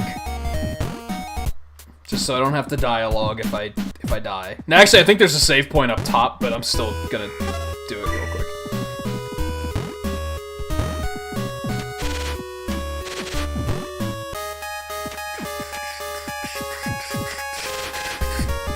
Okay. Yeah, let's take a short break. And then we'll head into the finale. And see, So, for those that didn't catch this, the area I'm about to go into, you always go into. We're not in true ending territory yet. We're still coming up on, like, the neutral ending final boss. This section coming up, you always go. Actually, I don't know if it's the same layout, but you go through an area here. It's like a cave, and once you activate the true ending, apparently, once you go into that area, it de-levels all of your weapons down to level 1. So it was extremely difficult. I'm actually curious if that happened in the neutral ending too, and I just don't remember it. But it basically led to this part coming up 2 weeks ago was a huge ordeal. But now that I have the spur and the spur doesn't level up, in theory this should be significantly easier because I'm not going to be weakened at all. The true ending stage, that big gauntlet, does the same thing. It de-levels everything when you enter it. So the spur is going to be pretty helpful in that regard. I'm still in the middle on, like... I think once you get the spur, it's significantly better than the machine gun. It's just getting to that point without taking the machine gun is a goddamn nightmare. Like, that was awful. It was awful. but it's like good payout, because once you get through it, they give you a god weapon, and you're just like, okay, everything dies now. So I'm not sure which I would recommend to people in regards to, like, which weapon should you use, which playthrough should you do first. I mean, I'd recommend the neutral playthrough first.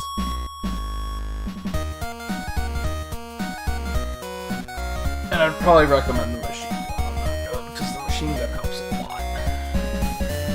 I just think it might potentially help so much that it causes problems, because it kind of spoils you. Anyway. So yeah, we're going to take a short break. Alexander, how's it going, by the way? Yeah, like I said, I was just about to hop into a break, and then we'll come back and we'll jump into the finale of the game, basically. So, we'll see if we can do it in 2 hours. I'm feeling pretty confident about that, especially with the spur, but we'll see what happens. So, stay tuned, and I'll be back in just a couple minutes.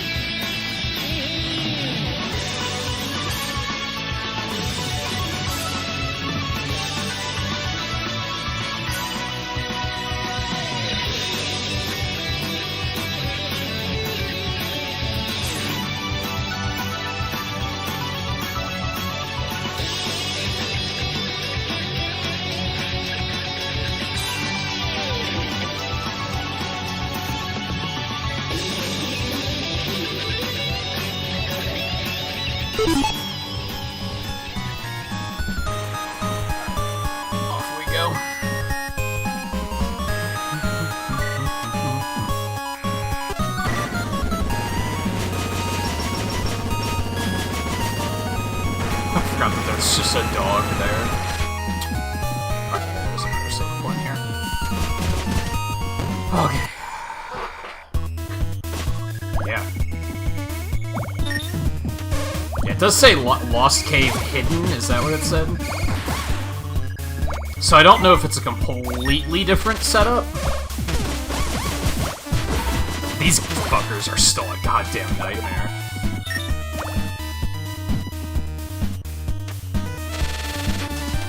Oh, that was bad.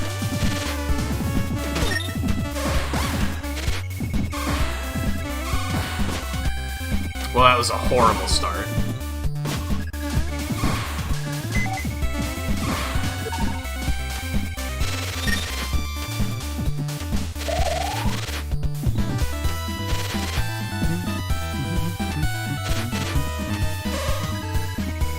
I was actually thinking about retiring the Mega Buster emote soon. The only reason I haven't is because I haven't thought of anything else to put in instead. Wow, this is all horrible. This is all horrible. Alright, yeah, just start me over. Those enemies are, like, surprisingly difficult to deal with. Oh, I can't open doors while I'm charging. That's interesting.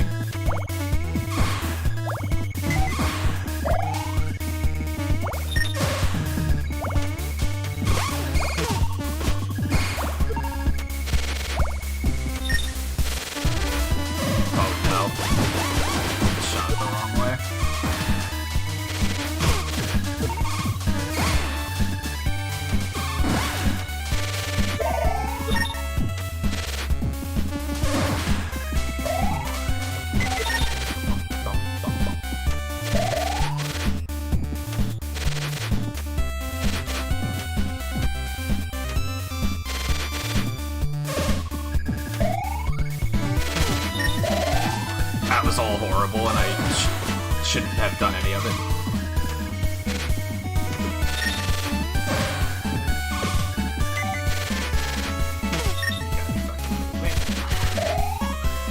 No, dude. Oh, that sucked.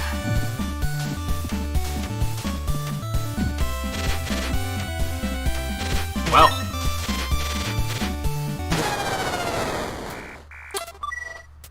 Awful.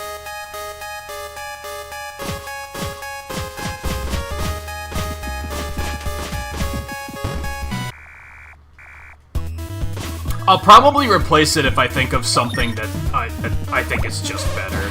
If I don't think of anything better, then I probably won't drop it.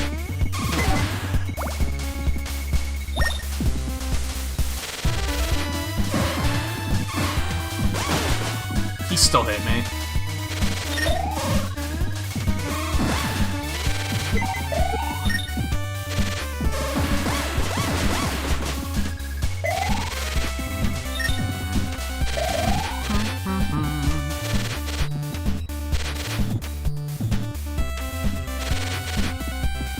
And something I want to remind as we head into, like, the final areas of the game here. Those hearts only heal 2 hit points. So in case anyone's like, why are you not stopping to get those hearts? It's because the healing is so minor that it's just... I don't think it's worth it. That's awful.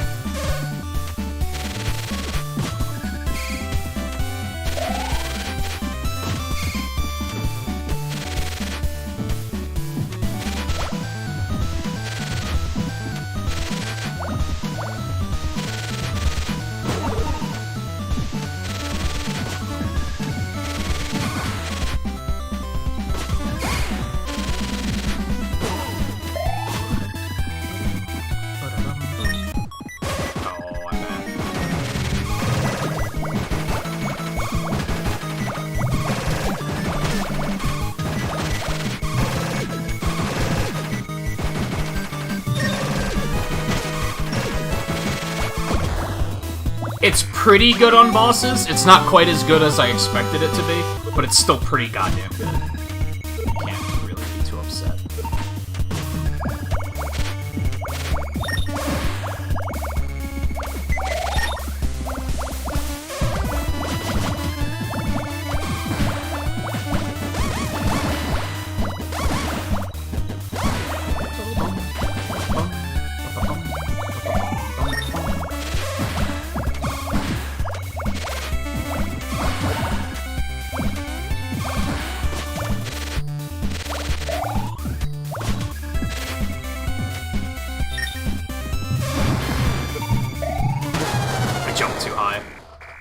I went for the speedrun strat of just keep running and just dash across, and I just jumped too high and it hit me. I'd say pretty much all the other emotes are gonna stay. I might update Sweet Tail, too. Just to be more... original? So most of the... what got me thinking about this... god damn it, that was terrible. Was Capcom recently put out, like, a video and streaming policy. And it's pretty basic stuff, especially if you're familiar with, like, creating merchandise, which I've been researching on and off for, like, a year now. And basically, this is kinda silly, but they count emotes, like, as something you're merchandising, because technically people are paying to be able to use them. I feel like that's semi-ridiculous, but I also see where they're coming from. However, since the emotes, the Mega Buster in particular, since I made it myself, I don't think it applies. They could potentially have a problem with it if I just ripped graphics from the game and were using those. But I didn't do that. I did with Sweet Tail. I just grabbed an image of the cut-off tail icon and then just, like, I redrew it, but it's still effectively a game asset. So that one should probably change.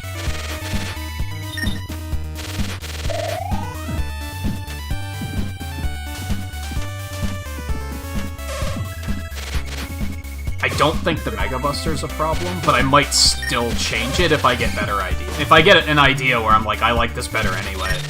It's, like if we're full on emotes right now. I have 6 slots, all 6 slots are filled. If I get a new idea, that's gonna be the first one to go, is what I'm getting at.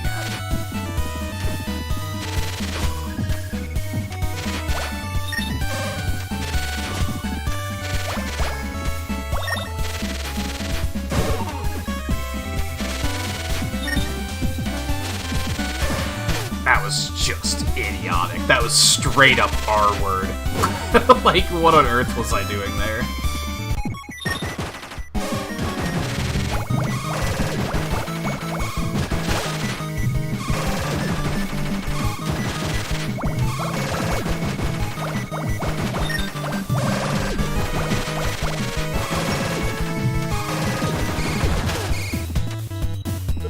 I took way too much damage. Sweet Tail's not going anywhere, I'm just probably going to redraw it.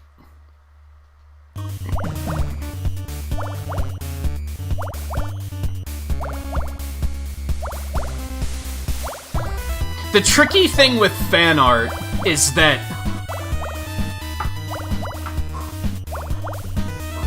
they could still come after you, it's just probably not worth it.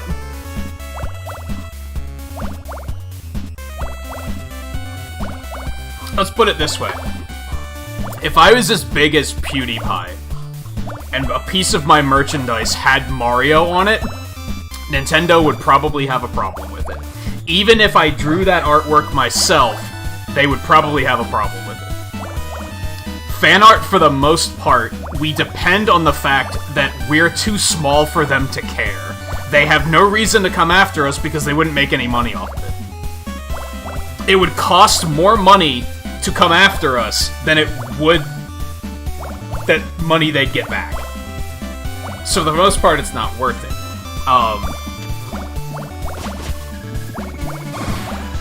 But that's not to say that they won't. It could still very much happen. So I think it's best to be prepared for that in case... I don't agree with the...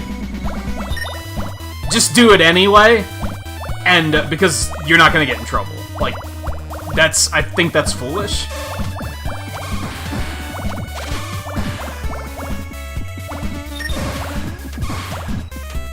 A similar, example of this is restreaming. Like, if you stream on YouTube and Twitch at the same time, and you're monetized on Twitch, that's technically against Twitch's terms of service.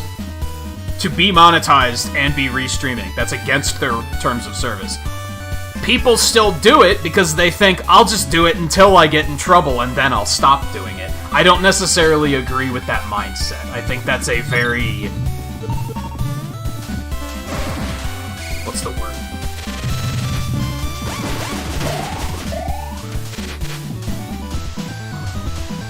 Careless mindset? I don't think that's necessarily the right word. I mean, it's correct. It is careless, but it's a gamble? I don't know. You get what I'm getting at, though, I think. But yeah, I wouldn't necessarily say I'm worried. It's just something that's in the back of my head. That's making me say, well, should I change them? In the case of things like the Mega Buster, do I really need to keep that emote anyway? I could probably realistically do away with it and it wouldn't hurt me.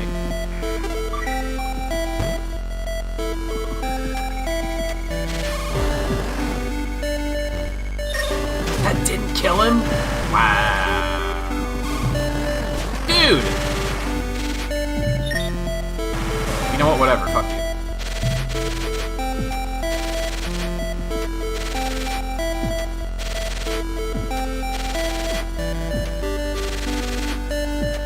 But yeah, I think it would be similar to merchandise, where it's like... Oh god. If I were to... take the best of 2020 montage, once that's done, if I were to slap that on a poster, probably not gonna have any problems with that. As long as I'm not using their artwork, they typically don't care. Now, the exception to that might be if you make a merch store and start selling exclusively Super Mario t-shirts, like official quality Super Mario merchandise, even though it's all your own artwork, they're probably going to take a problem with that, because you're a competitor at that point, and they have the right to defend their property like that. But if I do it and make $100 off of posters, they're probably not going to care. Or caring would be... It just wouldn't be worth the money. It wouldn't be worth it for them to pursue that.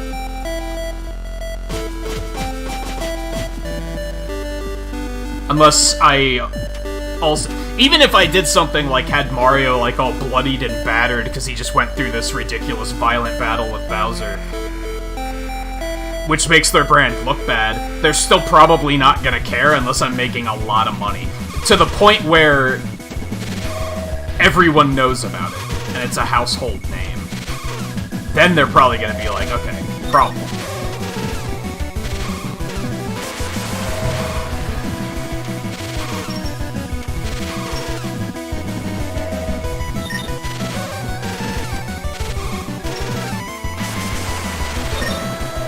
Which that's another thing that I think people don't necessarily take into account, is, like, respecting the property. I think if you respect the property to a point, they're probably not going to care as much. If you disrespect it, then they're probably going to care. They're probably going to be like, hey, you can't do that.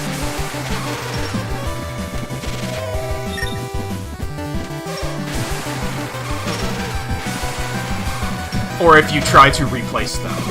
That's why fan games will typically get in trouble. Because if you make a good enough fan game, they look at it as, well, what's to stop people from just getting this instead of a real Nintendo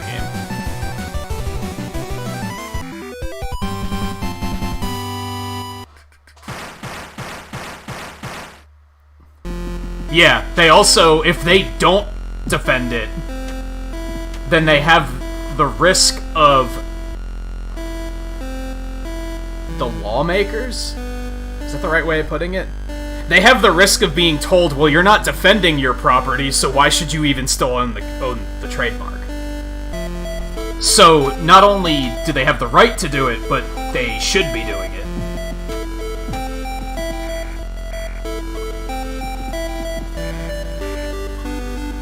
I thought I heard that she heals you. Maybe it's after this fight? Maybe it's after this fight.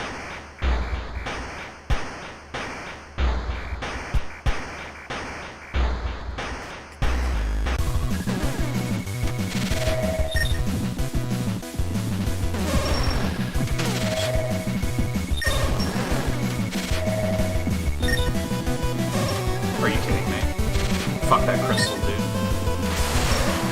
Dude, everything blocks the laser. This is nowhere near as good as I expected it to be. You really have to time your shots well, or it just gets blocked.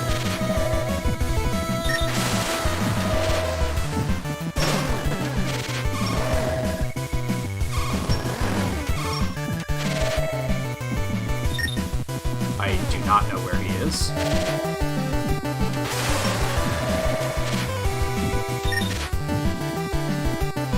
That was stupid. I don't know why I was selectively ignoring that projectile.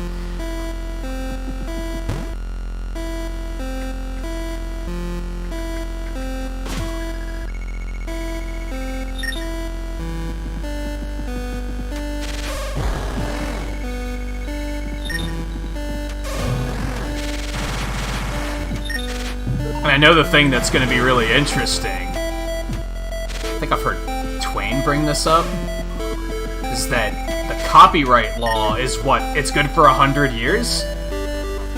And then once that 100th year passes, it's public domain. And Disney's, like, going to desperately try to change that because Mickey's coming up on 100 years.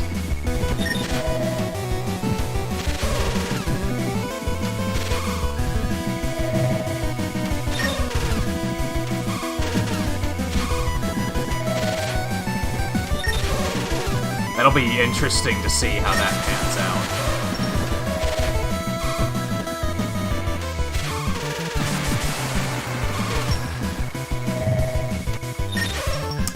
See, those shots block it too.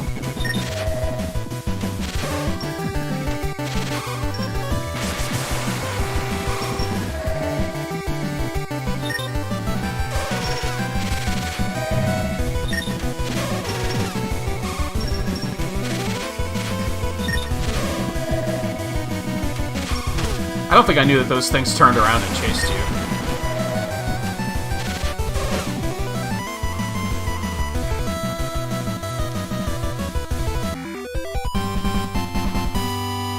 That sounds right-ish. I'm not totally sure, but 28 sounds right.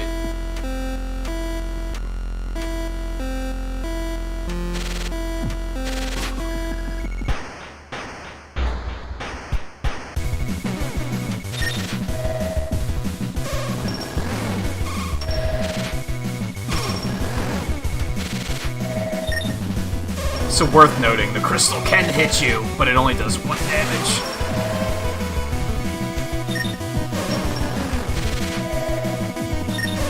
Alright, if you're careful with hitting him, this is still a pretty goddamn good weapon.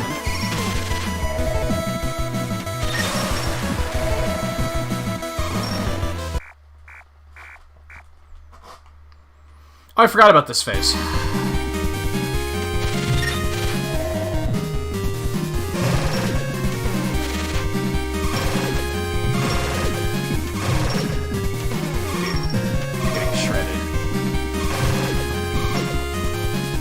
That phase was very easy.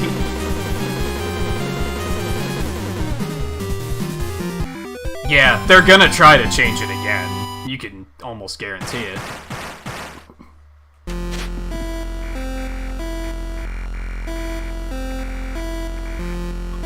I could have sworn I heard that she heals you.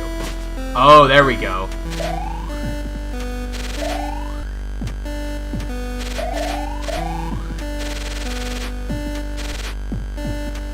That helps.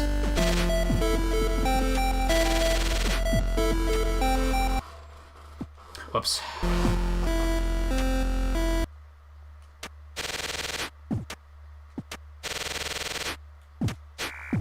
I'm just gonna skip this. Do we really need to see it again? I mean, we do still see it. It just goes super fast.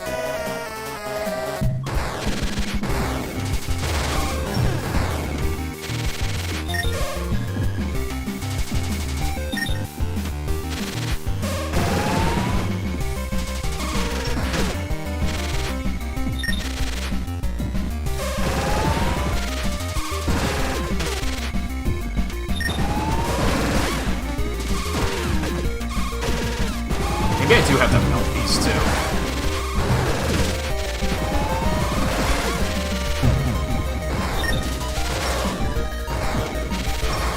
shoot him in the butt. Well, now I know.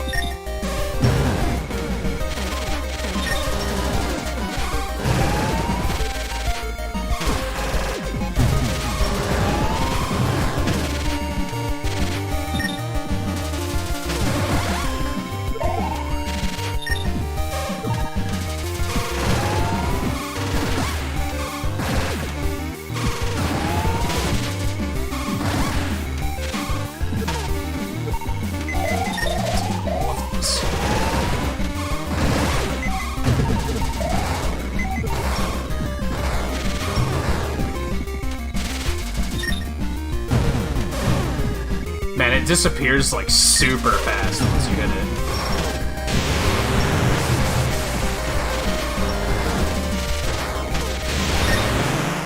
Yeah, that even made that significantly easier.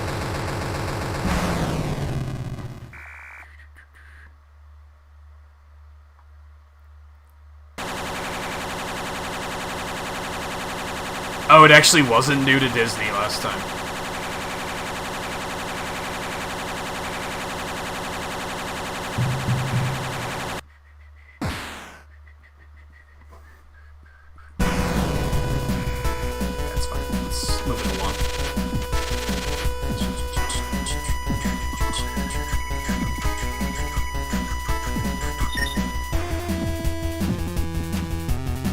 Yeah, I was gonna say, Steamboat Willie's 28, but, like, I think he existed as a character before that. I don't think that was his first appearance. Alright, here we go again. For those that missed it last week, well, I already dumbed it.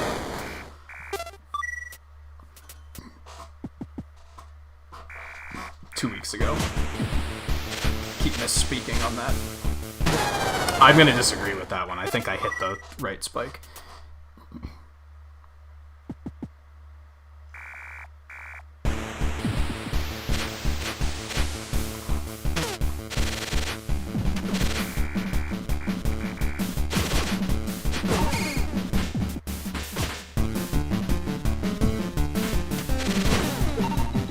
I don't know if I actually want to upgrade my missile launcher. It might not actually be necessary.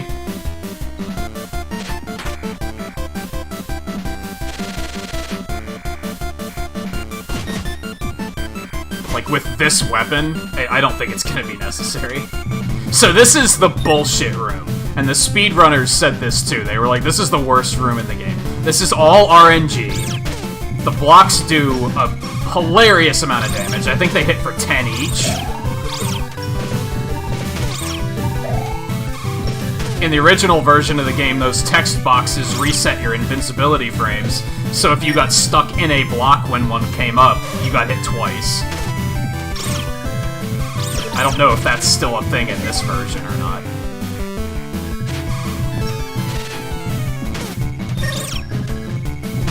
not gonna make it on that pass. I'm gonna have to, like, get the groove back on that part. In my opinion, that's, like, the hardest part of this. Damn it. Most of this other stuff is kind of like, I just gotta get in the rhythm. Oh, shit. At least the text doesn't come up again every single time. They were smart enough to be like, you only need to see this once.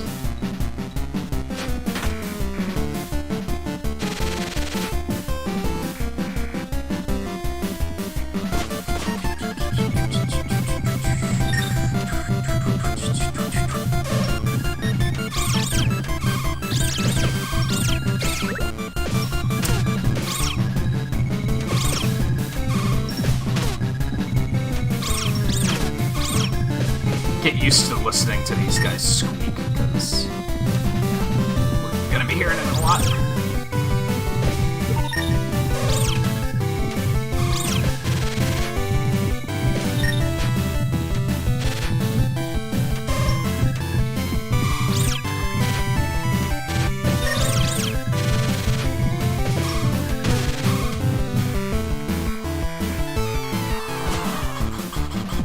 20 hit points is not bad. I'll take that. So here's why I thought the machine gun was the wrong option. With the machine gun, you just hold the button down, and it just fires, right? But now that Quote's awake, he fires too, and that gun he has is really fucking powerful, so you have to mash it the whole time you're down here anyway.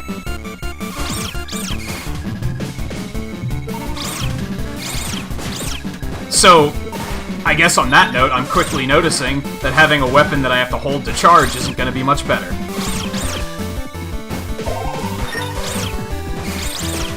But it is super strong, so... you know, it's not awful.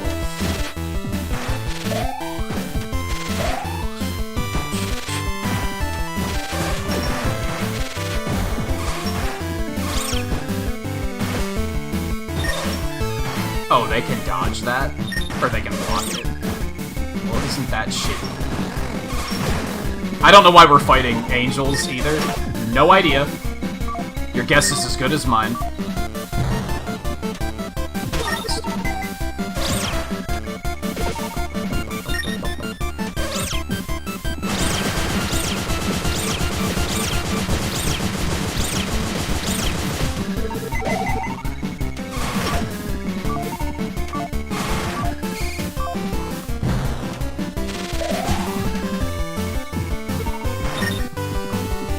I still think it's interesting that walls open up so that you can go back. I don't know why you would want to go back, but that happens a lot.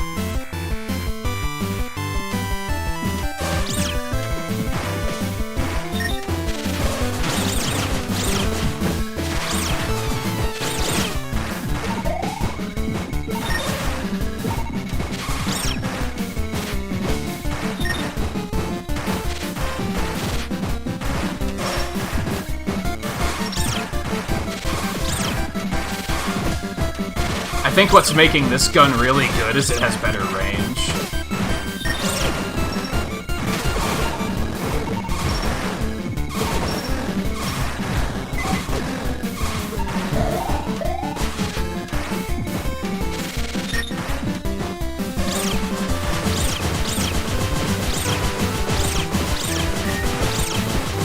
Yeah, it took us like 3 hours to get here last time, but it, needless to say, should not have taken us that long to get back. That would have been miserable if it did.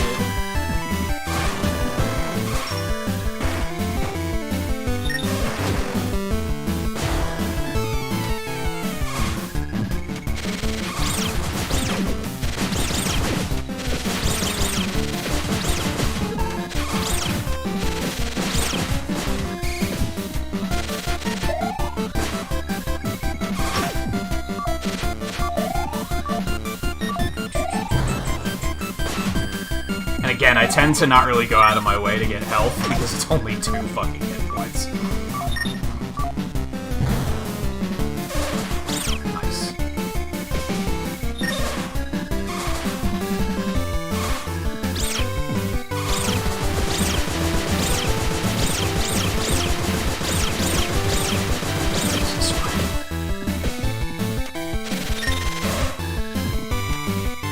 I hate how the screen is shaking the whole time, to be honest.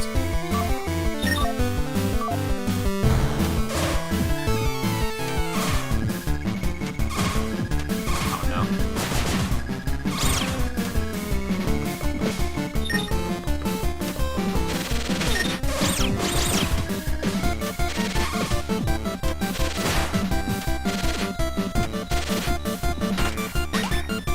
And then they give you a massive 24 missile increase.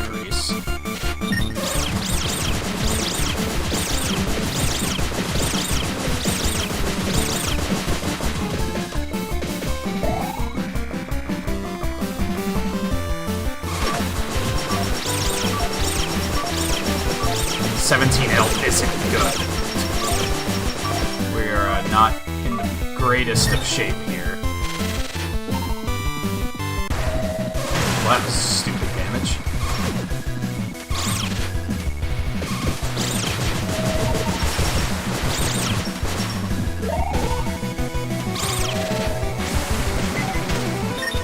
Oh, I'm not liking this weapon for this particular fight.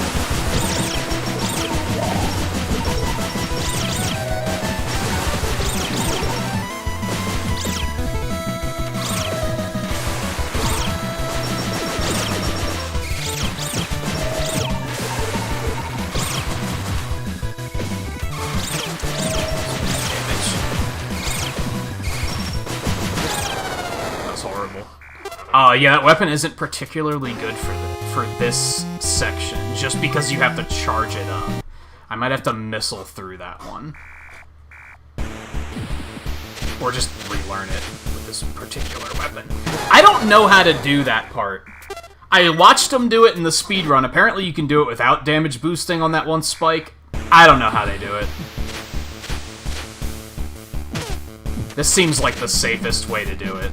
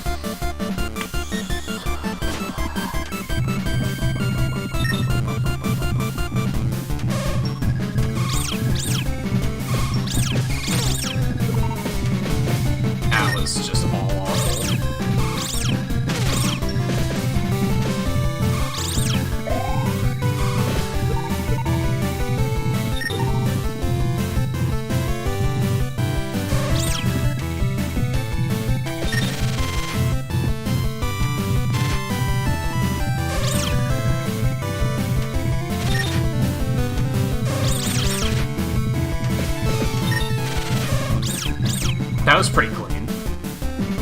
I wish I could save state, to be honest, because that was a very clean clear.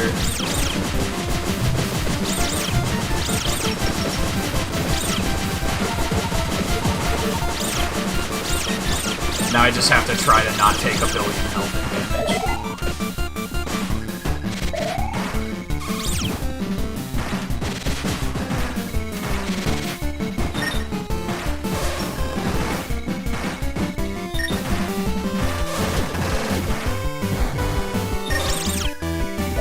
I mean, that many heart drops is gonna help, I'm not gonna lie.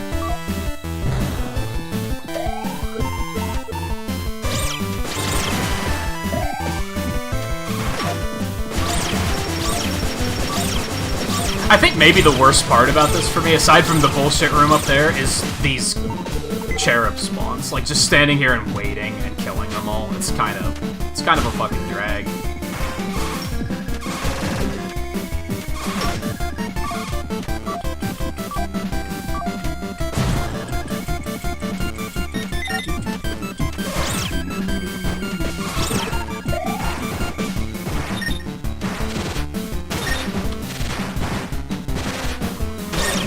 A lot of not good things are happening right now.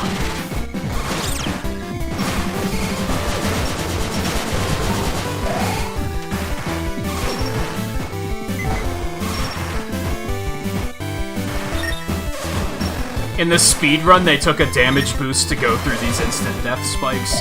We're, no, I'm not. No, Not into that idea whatsoever.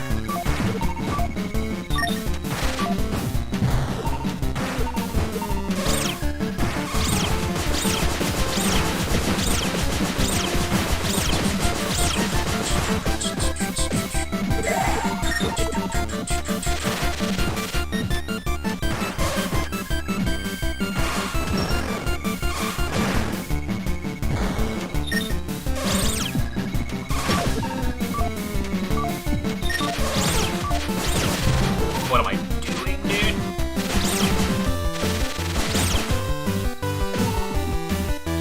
I should grab these hearts.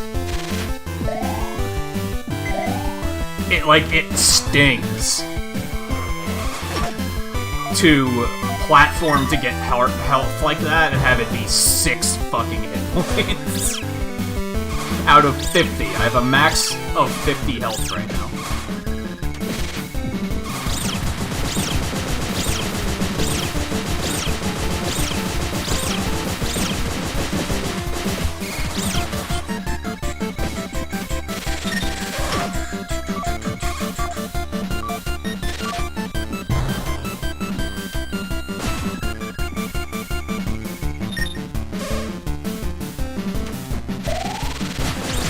Oh no. This is not okay.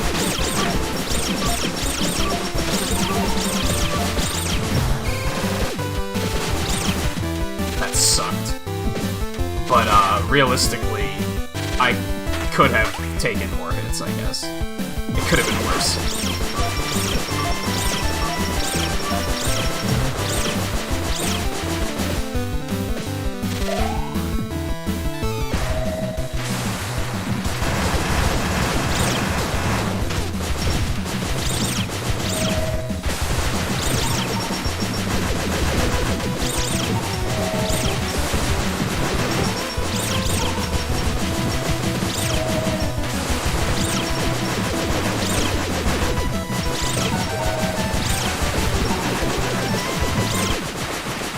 Not bad. I just had to brute force it.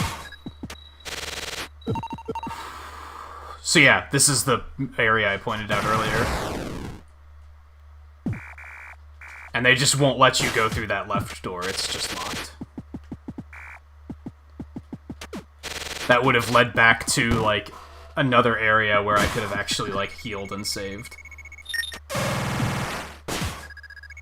So instead we have to hope that these actually drop us some health, which is not happening. Okay, we got 4 hit points. Fantastic. Actually, that was 6. The big ones are worth 6. I thought it was 4. It's still not that impressive.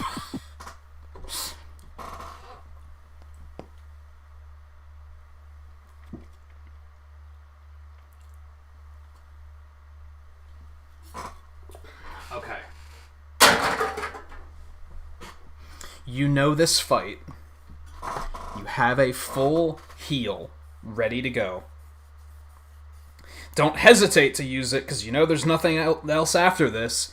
So either you use it and you win, or you use it and you die and then you get it back when you reload your save anyway. So, you know, be smart about it.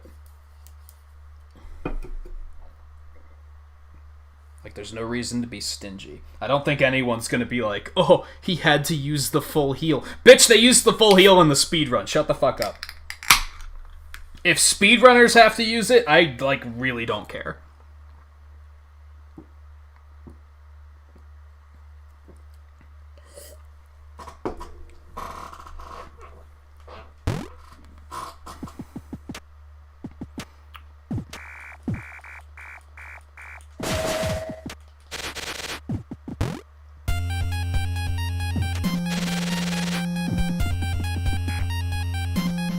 Skip that because we don't care.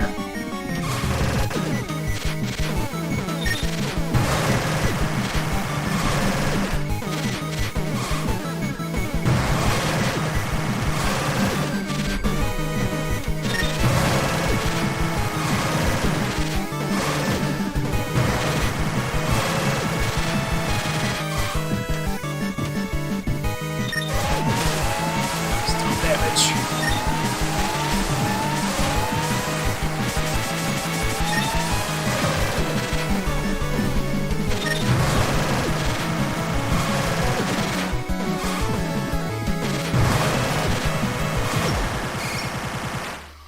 Only 1 hit. That's not bad. It's not necessarily good either, but...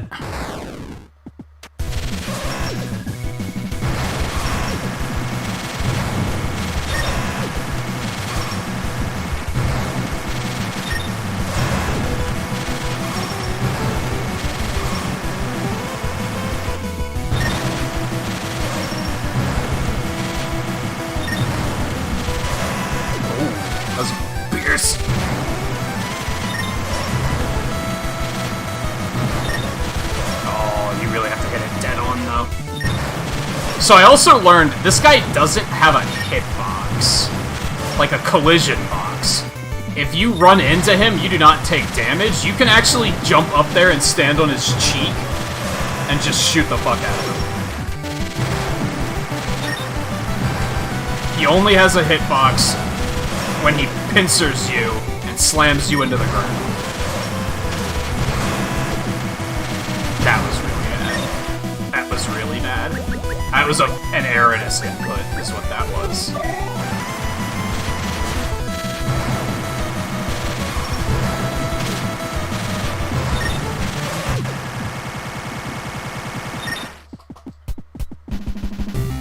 This should be a significantly easier with this gun, to be honest.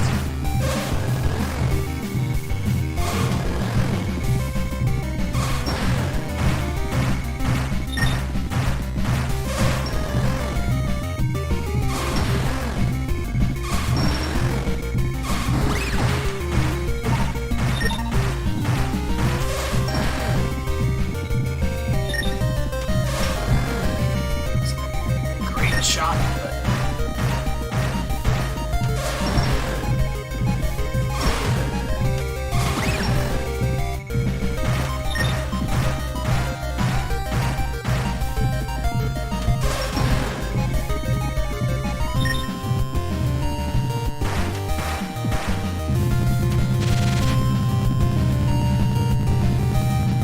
I got here exactly once last week.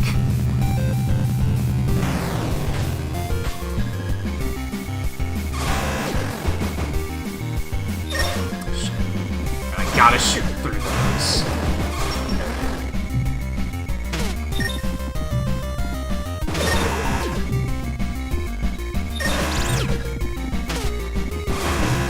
God, this thing looks horrifying.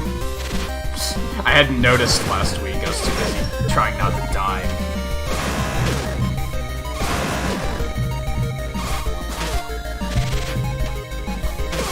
Oh God, I'm taking so many hits.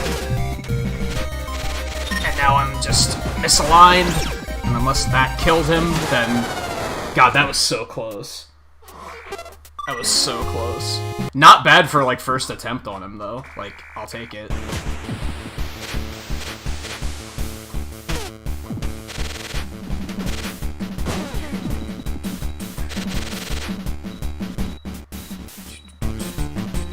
First attempt of the night, that is.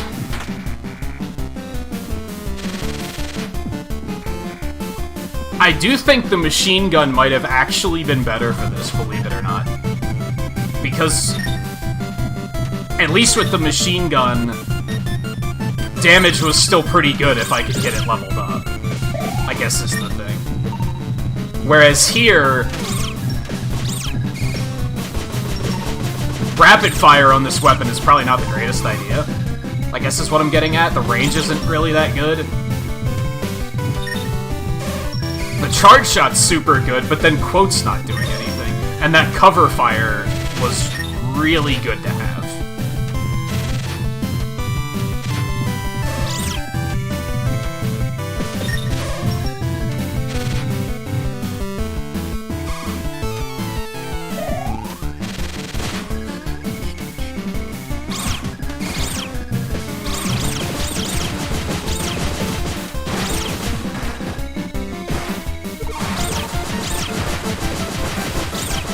I'm gonna try something, though.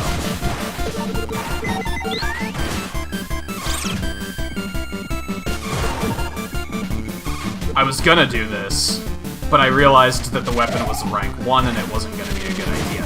I'm gonna try to level up the fireball, because in theory, when I'm up on the top platforms, I can just be dumping fireballs right into his forehead, right? Like, you'd think that would be super good.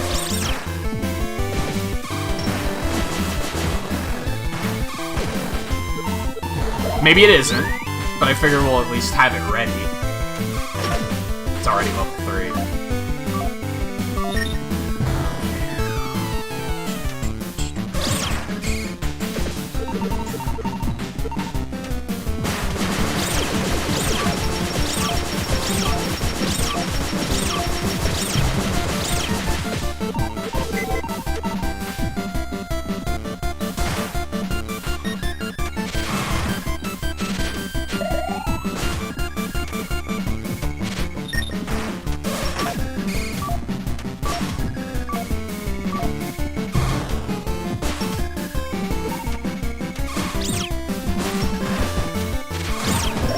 One of those hit me.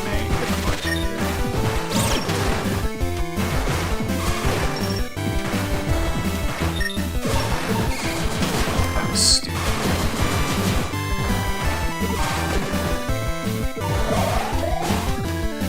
That was a decent amount of health, but I took more than that trying to get down there.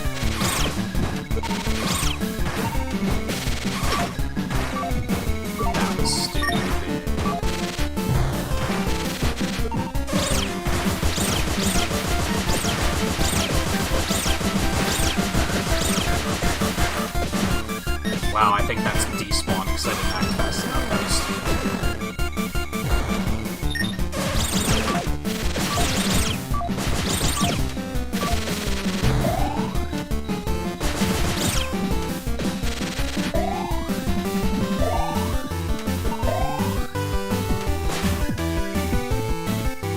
And the thing is having the machine gun on this first boss was very safe. And I was able to just kind of sit and farm for pickups. Now, if I have to stop and farm for pickups, maybe I'm doing it wrong.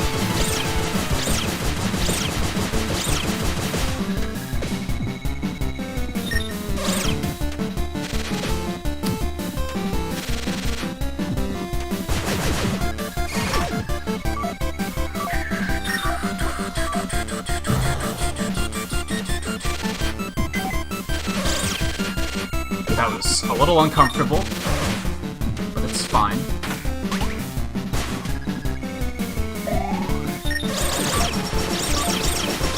I did not want to come down here, but I really wanted that help, even though miraculously I didn't take any damage, so it's fine, I guess, but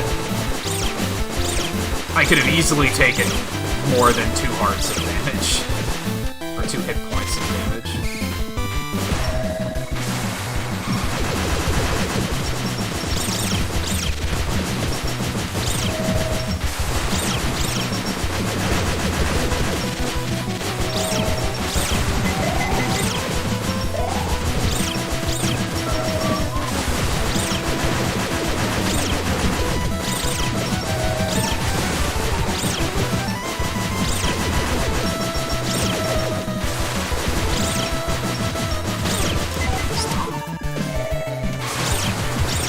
Trying to charge. I can't believe that motherfucker hit me! That's awful. I have less health going into this one than I did the last one. Maybe I'll get better health pickups. That's gonna actually happen. Yeah, right.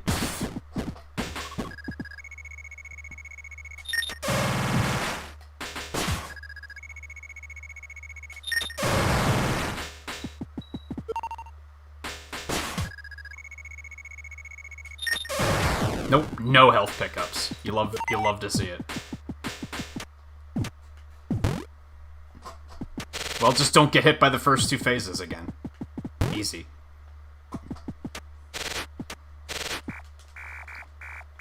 And admittedly, I know I complained a lot on 2 weeks ago when we were here about how there should really be a checkpoint right here. But realistically, if there's a checkpoint right before the boss, first of all, I would now be trapped respawning with 14 health over and over again. Which would be terrible. My save file would be dead. I wouldn't be able to salvage it. Unless they also gave you a teleporter that took you back to the surface but was one way. If they gave you a checkpoint here where you could heal, this boss would be way too easy. Like, way too easy. I would have easily beaten it the first night if there was a healing checkpoint there.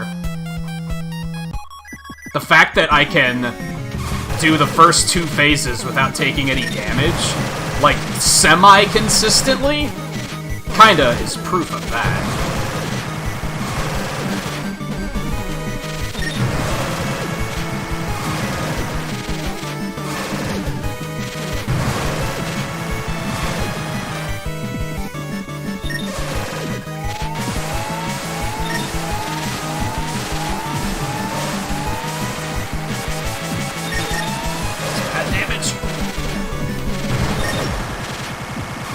I think I only took a hit like, I think twice, which is not ideal, but...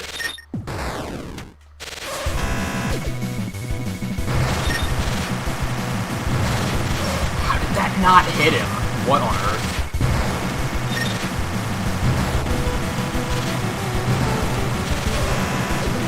I'm gonna go ahead and... If I take even a stray hit from one of those bones, I'm going to die. So I may as well just use this.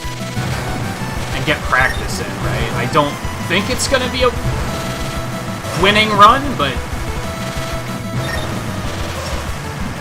better to take it seriously than phone it in when I could possibly win.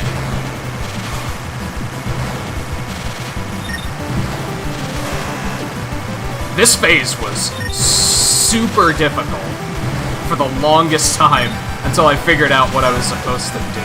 Now it's like really easy. It's kind of funny.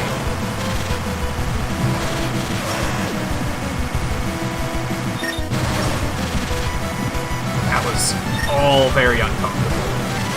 Are you shitting me?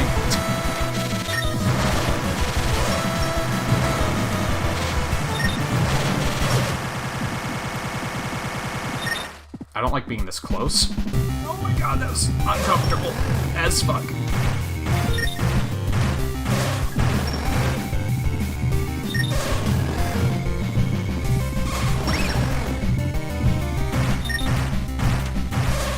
Oh, that doesn't have max range. I thought it did.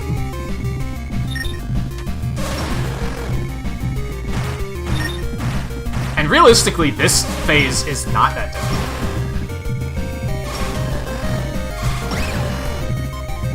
Really, it's not really that. It's not that bad.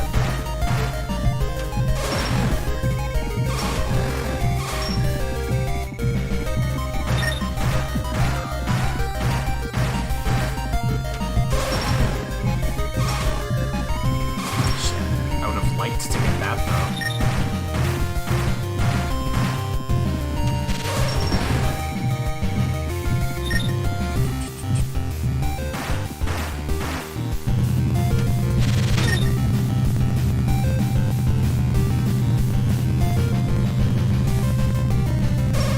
Let's try this.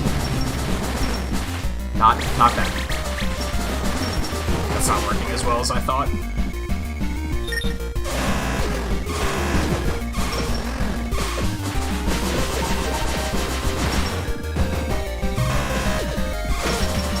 Oh, that arrow shot fucking sucked.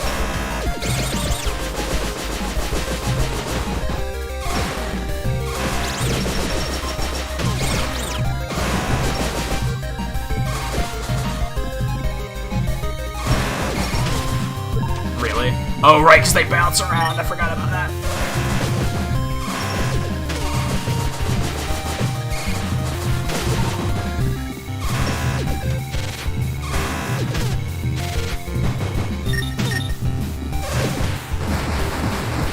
I wasn't looking at the health. Because I didn't want to. I didn't want to scare myself. And be like, oh, he only has one hit left. Time to clutch it out. And then immediately die.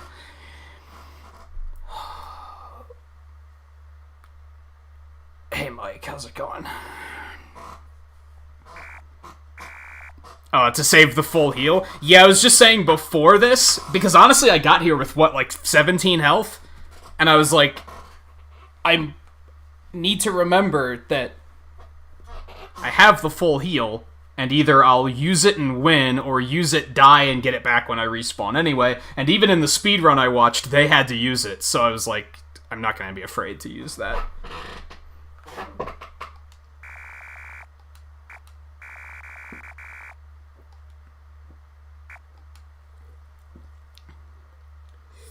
Oh god.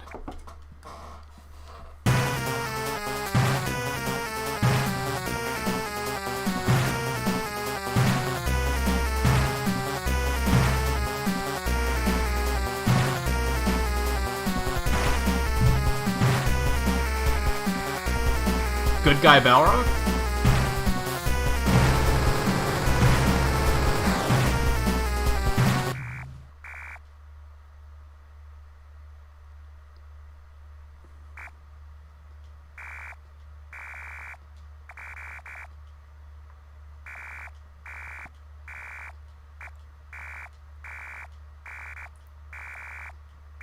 Yeah, makes sense.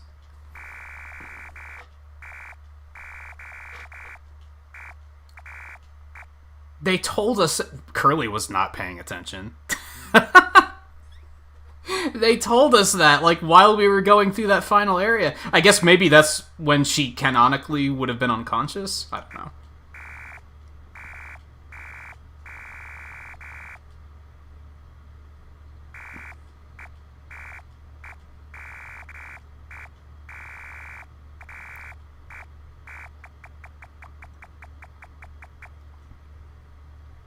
That was what? 2 attempts?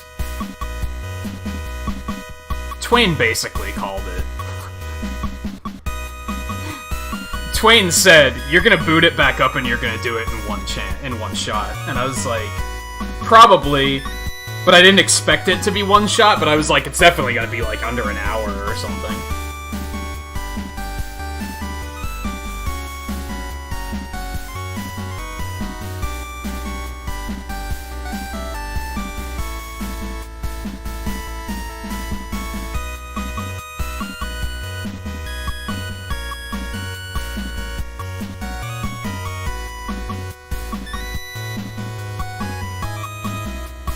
The kids she looks after are called the Colons. Get the fuck out of here. That's so stupid, dude.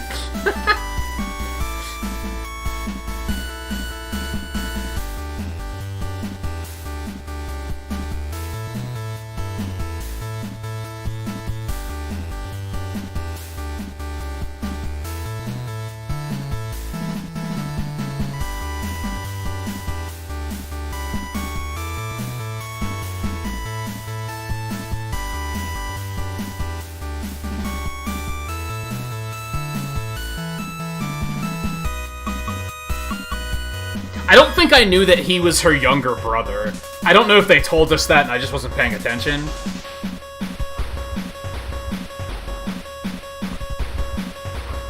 Oh, it's the ghost Balrog.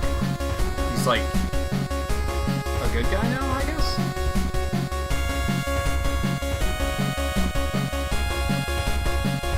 No, those are commas.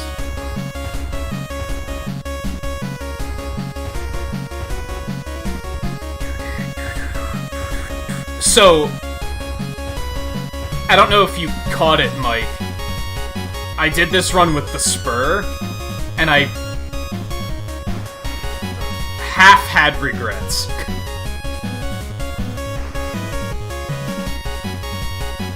Getting up through the core without the machine gun or the booster was a goddamn nightmare.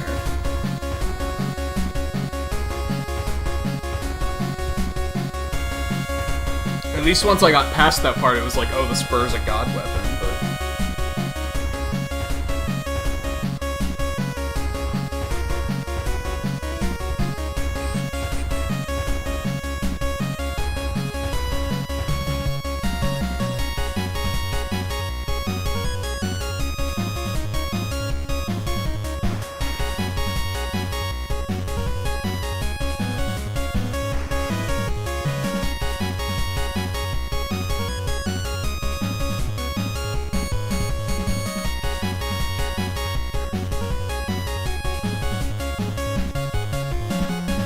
Well, shit, we actually ended a little early.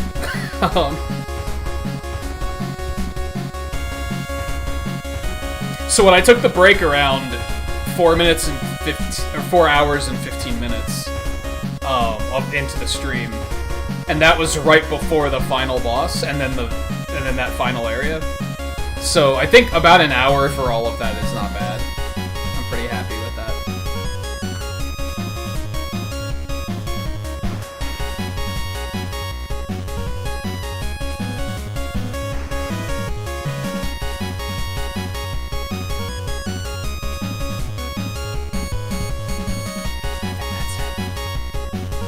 It was an island in the sky, yeah.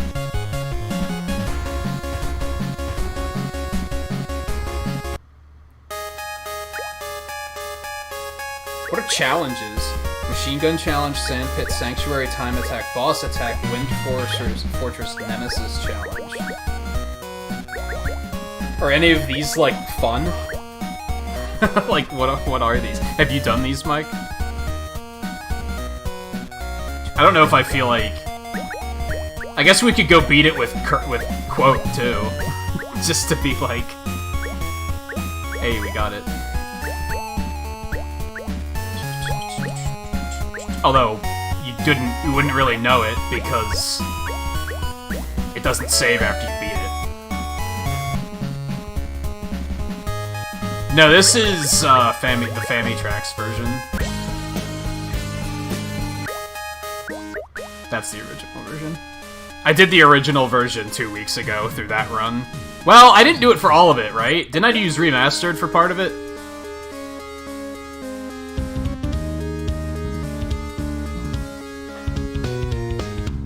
We could technically do the 2-player mode on Steam, Scarlet.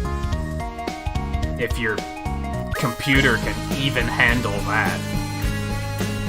Through the screen share online couch co-op shenanigans they have. Because I have this on Steam too, is my point. And honestly, I actually really like the Cave Story Plus graphics. Maybe I'm awful for saying that, but... Where's,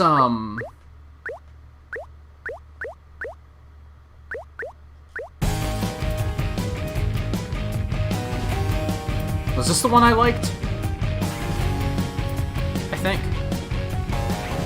It doesn't have online, no.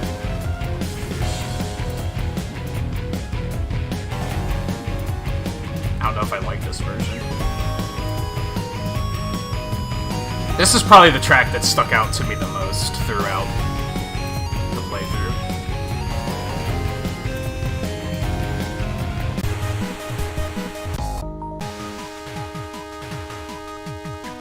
There are question marks. I wonder what those are for. Like, what the hell else is there to do? What have I not done?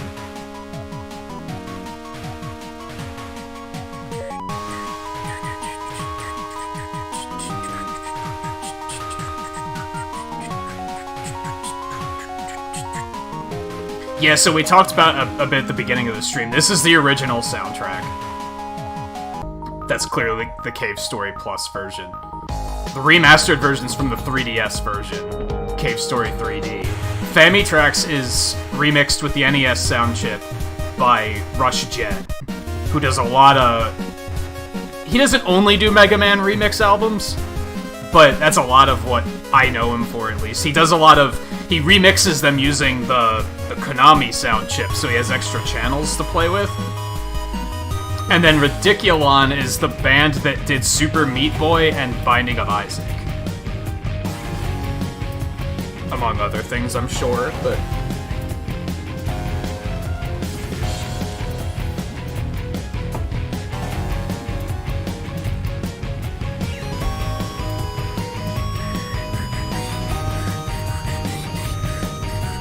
I guess I could just end early. Oh, they want to do that, but... I don't necessarily want to start a whole new playthrough either.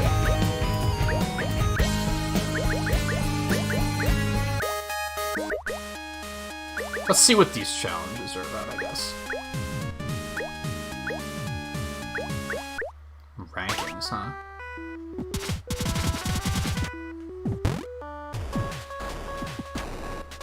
Oh, I'm timed. This is like a whole new level.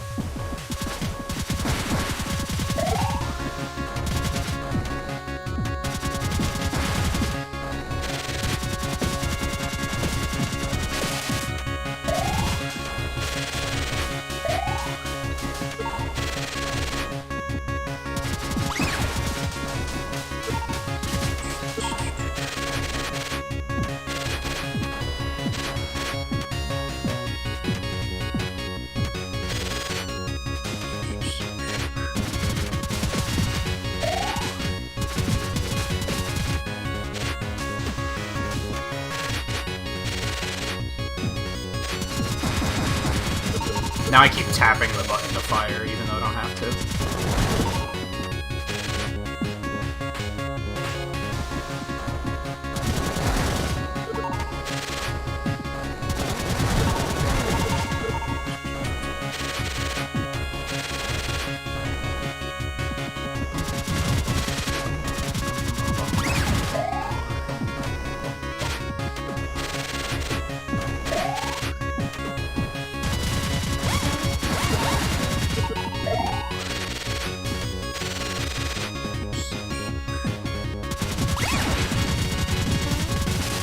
Oh god.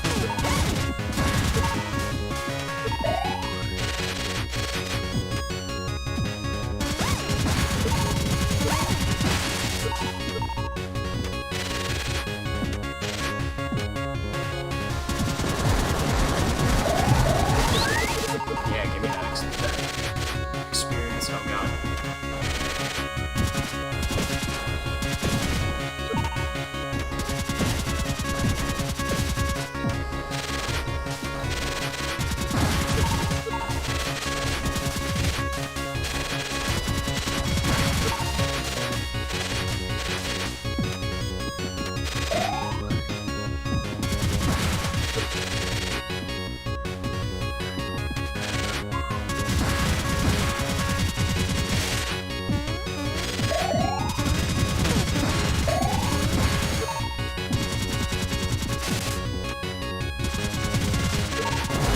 underwater elephants.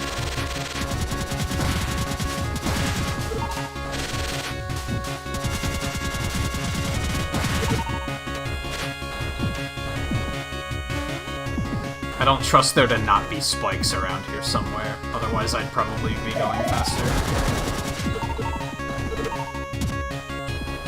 I wonder how long this is.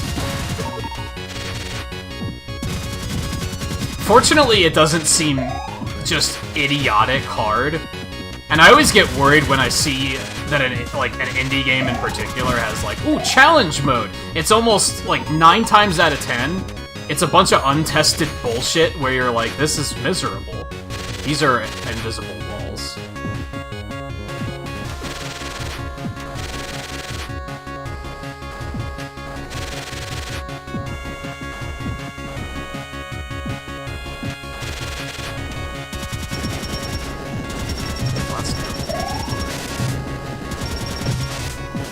But this doesn't seem too stupid. Now granted, I don't think there's any checkpoints, so...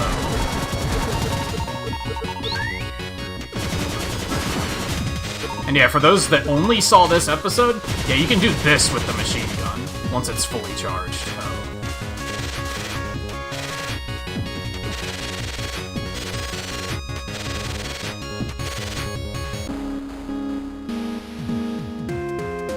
Yay, I did it. I guess. Speedrun for this is not 6 hours. It's like 30 or 40 minutes, I'm pretty sure. So boss attacks are fun. I like boss attacks.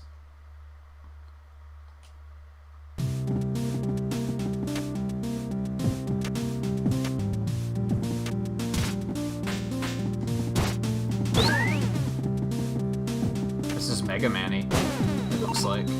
Like you can pick, do I get to pick which one no, I do not get to pick which one I want to do first. Never mind. Do I not have the booster? Well, that's annoying.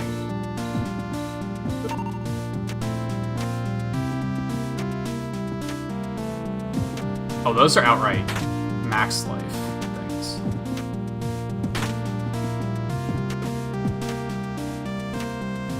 Okay.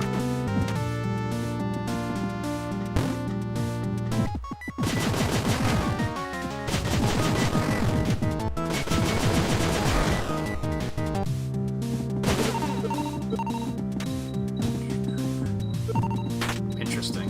They just like give you everything you'd be getting through the game otherwise normally.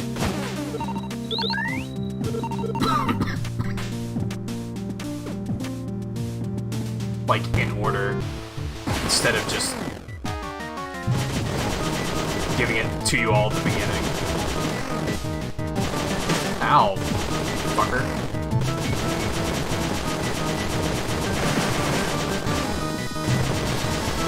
How are you not dead yet? Get out of here. Obtain the fireball.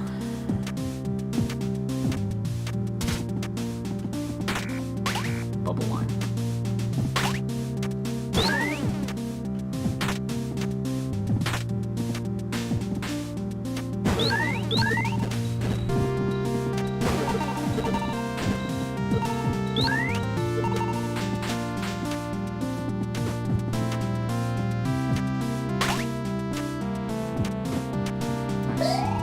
Balrog again.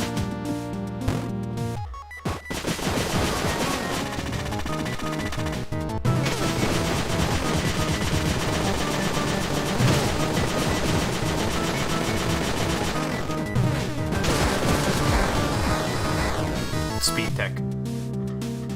It is kind of all-star mode-y. You're right. Sorta.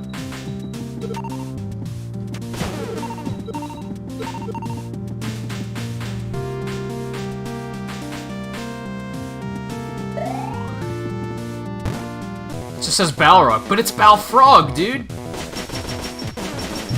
Get it right. So disrespectful.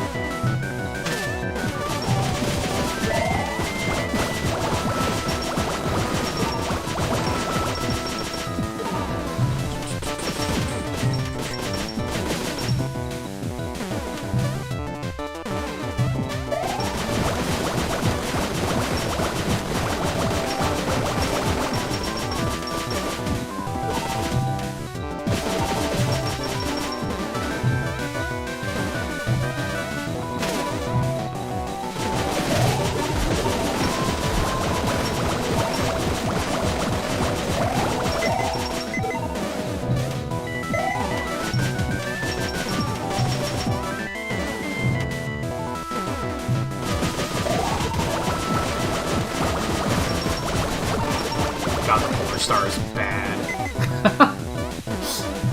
I think you'd always have the Polar Star for this fight, though, to be fair.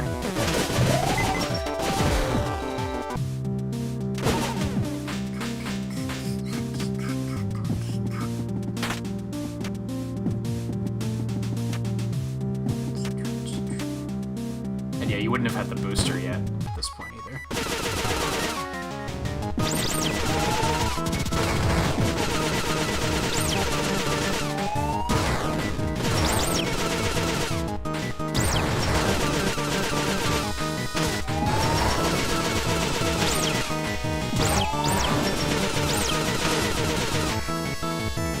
Easy. Oh, now we're looping around.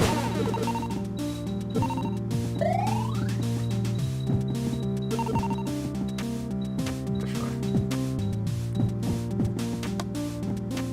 I don't know if they're gonna give me the machine gun. That might suck a little bit.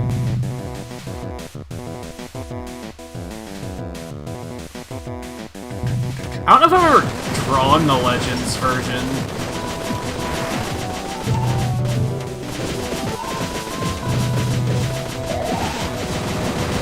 I want to say I'm sure I have, but...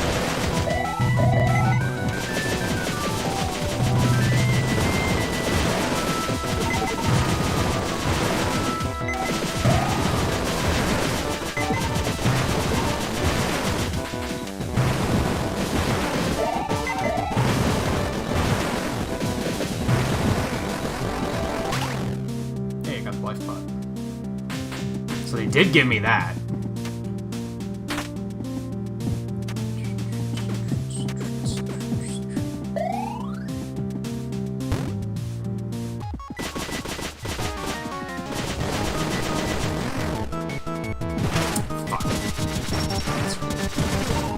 This fight kind of beat my ass.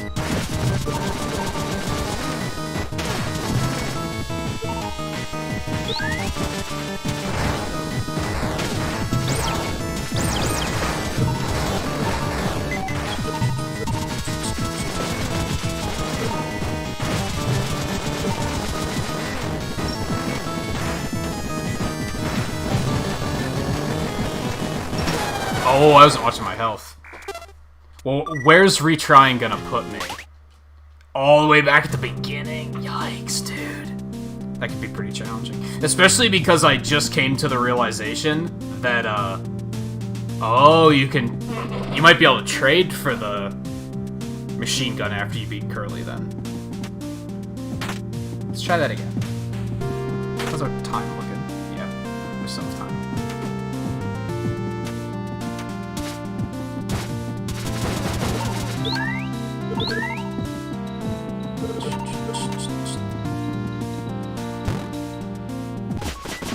I was realizing that I was gonna have to fight the core with the Polar Star again, and I wasn't feeling good about it. So I was like, this is just doomed to fail, but if I can actually perhaps get the machine gun, then I think maybe it'll be worth it.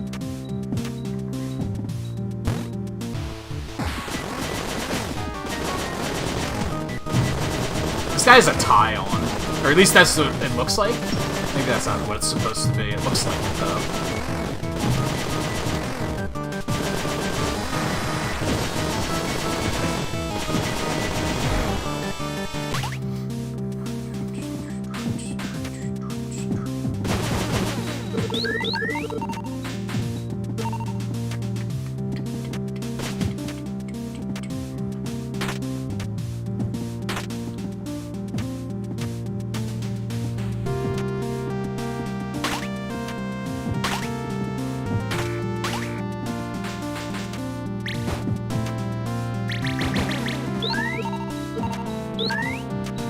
Man, they give, like... Having your weapons at max level is, like, fucking free on this.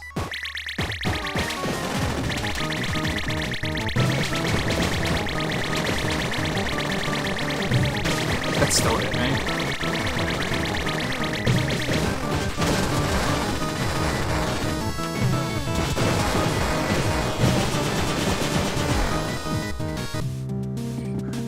There's another healing thing down here. They don't give you missile refills, though. That might be something you get. Well, unless you hit those refill your missiles. Never mind.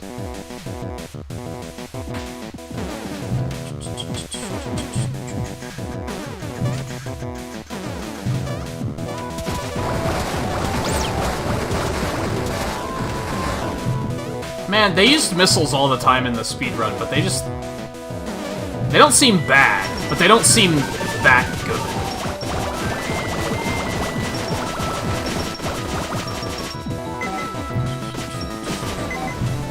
Just gets limited ammo and such. Fuck.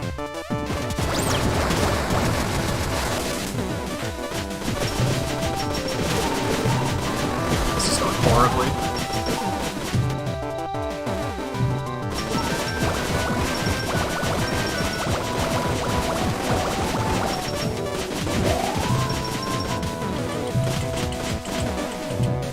Hey Raiders, how's it going? We're probably gonna be winding it down for the night ourselves here pretty soon. We're messing around with the random challenges because we finished what we set out to finish. But welcome all the same. Fortunately, the timer doesn't keep going when I pause, so that's nice. It's something I'm not used to in regards to speedrunning, although I'm not necessarily trying to do this fast, I guess.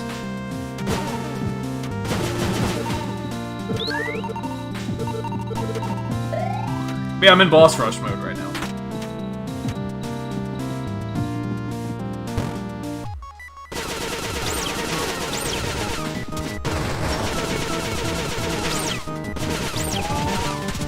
Ow. Well played.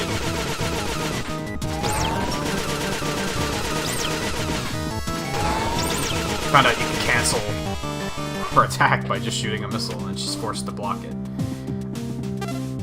Yeah. Oh, now we're talking.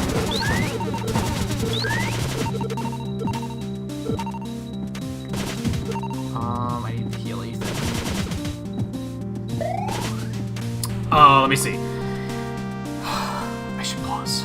I want some better music to pause on. Hold on. Let's get the boss music going or something. That's better.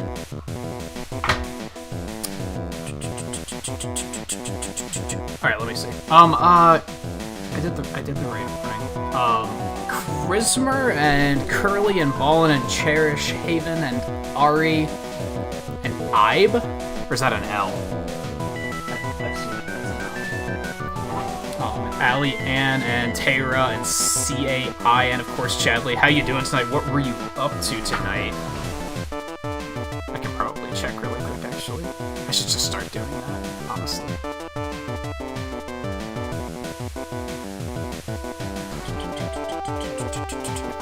Mario Maker. You know, I was saying the other night that, like, I noticed that Mario Maker dipped a bit, but I think, like, everyone who still actively streams it is just legitimately passionate about it, which I'm totally okay with. I used to talk down about it a lot just because it was so over-streamed, but, like, I always see, like, you and Ferran in particular, I know that you just love it, and I love to see that despite the fact that it doesn't seem to be quite as hoppin' as it once was, that you guys are still having a good time with it. Like, that's good to see. So I hope that went well for you. Was it just viewer courses? Or I guess I don't know what all there is to do in that game. I naively assume that that's all there is to it. I know they have, like, speedrun challenges, which I thought was pretty cool, but I don't think they're always open.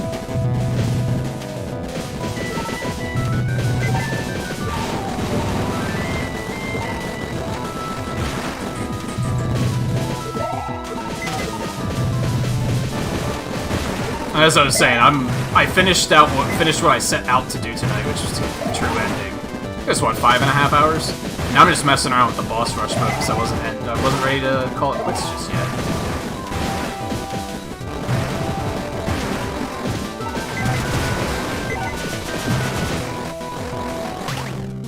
Which I would strongly recommend this if you've never played it before, by the way. I still kind of want to, like, outright challenge streamers to try and go for the true ending, because it's pretty difficult. Like, I'd put it up there with, like, other very difficult indie games that people love to play, but I never see anybody playing this one.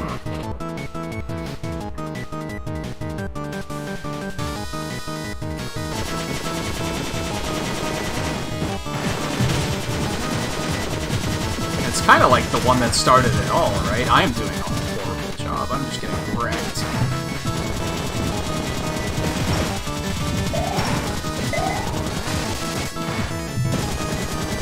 And the true ending in particular. 2 weeks ago, on January 1st, the last stream I did before I took a vacation, I picked this up and went for the true ending. 9.5 hours later, I had to stop without finishing it. So we came back tonight to do it. And as Twain of from Students of Gaming fame predicted, it took me 2 tries. Like, that's how close I was. Isn't this the boss that killed me last time? I'm horrible.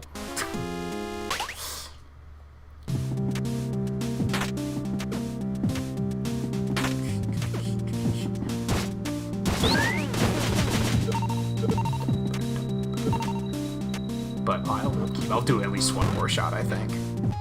I still have 15 minutes. Ow! Jerk.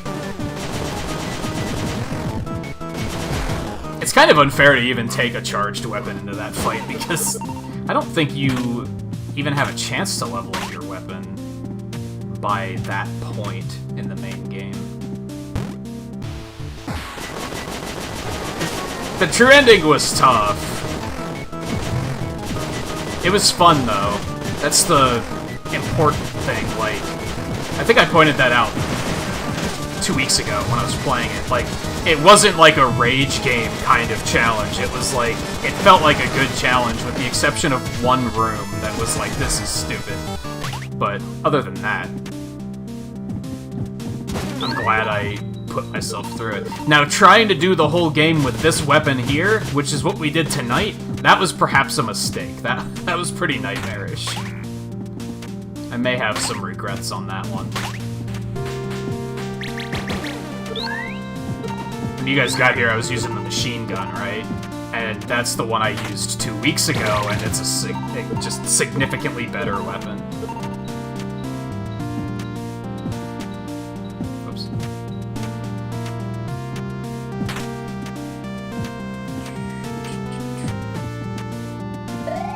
That. Beat up Balrog again.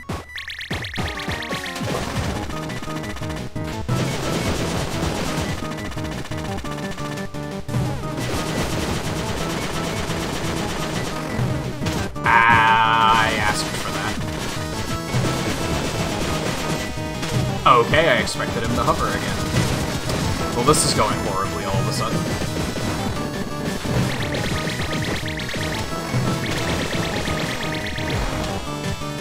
Did you ever finish Celeste, out of curiosity? I assume you either finished it or it broke you, because I haven't seen you streaming it in a while. Because I'm timed.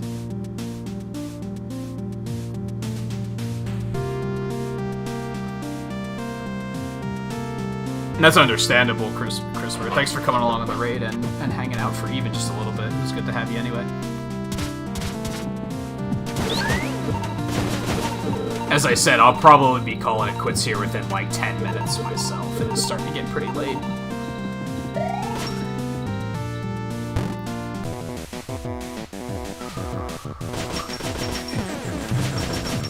I think, I don't know if you remember all this stuff in detail, but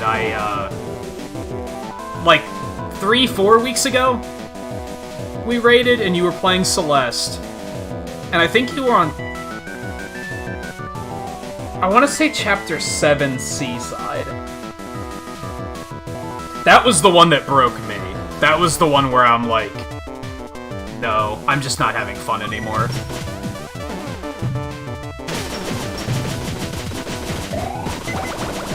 I think it was 7. It might have been 8.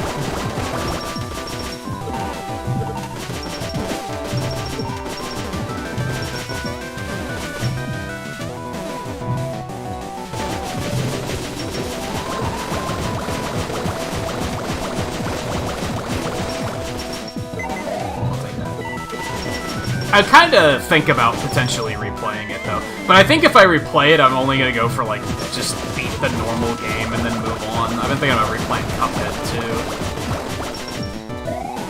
But that, I might wait for the DLC. That's probably a better idea. Because I think that's supposed to be this year.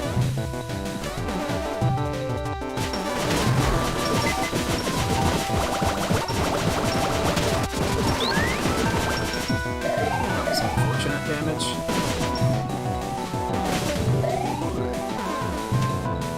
Oh no.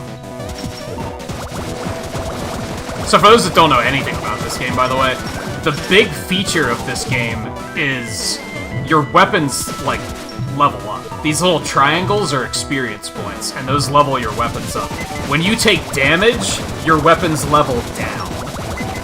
So that's why my gun sucks now, because I got hit too many times.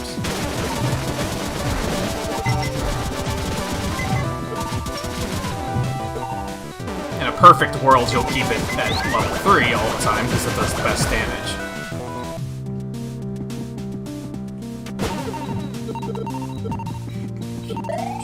It gets to a point where, like, you barely even look at your health, because it's not that health doesn't matter, it's that losing your weapon level ups is often way more crippling. I guess I probably won't use it, but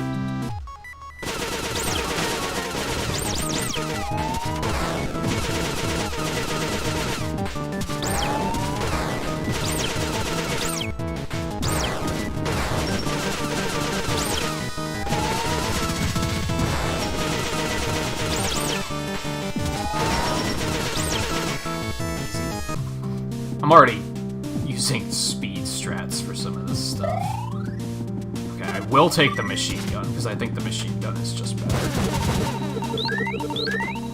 For now, at least. Maybe I'll switch back. If they give me access to the spur, maybe I'll take that again. But that probably won't be until later. Oh, we want to use this here, though. That's a lot of damage.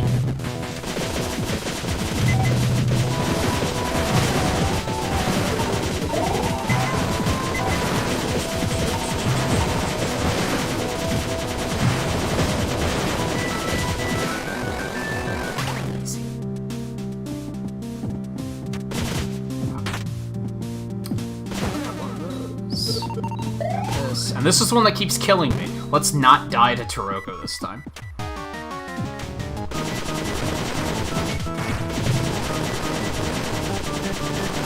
That was nice and stupid. That's a good start. That was also nice and stupid.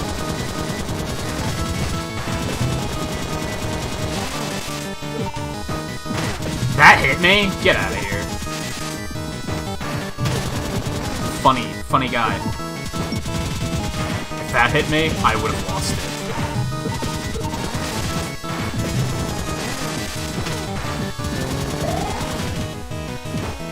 He might still kill me.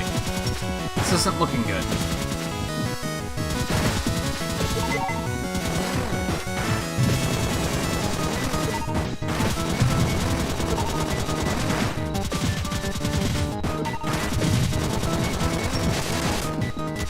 Okay. Actually made it. Oh yeah, we get the blade. I forget what the turbocharge even does. I'm not gonna lie. The blade is kind of cool, though. Let's get that powered up.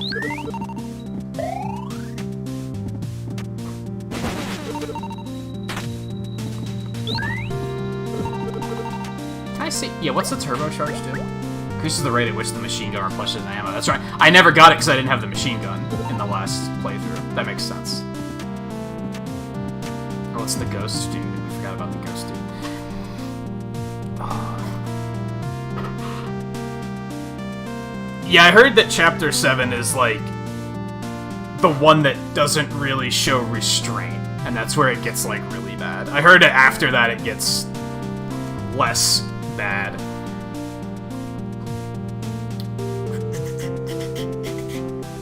And take it easy, Chadley. I know it's getting late for you, too, so thanks so much for bringing the raid over and hanging out for a little bit. It's always good to see you.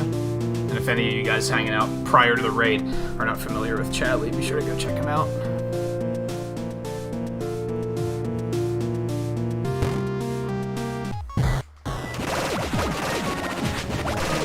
As I said, we'll probably wrap it up within the next...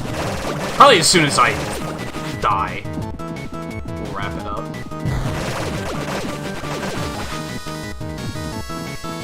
Ow.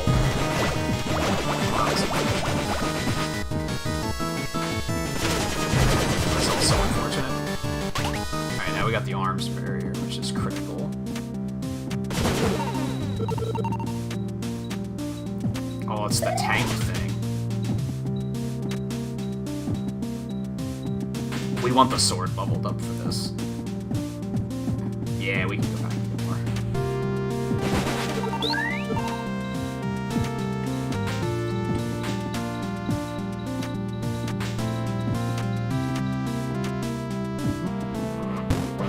Monster X. I find it really interesting when games do this, like, these aren't the areas you fight the bosses in, they're like recreated, and it's like, why? I mean, it's cool, it's cool extra polish, but it's also like, I wonder why they deemed that necessary, is what I'm getting at.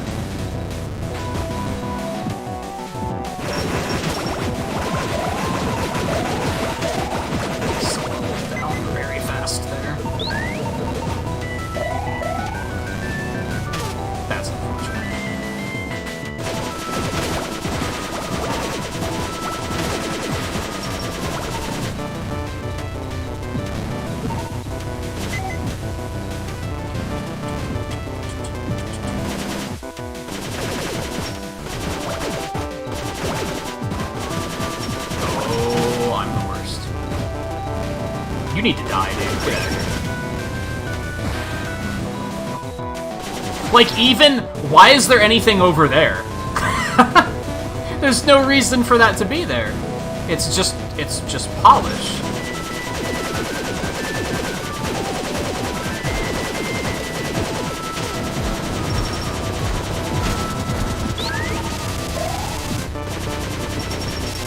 That almost sucked. I think I'll get the booster after this, right?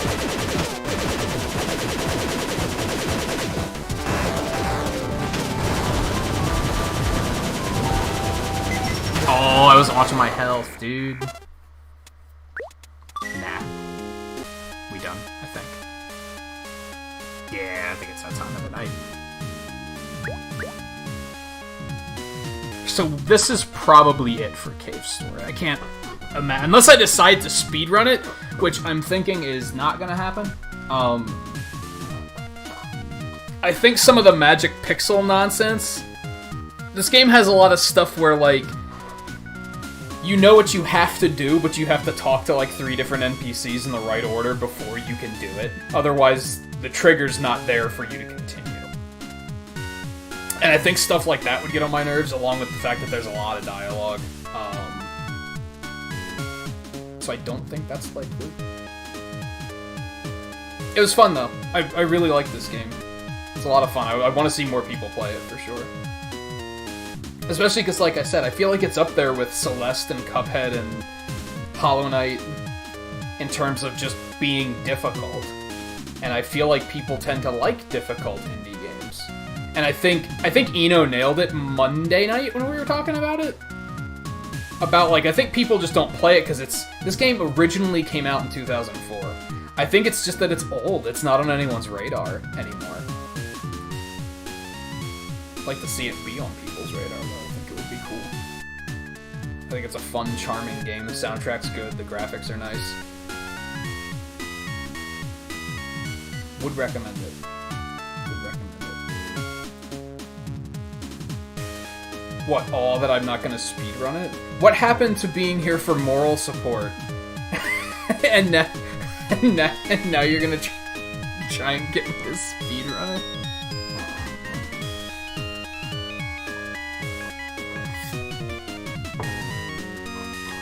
It's like you heard the word speedrun and you didn't hear anything else. You're just like, speedrun, yeah, do it. Do it. What are you, a bitch? Like, I don't know if you were lurking the whole time, but it certainly did. It took me 2 tries to finish. Well, I guess it wasn't technically 2 tries. It took me 2 tries on the final boss. Out of the final gauntlet, I think it took me, what, like 4 tries? Once I got to the final boss, it took 2. So yeah, it did pretty much. It didn't take much more of a push. I could have gotten it 2 weeks ago if it wasn't for the fact that I had already been streaming for 9.5 hours, and I was like, this needs to stop. Anyway, so, yeah, so this will probably be it for this. We're gonna play Fall Guys tomorrow. Depending on how that goes, I'm gonna be totally honest, I think I'm kind of over Fall Guys. Like, I'm not... It's not that I'm dreading playing it tomorrow, but I'm not excited to the same extent I am with some of the other games that I have on the schedule right now. So I think after Season 3, I might call it quits on that, unless they do something that makes me say, hell yeah, I gotta bust Fall Guys back out. Or if we play it tomorrow and I just have a load of fun, and then clearly that'll change my mind too, so we'll see what happens.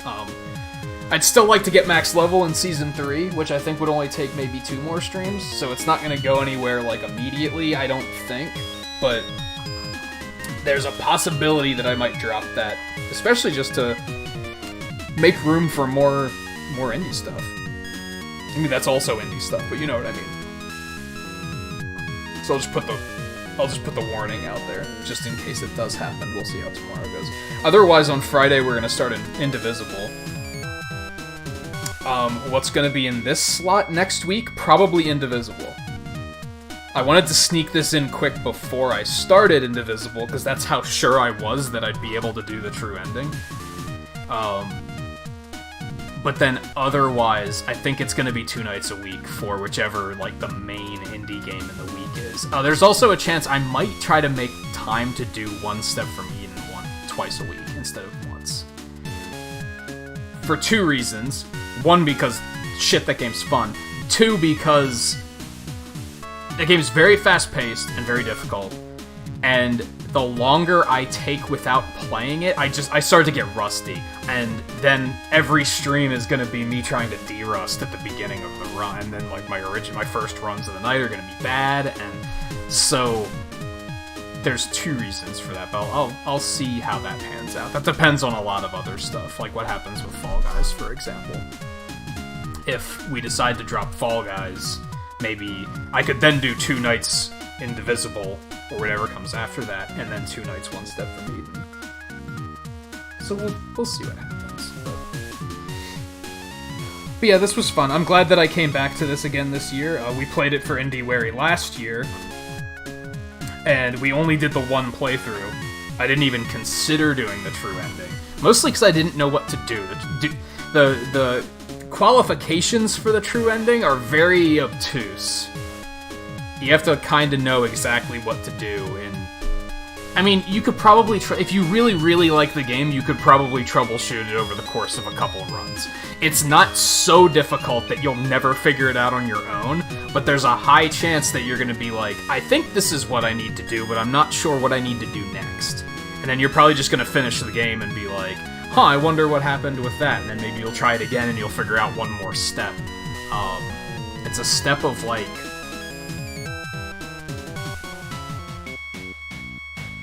I want to say, like, 4 things that you have to be sure to do.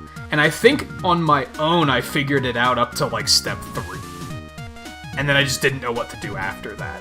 So it's not impossible, but it's not exactly in your face either. Which is maybe for the better.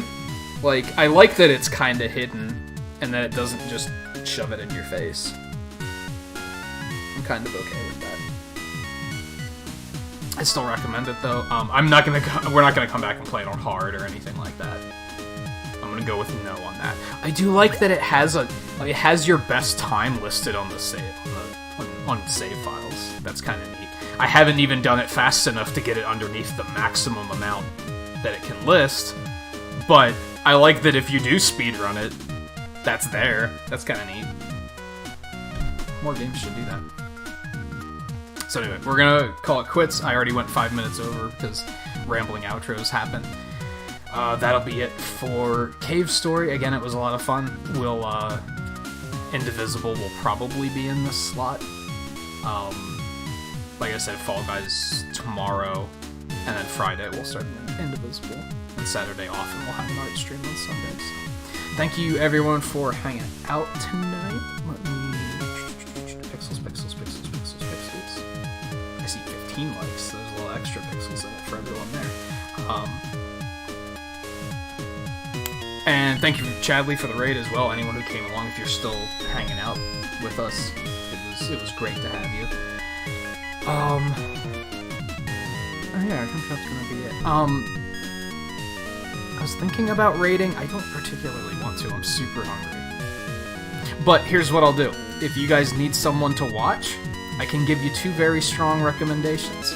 I have Mega Harv playing Super Mario Galaxy, and I have Zombies Go Nom playing the Spyro Reignited trilogy. I'm probably going to check both of those out after the stream here, so if you need anyone to watch, there you go, there's some options for you. Now let me go ahead and drop their links in case you need them. I don't know what Zombies is, and that might not be Mega Harv's. Nope, it's just Harv. Just Harv and just Zombie.